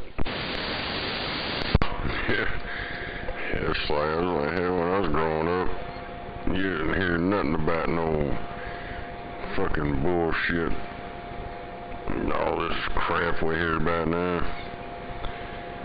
That it's like cutting your chicken on your countertop and all that. Fuck.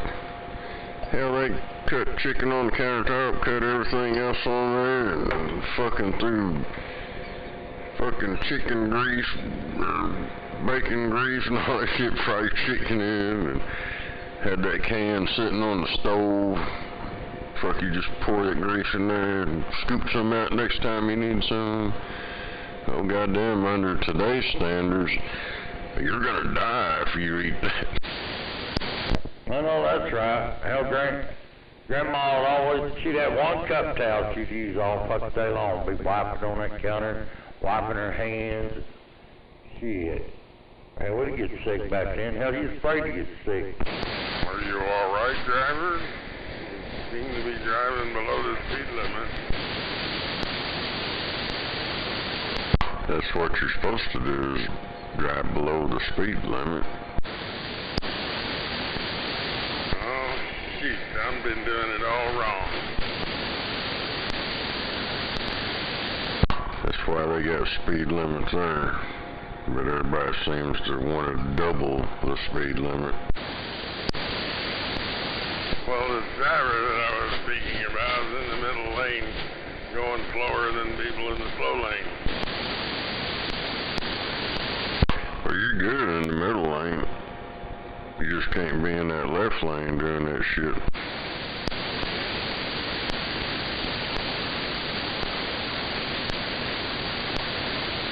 Middle lane means you're just gonna keep going on through. The middle lane is the left lane when you get outside of town.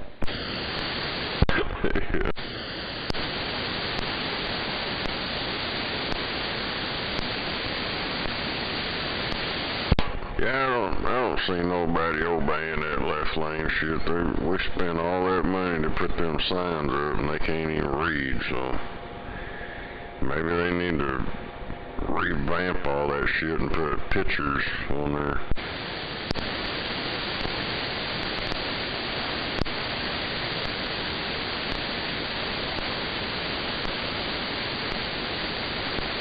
I was driving to a guy from Texas about it, and he said, he got all offended and said, well, you guys do that all in Oklahoma, all in Texas too.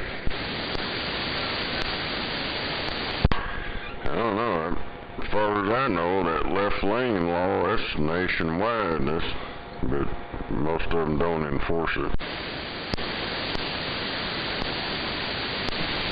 Yeah, I think it's nationwide.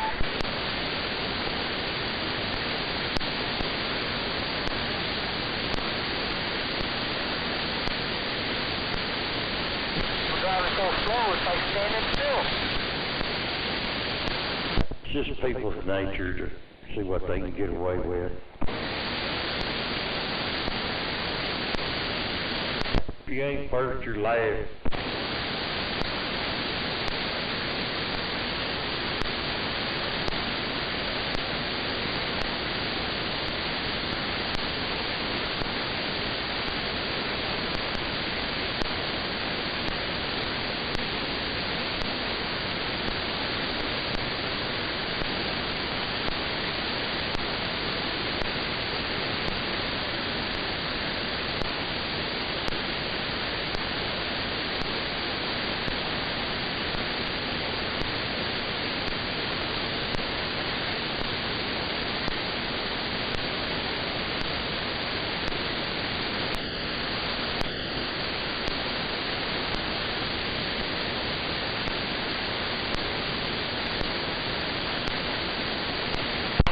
old Trump's son, old Barron, that motherfucker's taller than his whole family.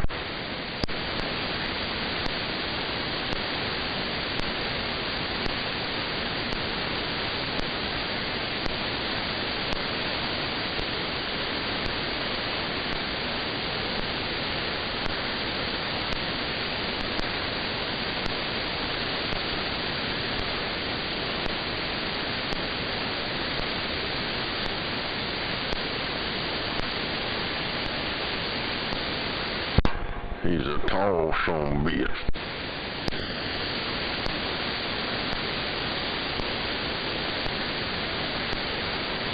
He must have got him some of that Miracle Grow.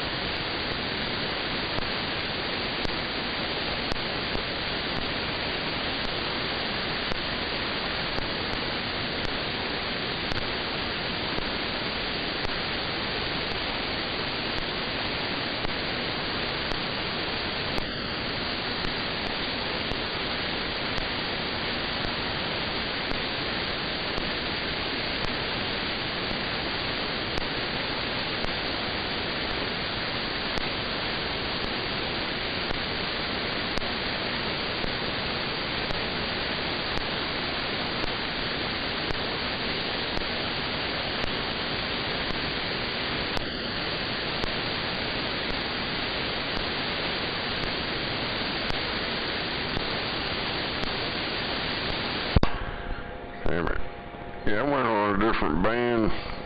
They're like 14 or 15 point something, and I didn't even hear that popping noise down there. I just hear it here.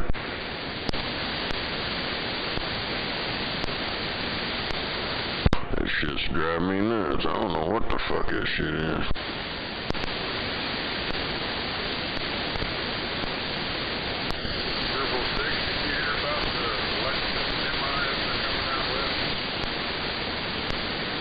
Do what? Coming out, supposed to be coming out with some new electric semis.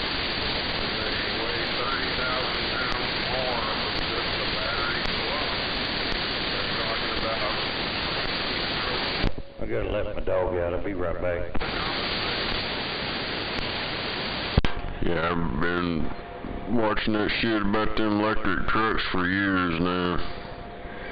Every time I talk about them out here, they tell me I'm full of shit. But, you know, they're out there on the road. They was testing them out from Texas to California down south, going down there, running them, Walmart and Amazon. And they, here recently, they approved a bunch of them to run from, I think, Houston to up here, or somewhere up north, up and down 35 or some shit.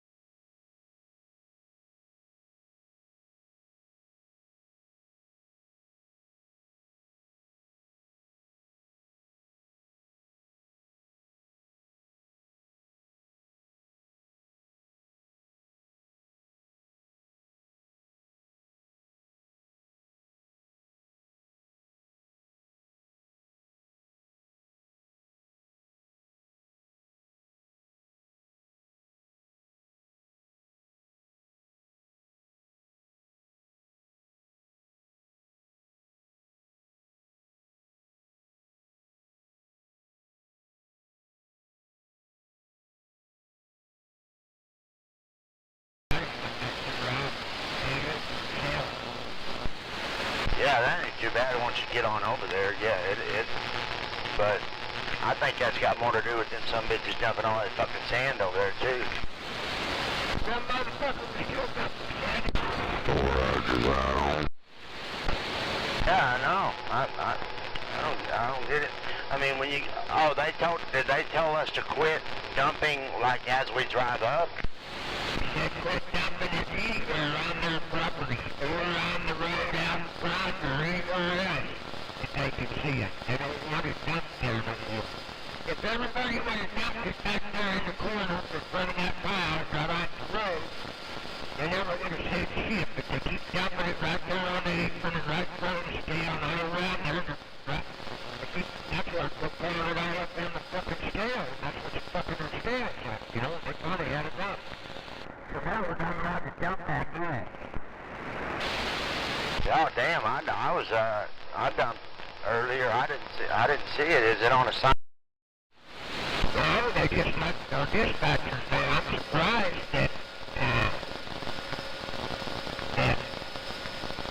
Overland let you know. I mean, we can't even talk to our dispatchers. We don't get shit from them either for long. Dispatchers don't let us know. They got Molly. He used to just back there. The girl's good, you know. They've got to come out there. If you jump that down and get up on the number, that's the first triple down. Don't try to go up to the place. Yep, they don't want to dump anywhere. They scraped it all out day before yesterday, and by the time I got back to my next road, there was already 4 more cars standing around there. A couple of them pretty big ones. Well, yeah. Yeah, I got in my trailer earlier. I dumped it out, but, you know, all that rain, you know, I just usually climb.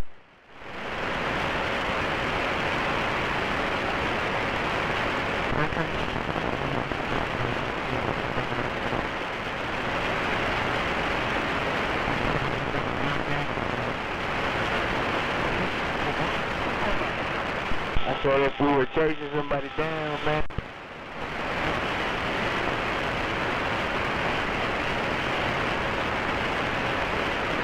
Highway, can you hear me, sir? There we go, you got me now? Yeah, I got you, man. Can you hear me? 1, 2, 1, 2. Can you hear me now? How about now? How you got me? I got you loud and clear, man. Can you hear me? Yeah, I can hear you coming through nice and clear. Alright, man. We're not on the highway just yet, brother. Coming up to the first stop before we hit you. You got me right now? 10-4, I got you. Shoot, hold that, man. Hold that. We about to jump on the highway right now. Jumping on the highway. Okay, I got you loud and clear.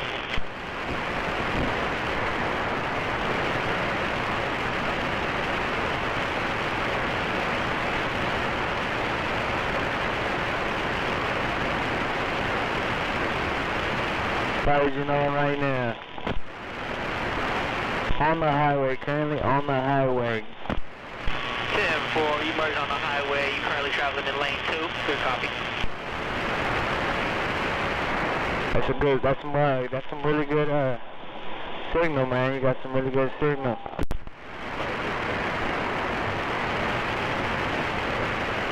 You got me right now? Yeah, I got you. How you got me? I got you loud and clear, man. Same on my end. Where you at? I'm about to pass exit 118, man, Southwest 29th Street. 10-4, 10-4. Good copy.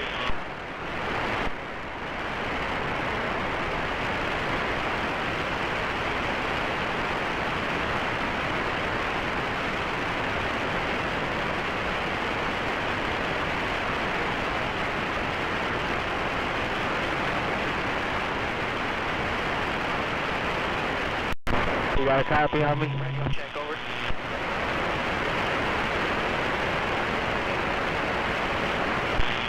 Yep. Hell yeah. Yo, yo, yo, yo. I got yo. Radio check over. I got you, man, loud and clear. Can you hear me? Where you at right now? I'm passing 119. You hear me? Copy that? You passed the 119, 10-4. Oh, bro, you solid, man. You solid.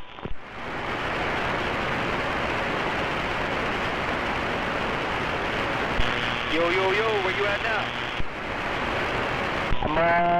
I'm headed to Tulsa, Wichita, man. 44th. Staying on 44th, man. Going east-west, man.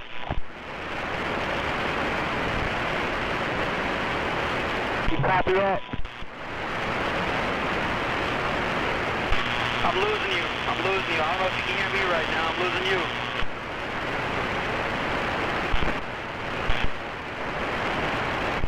I'll copy. You got me? Going east-west, man. I'm going past the bridge, man. Crossing over. You copy that? Yo, you copy that?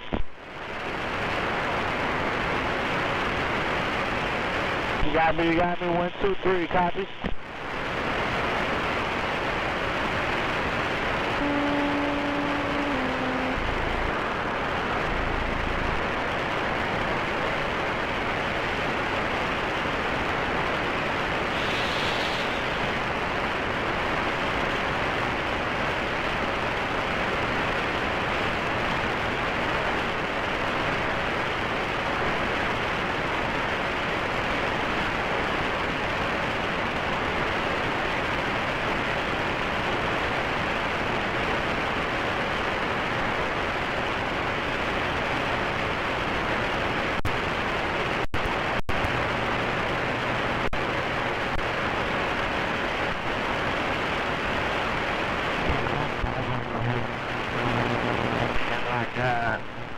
When I get to home, then probably won't be here long.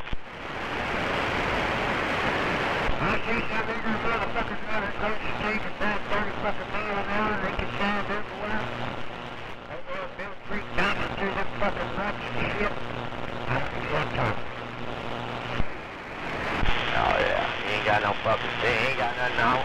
He ain't got nothing to say I want to hear. I know exactly what you mean. I'm just trying to make this thing work, man. And sometimes it's harder than others. I've been doing actually pretty good here lately, so then I heard we weren't going to be shutting down, so I'm happy about that.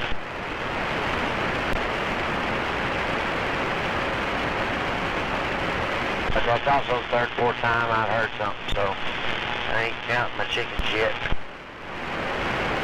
I don't think we're going to be down for 2 weeks. I don't think 3 or 4 days. After this well? Yeah, after he said it not get around 4 days. Yeah, that's what I mean. Well, I mean, when you get it like that, it's all right, because I've been, you know, by the time that happens, I'll have a little bit of money. You know, hell, last week, hell, I made a $4,000 check, so I done good then. But anyway, I'm gonna have to just put money back instead of just slapping just like that 110, 11 day deal, you know. Well, I deserve that or something. Never put money in.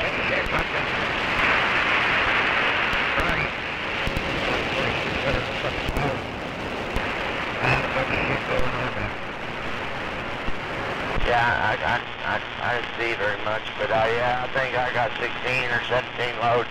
Paid me, well, 16 loads paid me just at 4,000 somewhere in there.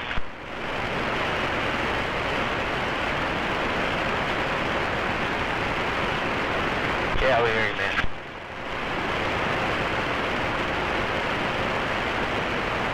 Yeah, we hear you, man.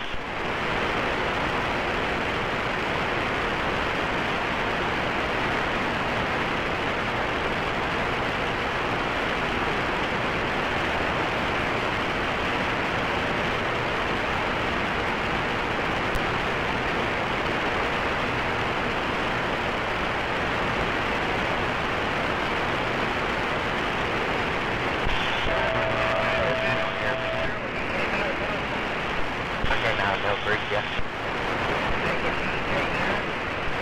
No, I didn't help that way. He's gone. I think he just happened to be out there. I don't know, but.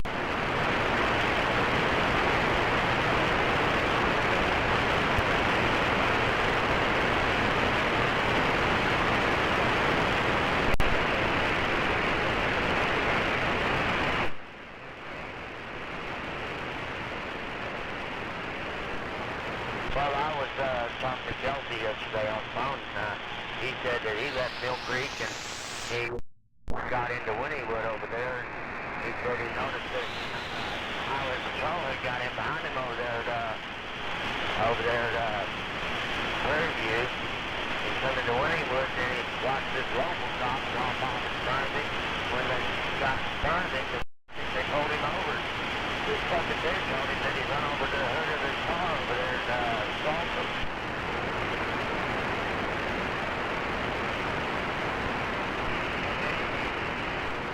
No shit. That's it. Kelsey said that car's worth about $500 all together, man.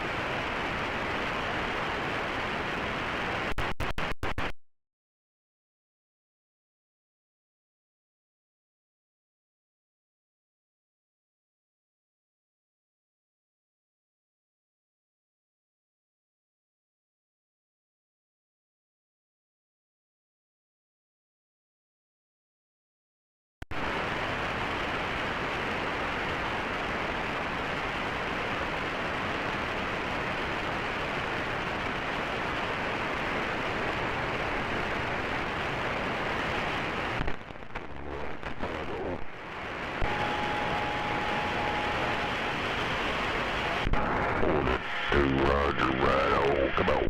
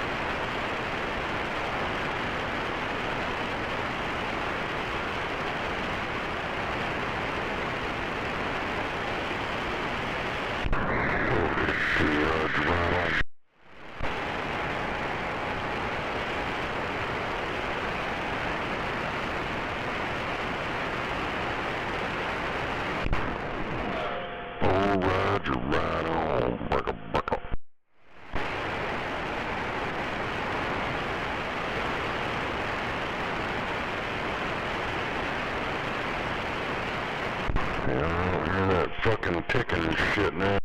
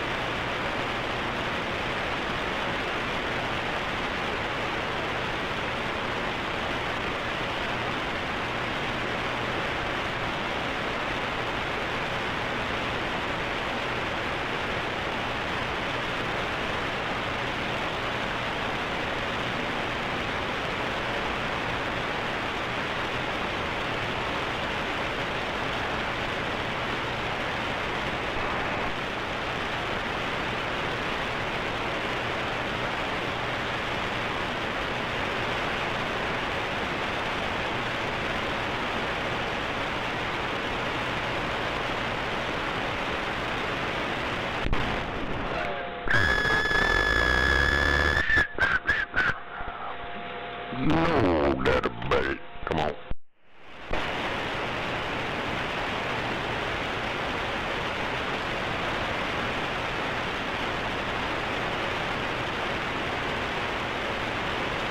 Come on, wrap it, buddy. I'll have it. Oh, you going the other way. All right. That'll work too. You have a good night, man. Going this way.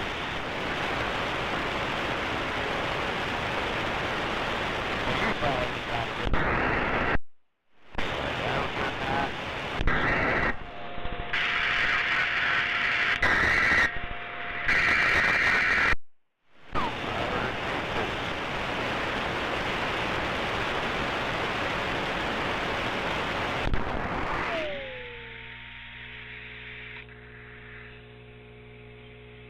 Alright, you right on. Come on.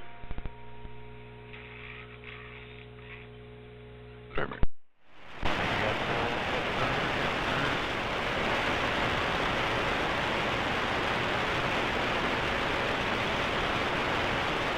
I gotta get this joint rolled. Gotta have me a smoke break. Then we'll go back to bed.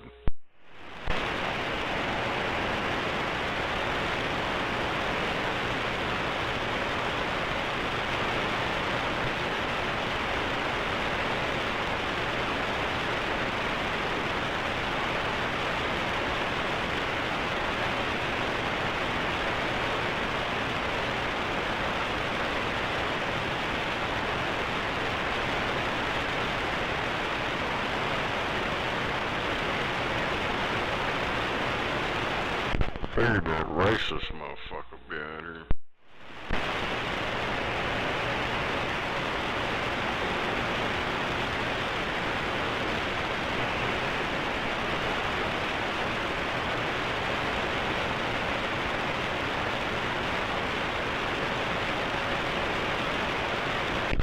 Looking up his conspiracy theories.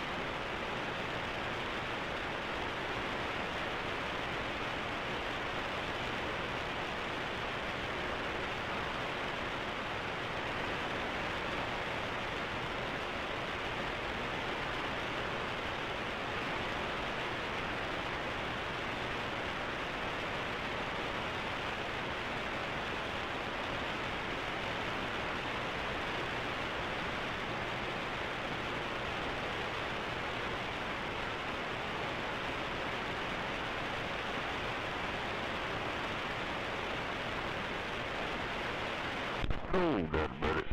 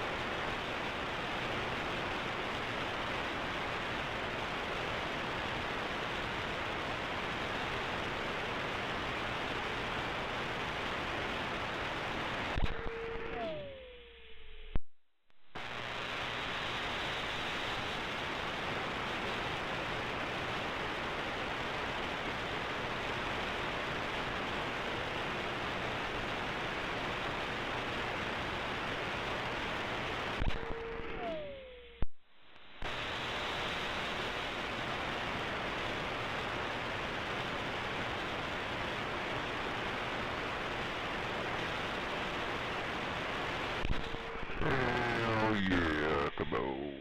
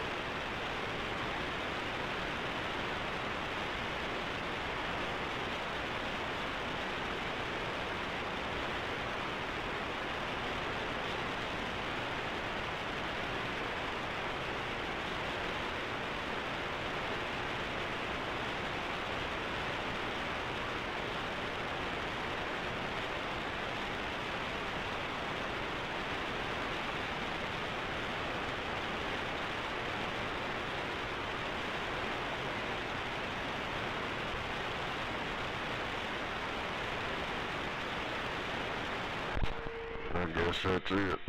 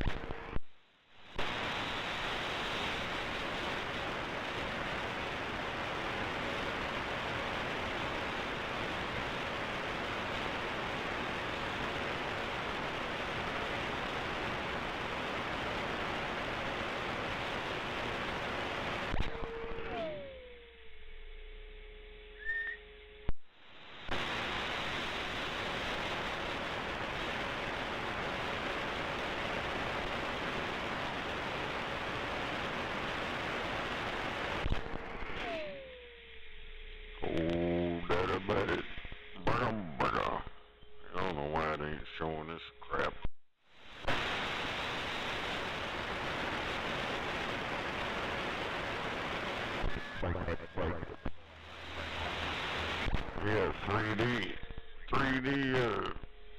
spectrum thing. It ain't showing up on the damn deal. It's not transferring over.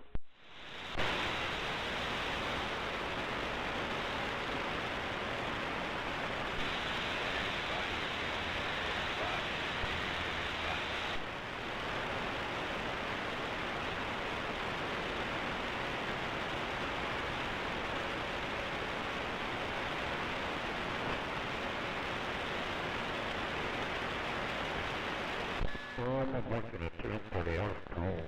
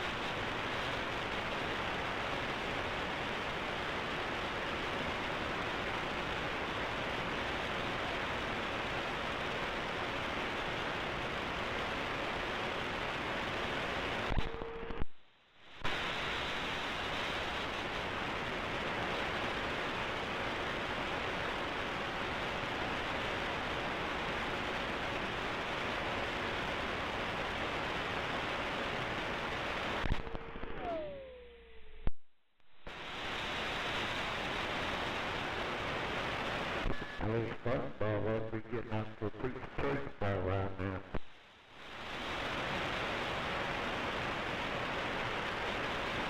What? For SpongeBob, we ought to be getting out for a piece of church by right now.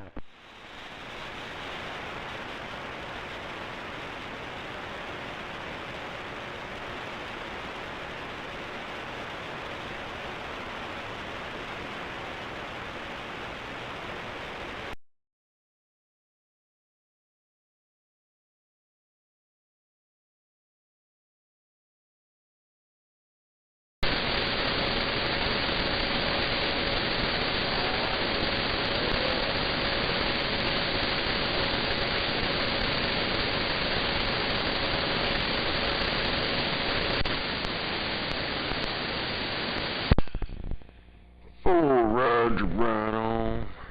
Yeah, I don't know, I couldn't get that. That's pretty cool though. And it's 3D.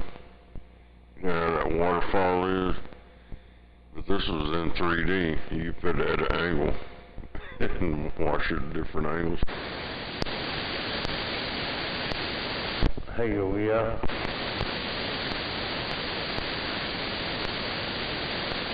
It's on different software, but I don't know.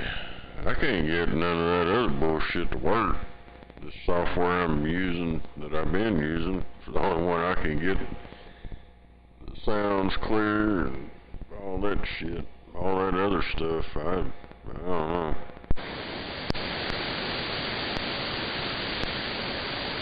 I'm not paying $300 for the shit that goes with that software.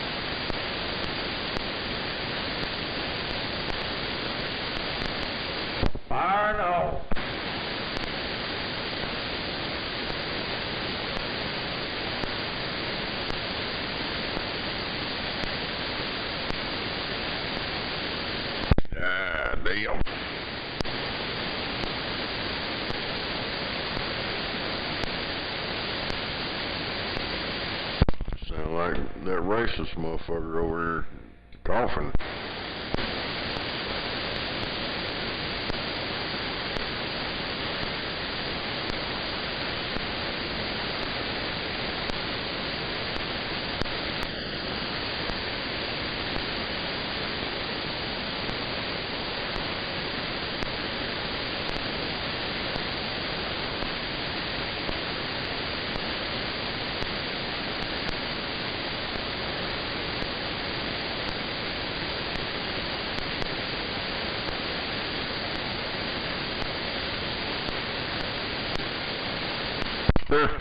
Hell, I ain't the only one. This other dude I'm subscribed to in Oregon, he's got a live stream with the SDR shit, and his shit's popping too.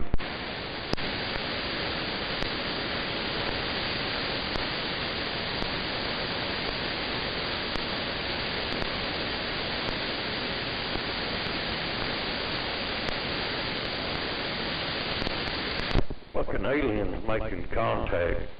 You need to get your Mars code set up where you can pop back. I don't know, on his though, it's popping the whole, you can see from 26, like from 38 to right below channel 1, and the whole spectrum where you hear it pop, and it'll raise all that shit up. So I don't know what the hell. Maybe it's something in this damn SDR shit. So crap. I was just using the same software this dude's using, and I didn't hear that popping sound, but when I come back over to this software, when I normally use, you hear it popping.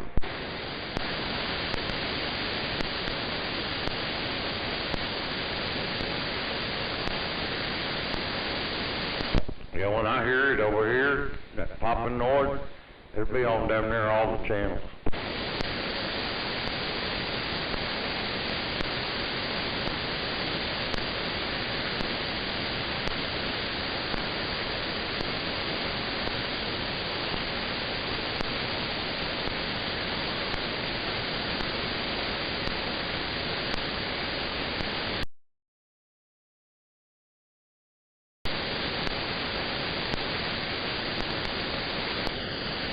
I'll send you this link to this guy here. This, he got that 3D waterfall shit going on there. I got that same software, but it wasn't showing that 3D shit. So I don't know what the hell.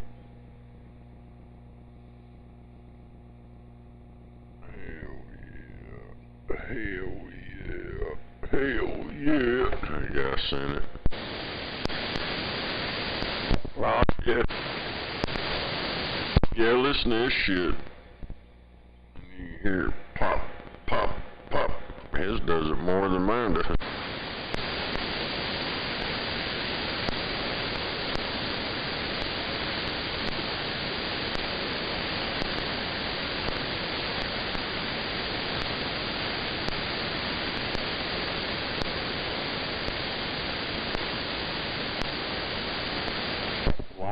Cody. Hell yeah.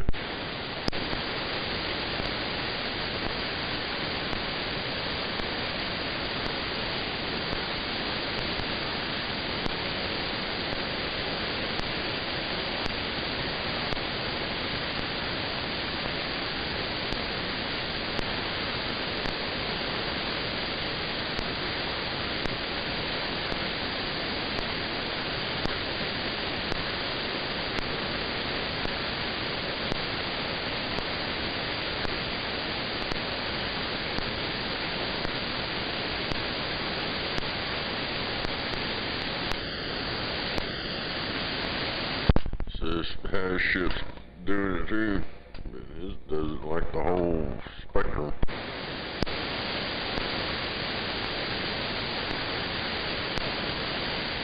I don't see it on mine, I just hear it.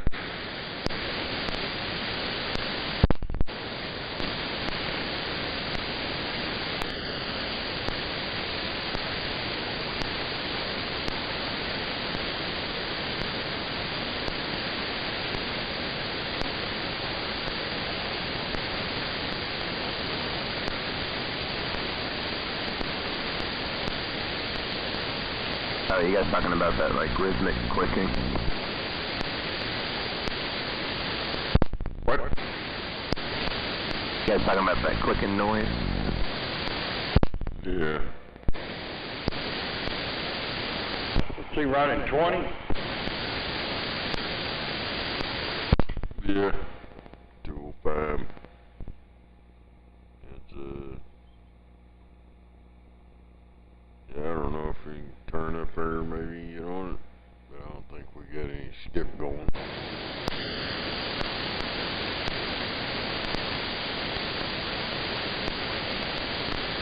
Tell you what, Robert, then brings you more of these raw papers over here, and we'll throw them out in the fucking trash.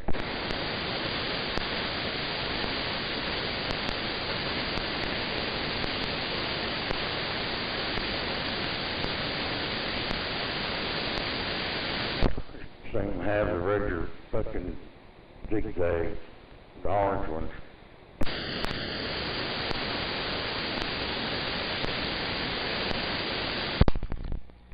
Some of them old top papers, roll it up in some construction paper.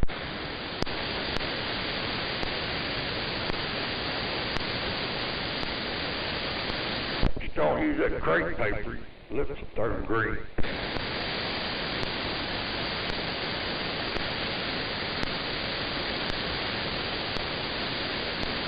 Hell, that goddamn wheat stored up, you know, when you go in there and buy a certain amount, they'll give you something free. And, one lady brought a pack of papers home. Them motherfuckers like sticky notes. You can just write a note on them, lick them, stick them to the dash.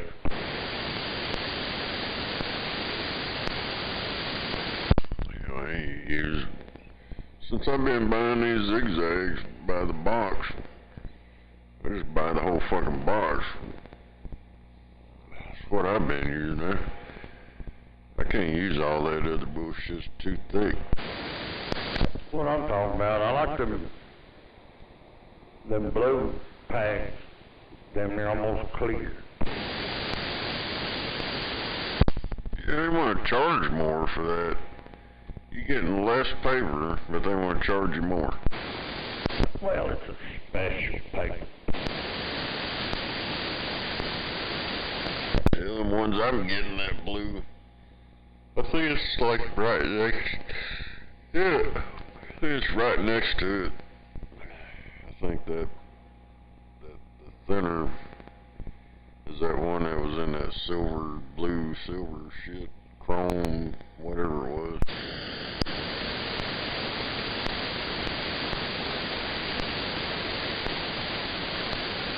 Them ones you had here a while back, that's pretty thin.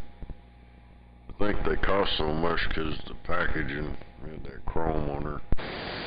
Well, it's like a,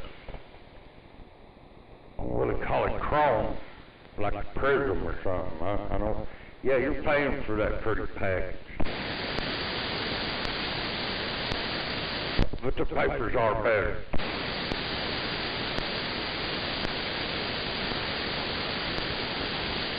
Yeah, I like the thin papers. My ladies don't like the thin papers.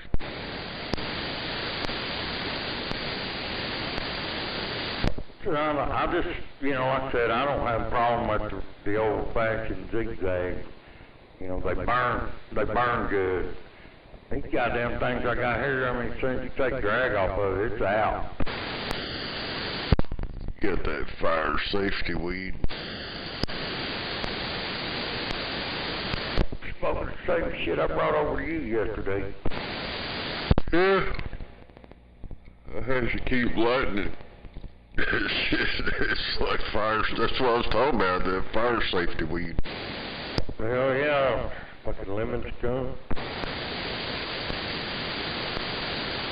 That's what I'm smoking right now. Been trying to smoke on it for probably past 30, 40 minutes. Hell yeah, makes it go by faster. If you had it in one of these raw papers, goddamn, you would be cussing it. Put gasoline on this motherfucker and still go out. You had to hand roll these.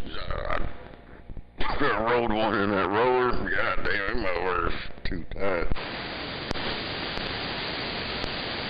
Dollar bill.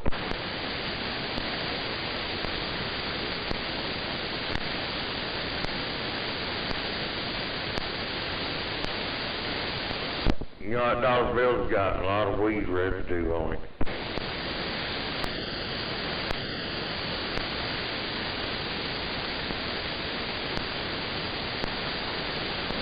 I've been rolling with that some bitch for 4 or 5 years.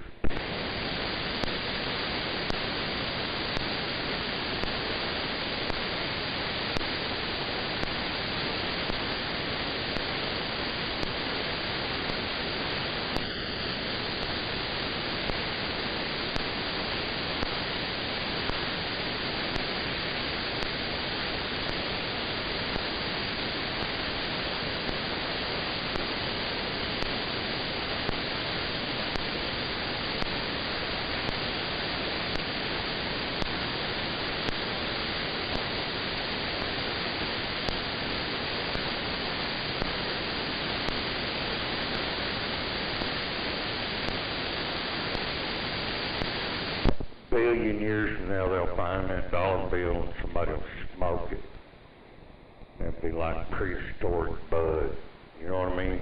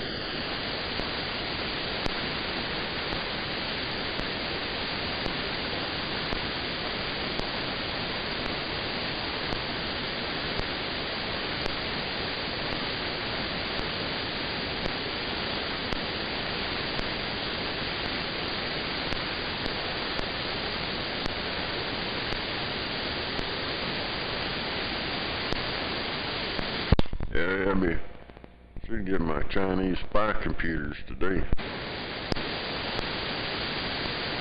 The what? I bought 2 of them mini computers. They're like 6 by 6 by an inch and a half or 2 inches or some shit. Roger. It's that Chinese spy computer.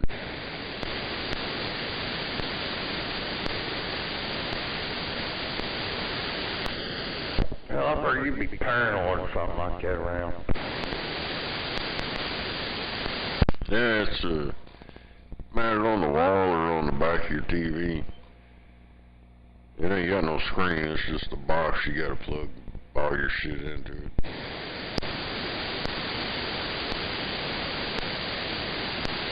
Oh hell, you know, there's probably a camera on there about the size of a tick turd. Yeah. I think I'm gonna mount it on the back of that TV or something. Some shit. I ain't figured out what I'm gonna do. Depends on how good it works. If it works better than this fucking laptop, which, I don't know, this one's got an i7 in it, but I don't know what the hell's wrong with it anymore. This is a bad motherfucker. Yep. Was it 32 gigs of RAM in it now? I upgraded it. Got all kinds of hard drive space. But oh no, it's a motherfucker after quite a while it just don't work right. Hell, this laptop here's still on Windows 7.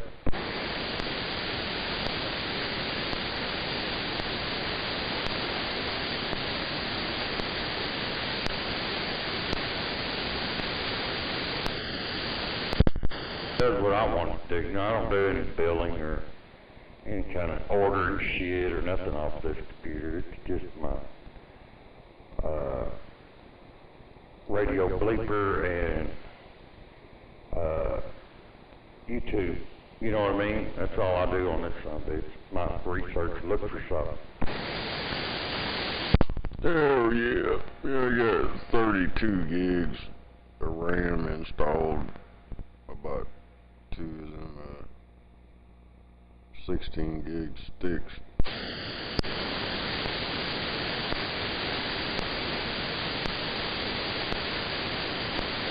Easy money told me I hate to fix it some. Just put, I don't know, something in it. Give it some more gig. Oh, you probably need some more RAM. You find out what kind of RAM it has in it and buy some. It's just pretty cheap. I don't remember what it was for the shit I bought, but it wasn't very much. Yeah, that's what it said, RAM.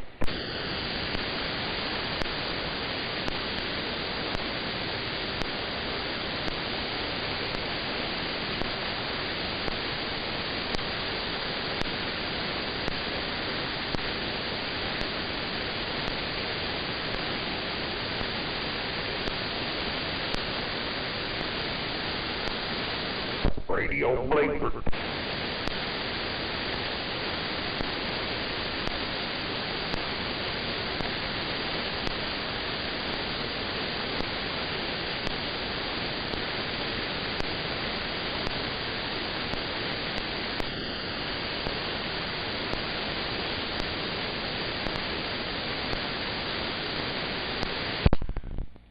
Hell yeah. Yeah, this laptop needs more than cleaning. That's what they was talking about on that live stream. Hell, the display is busted. Gotta use the TV for my display. That's why fuck this damn laptop.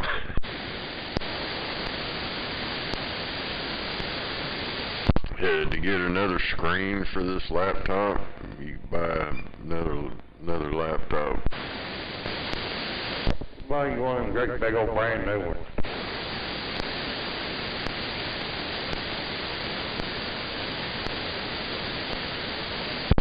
Yeah, I just need some.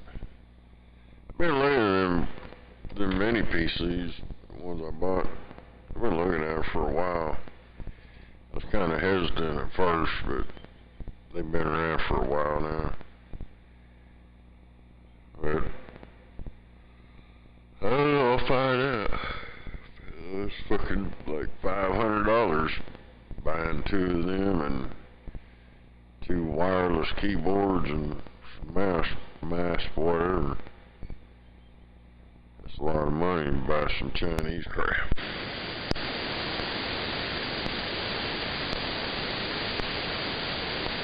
Hell yeah, I hope that shit works. It better work. They're gonna give my motherfucking money back and I'll send the shit back. Ah, fuck you so hard, brown die. Shit don't work. Hell, I ain't had no problem else. Something don't work. Hell, when I bought them Echo boards off of Amazon, I think I bought them off her one time. Then I had to go on fucking eBay to buy them. But hell, one of them didn't work. Shit, I had no problem. They sent me another one and I sent it back. Sent the one that didn't work back. I ain't really had no problem on any of that.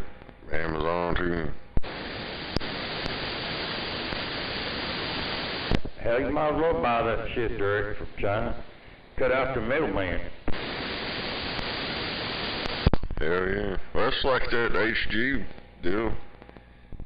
You fucking go through them, buy it directly from the manufacturer, and cut these damn CB shops out.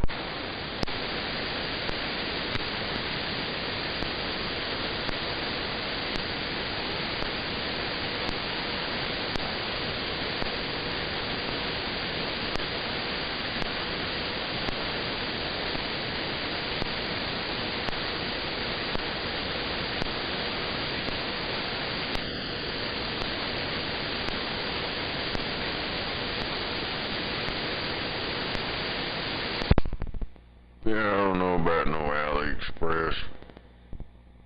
I've looked at that and people, that's about like shopping on Wish. Yeah. You know, I know there's some of them builders out there that, get their parts and shit from Alibaba or whatever that's called, but I don't know, I ain't never had the balls to order nothing from them. Yeah, AliExpress, Alibaba, shit. It's all, I think it's all the same shit. I ain't been on them in a while, but when I checked them out, they looked like they had the same structured website. And, I don't know, yeah, that one guy, but, oh, look at them Alibaba capacitors, and blah, blah, blah. Hell, I'm surprised you even got anything from them.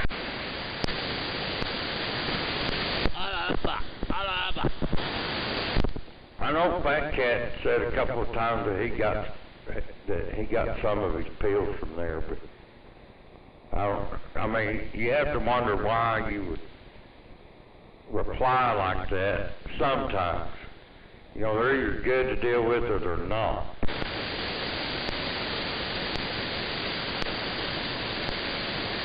Hell yeah.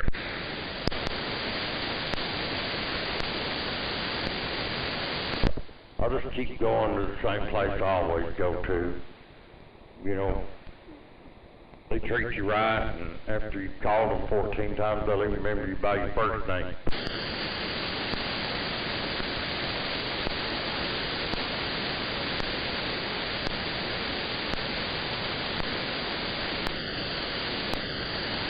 And the best I can figure, it's some guy and his wife running that deal. I'm sure they got other people there, but it's like that motherfucker works 24 hours a day.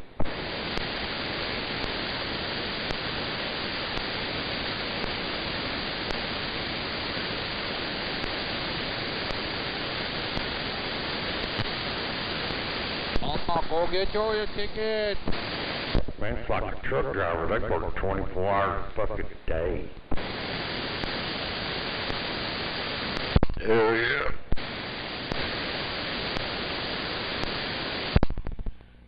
Watching them, hanging out in the damn lobbies, watching Smokey and the Bandit.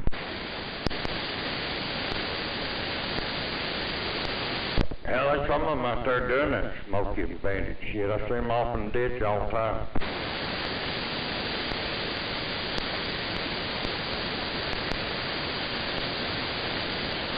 Look, well, Bandit must have come through here. He wrecked them all.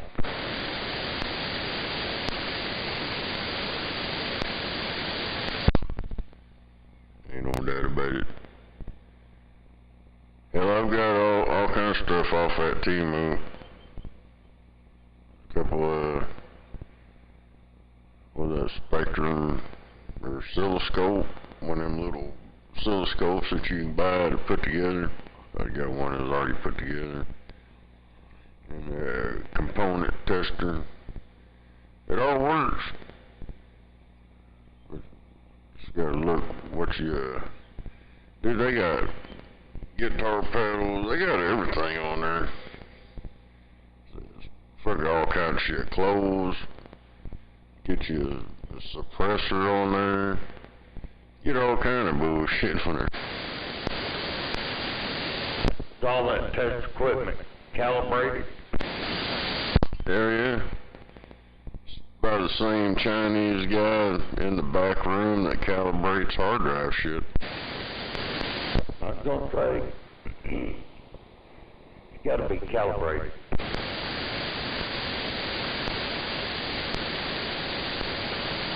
So it's calibrated to slicing and dicing.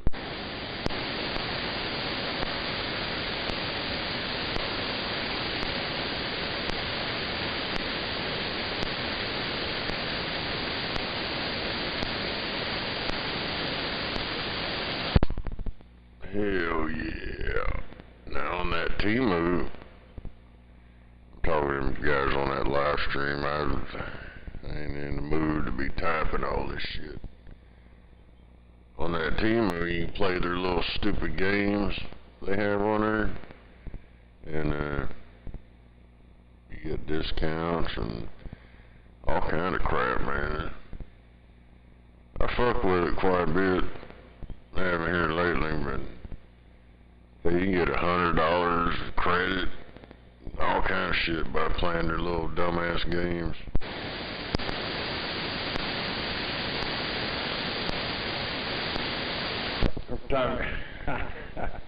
Every time you say Temu, I think something a fat chick would wear to bed.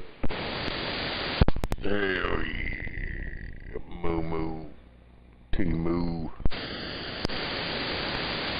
It's a tank top Moo.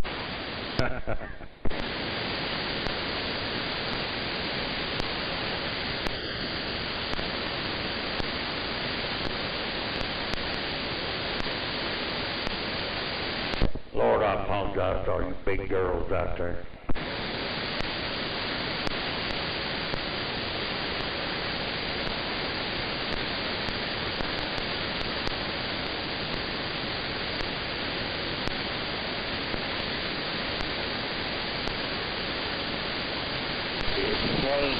Speed limit. Get the hell out of the middle lane. What? Middle lane?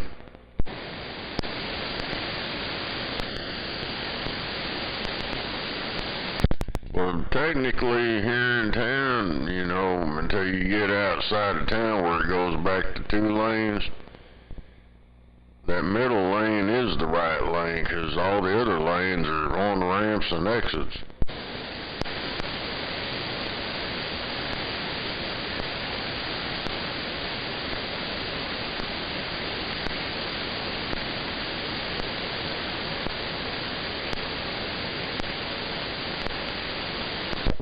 I don't hear them, but I can't believe somebody's whining about what lane they could be running. Fucking 2:15 in the morning. I don't know, I heard him earlier. I'm pretty sure it's probably the same person. Talking about somebody driving down the middle lane.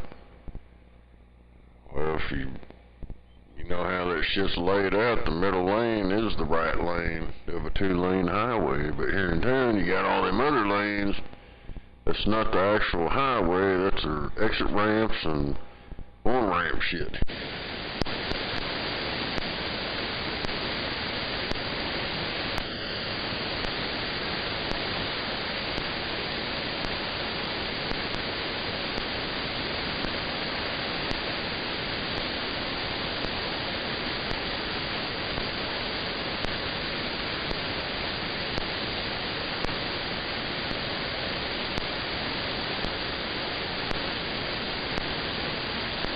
Hell, this time of morning, be driving all through them fucking lanes.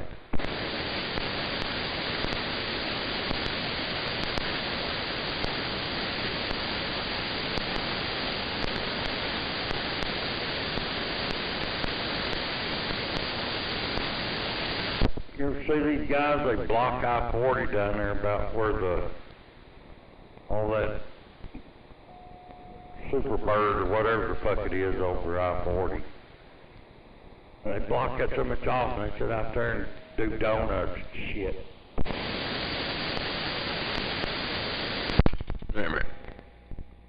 Yeah, they ought to come through there and just wipe them out. Have that damn, that wedge, have that train wedge on the front of your truck. Just plow right through them, throw them off on the curb. Get the hell out of his way.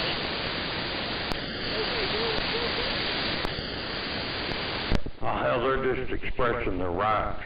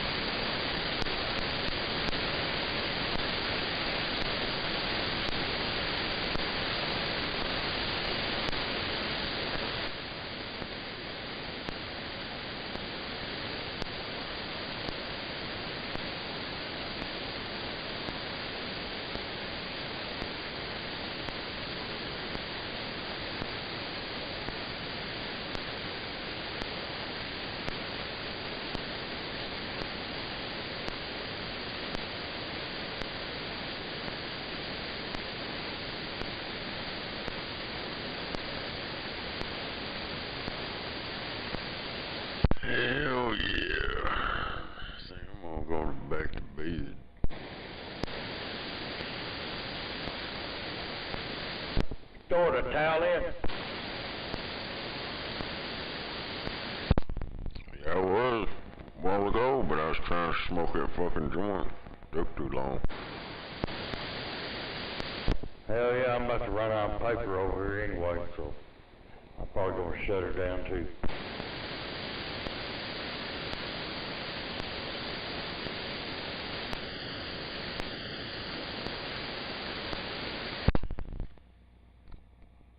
Don't forget, racist motherfucker. I'm still documenting and recording your motherfucking ass, boy. 3 days. You got 3 days left, boy.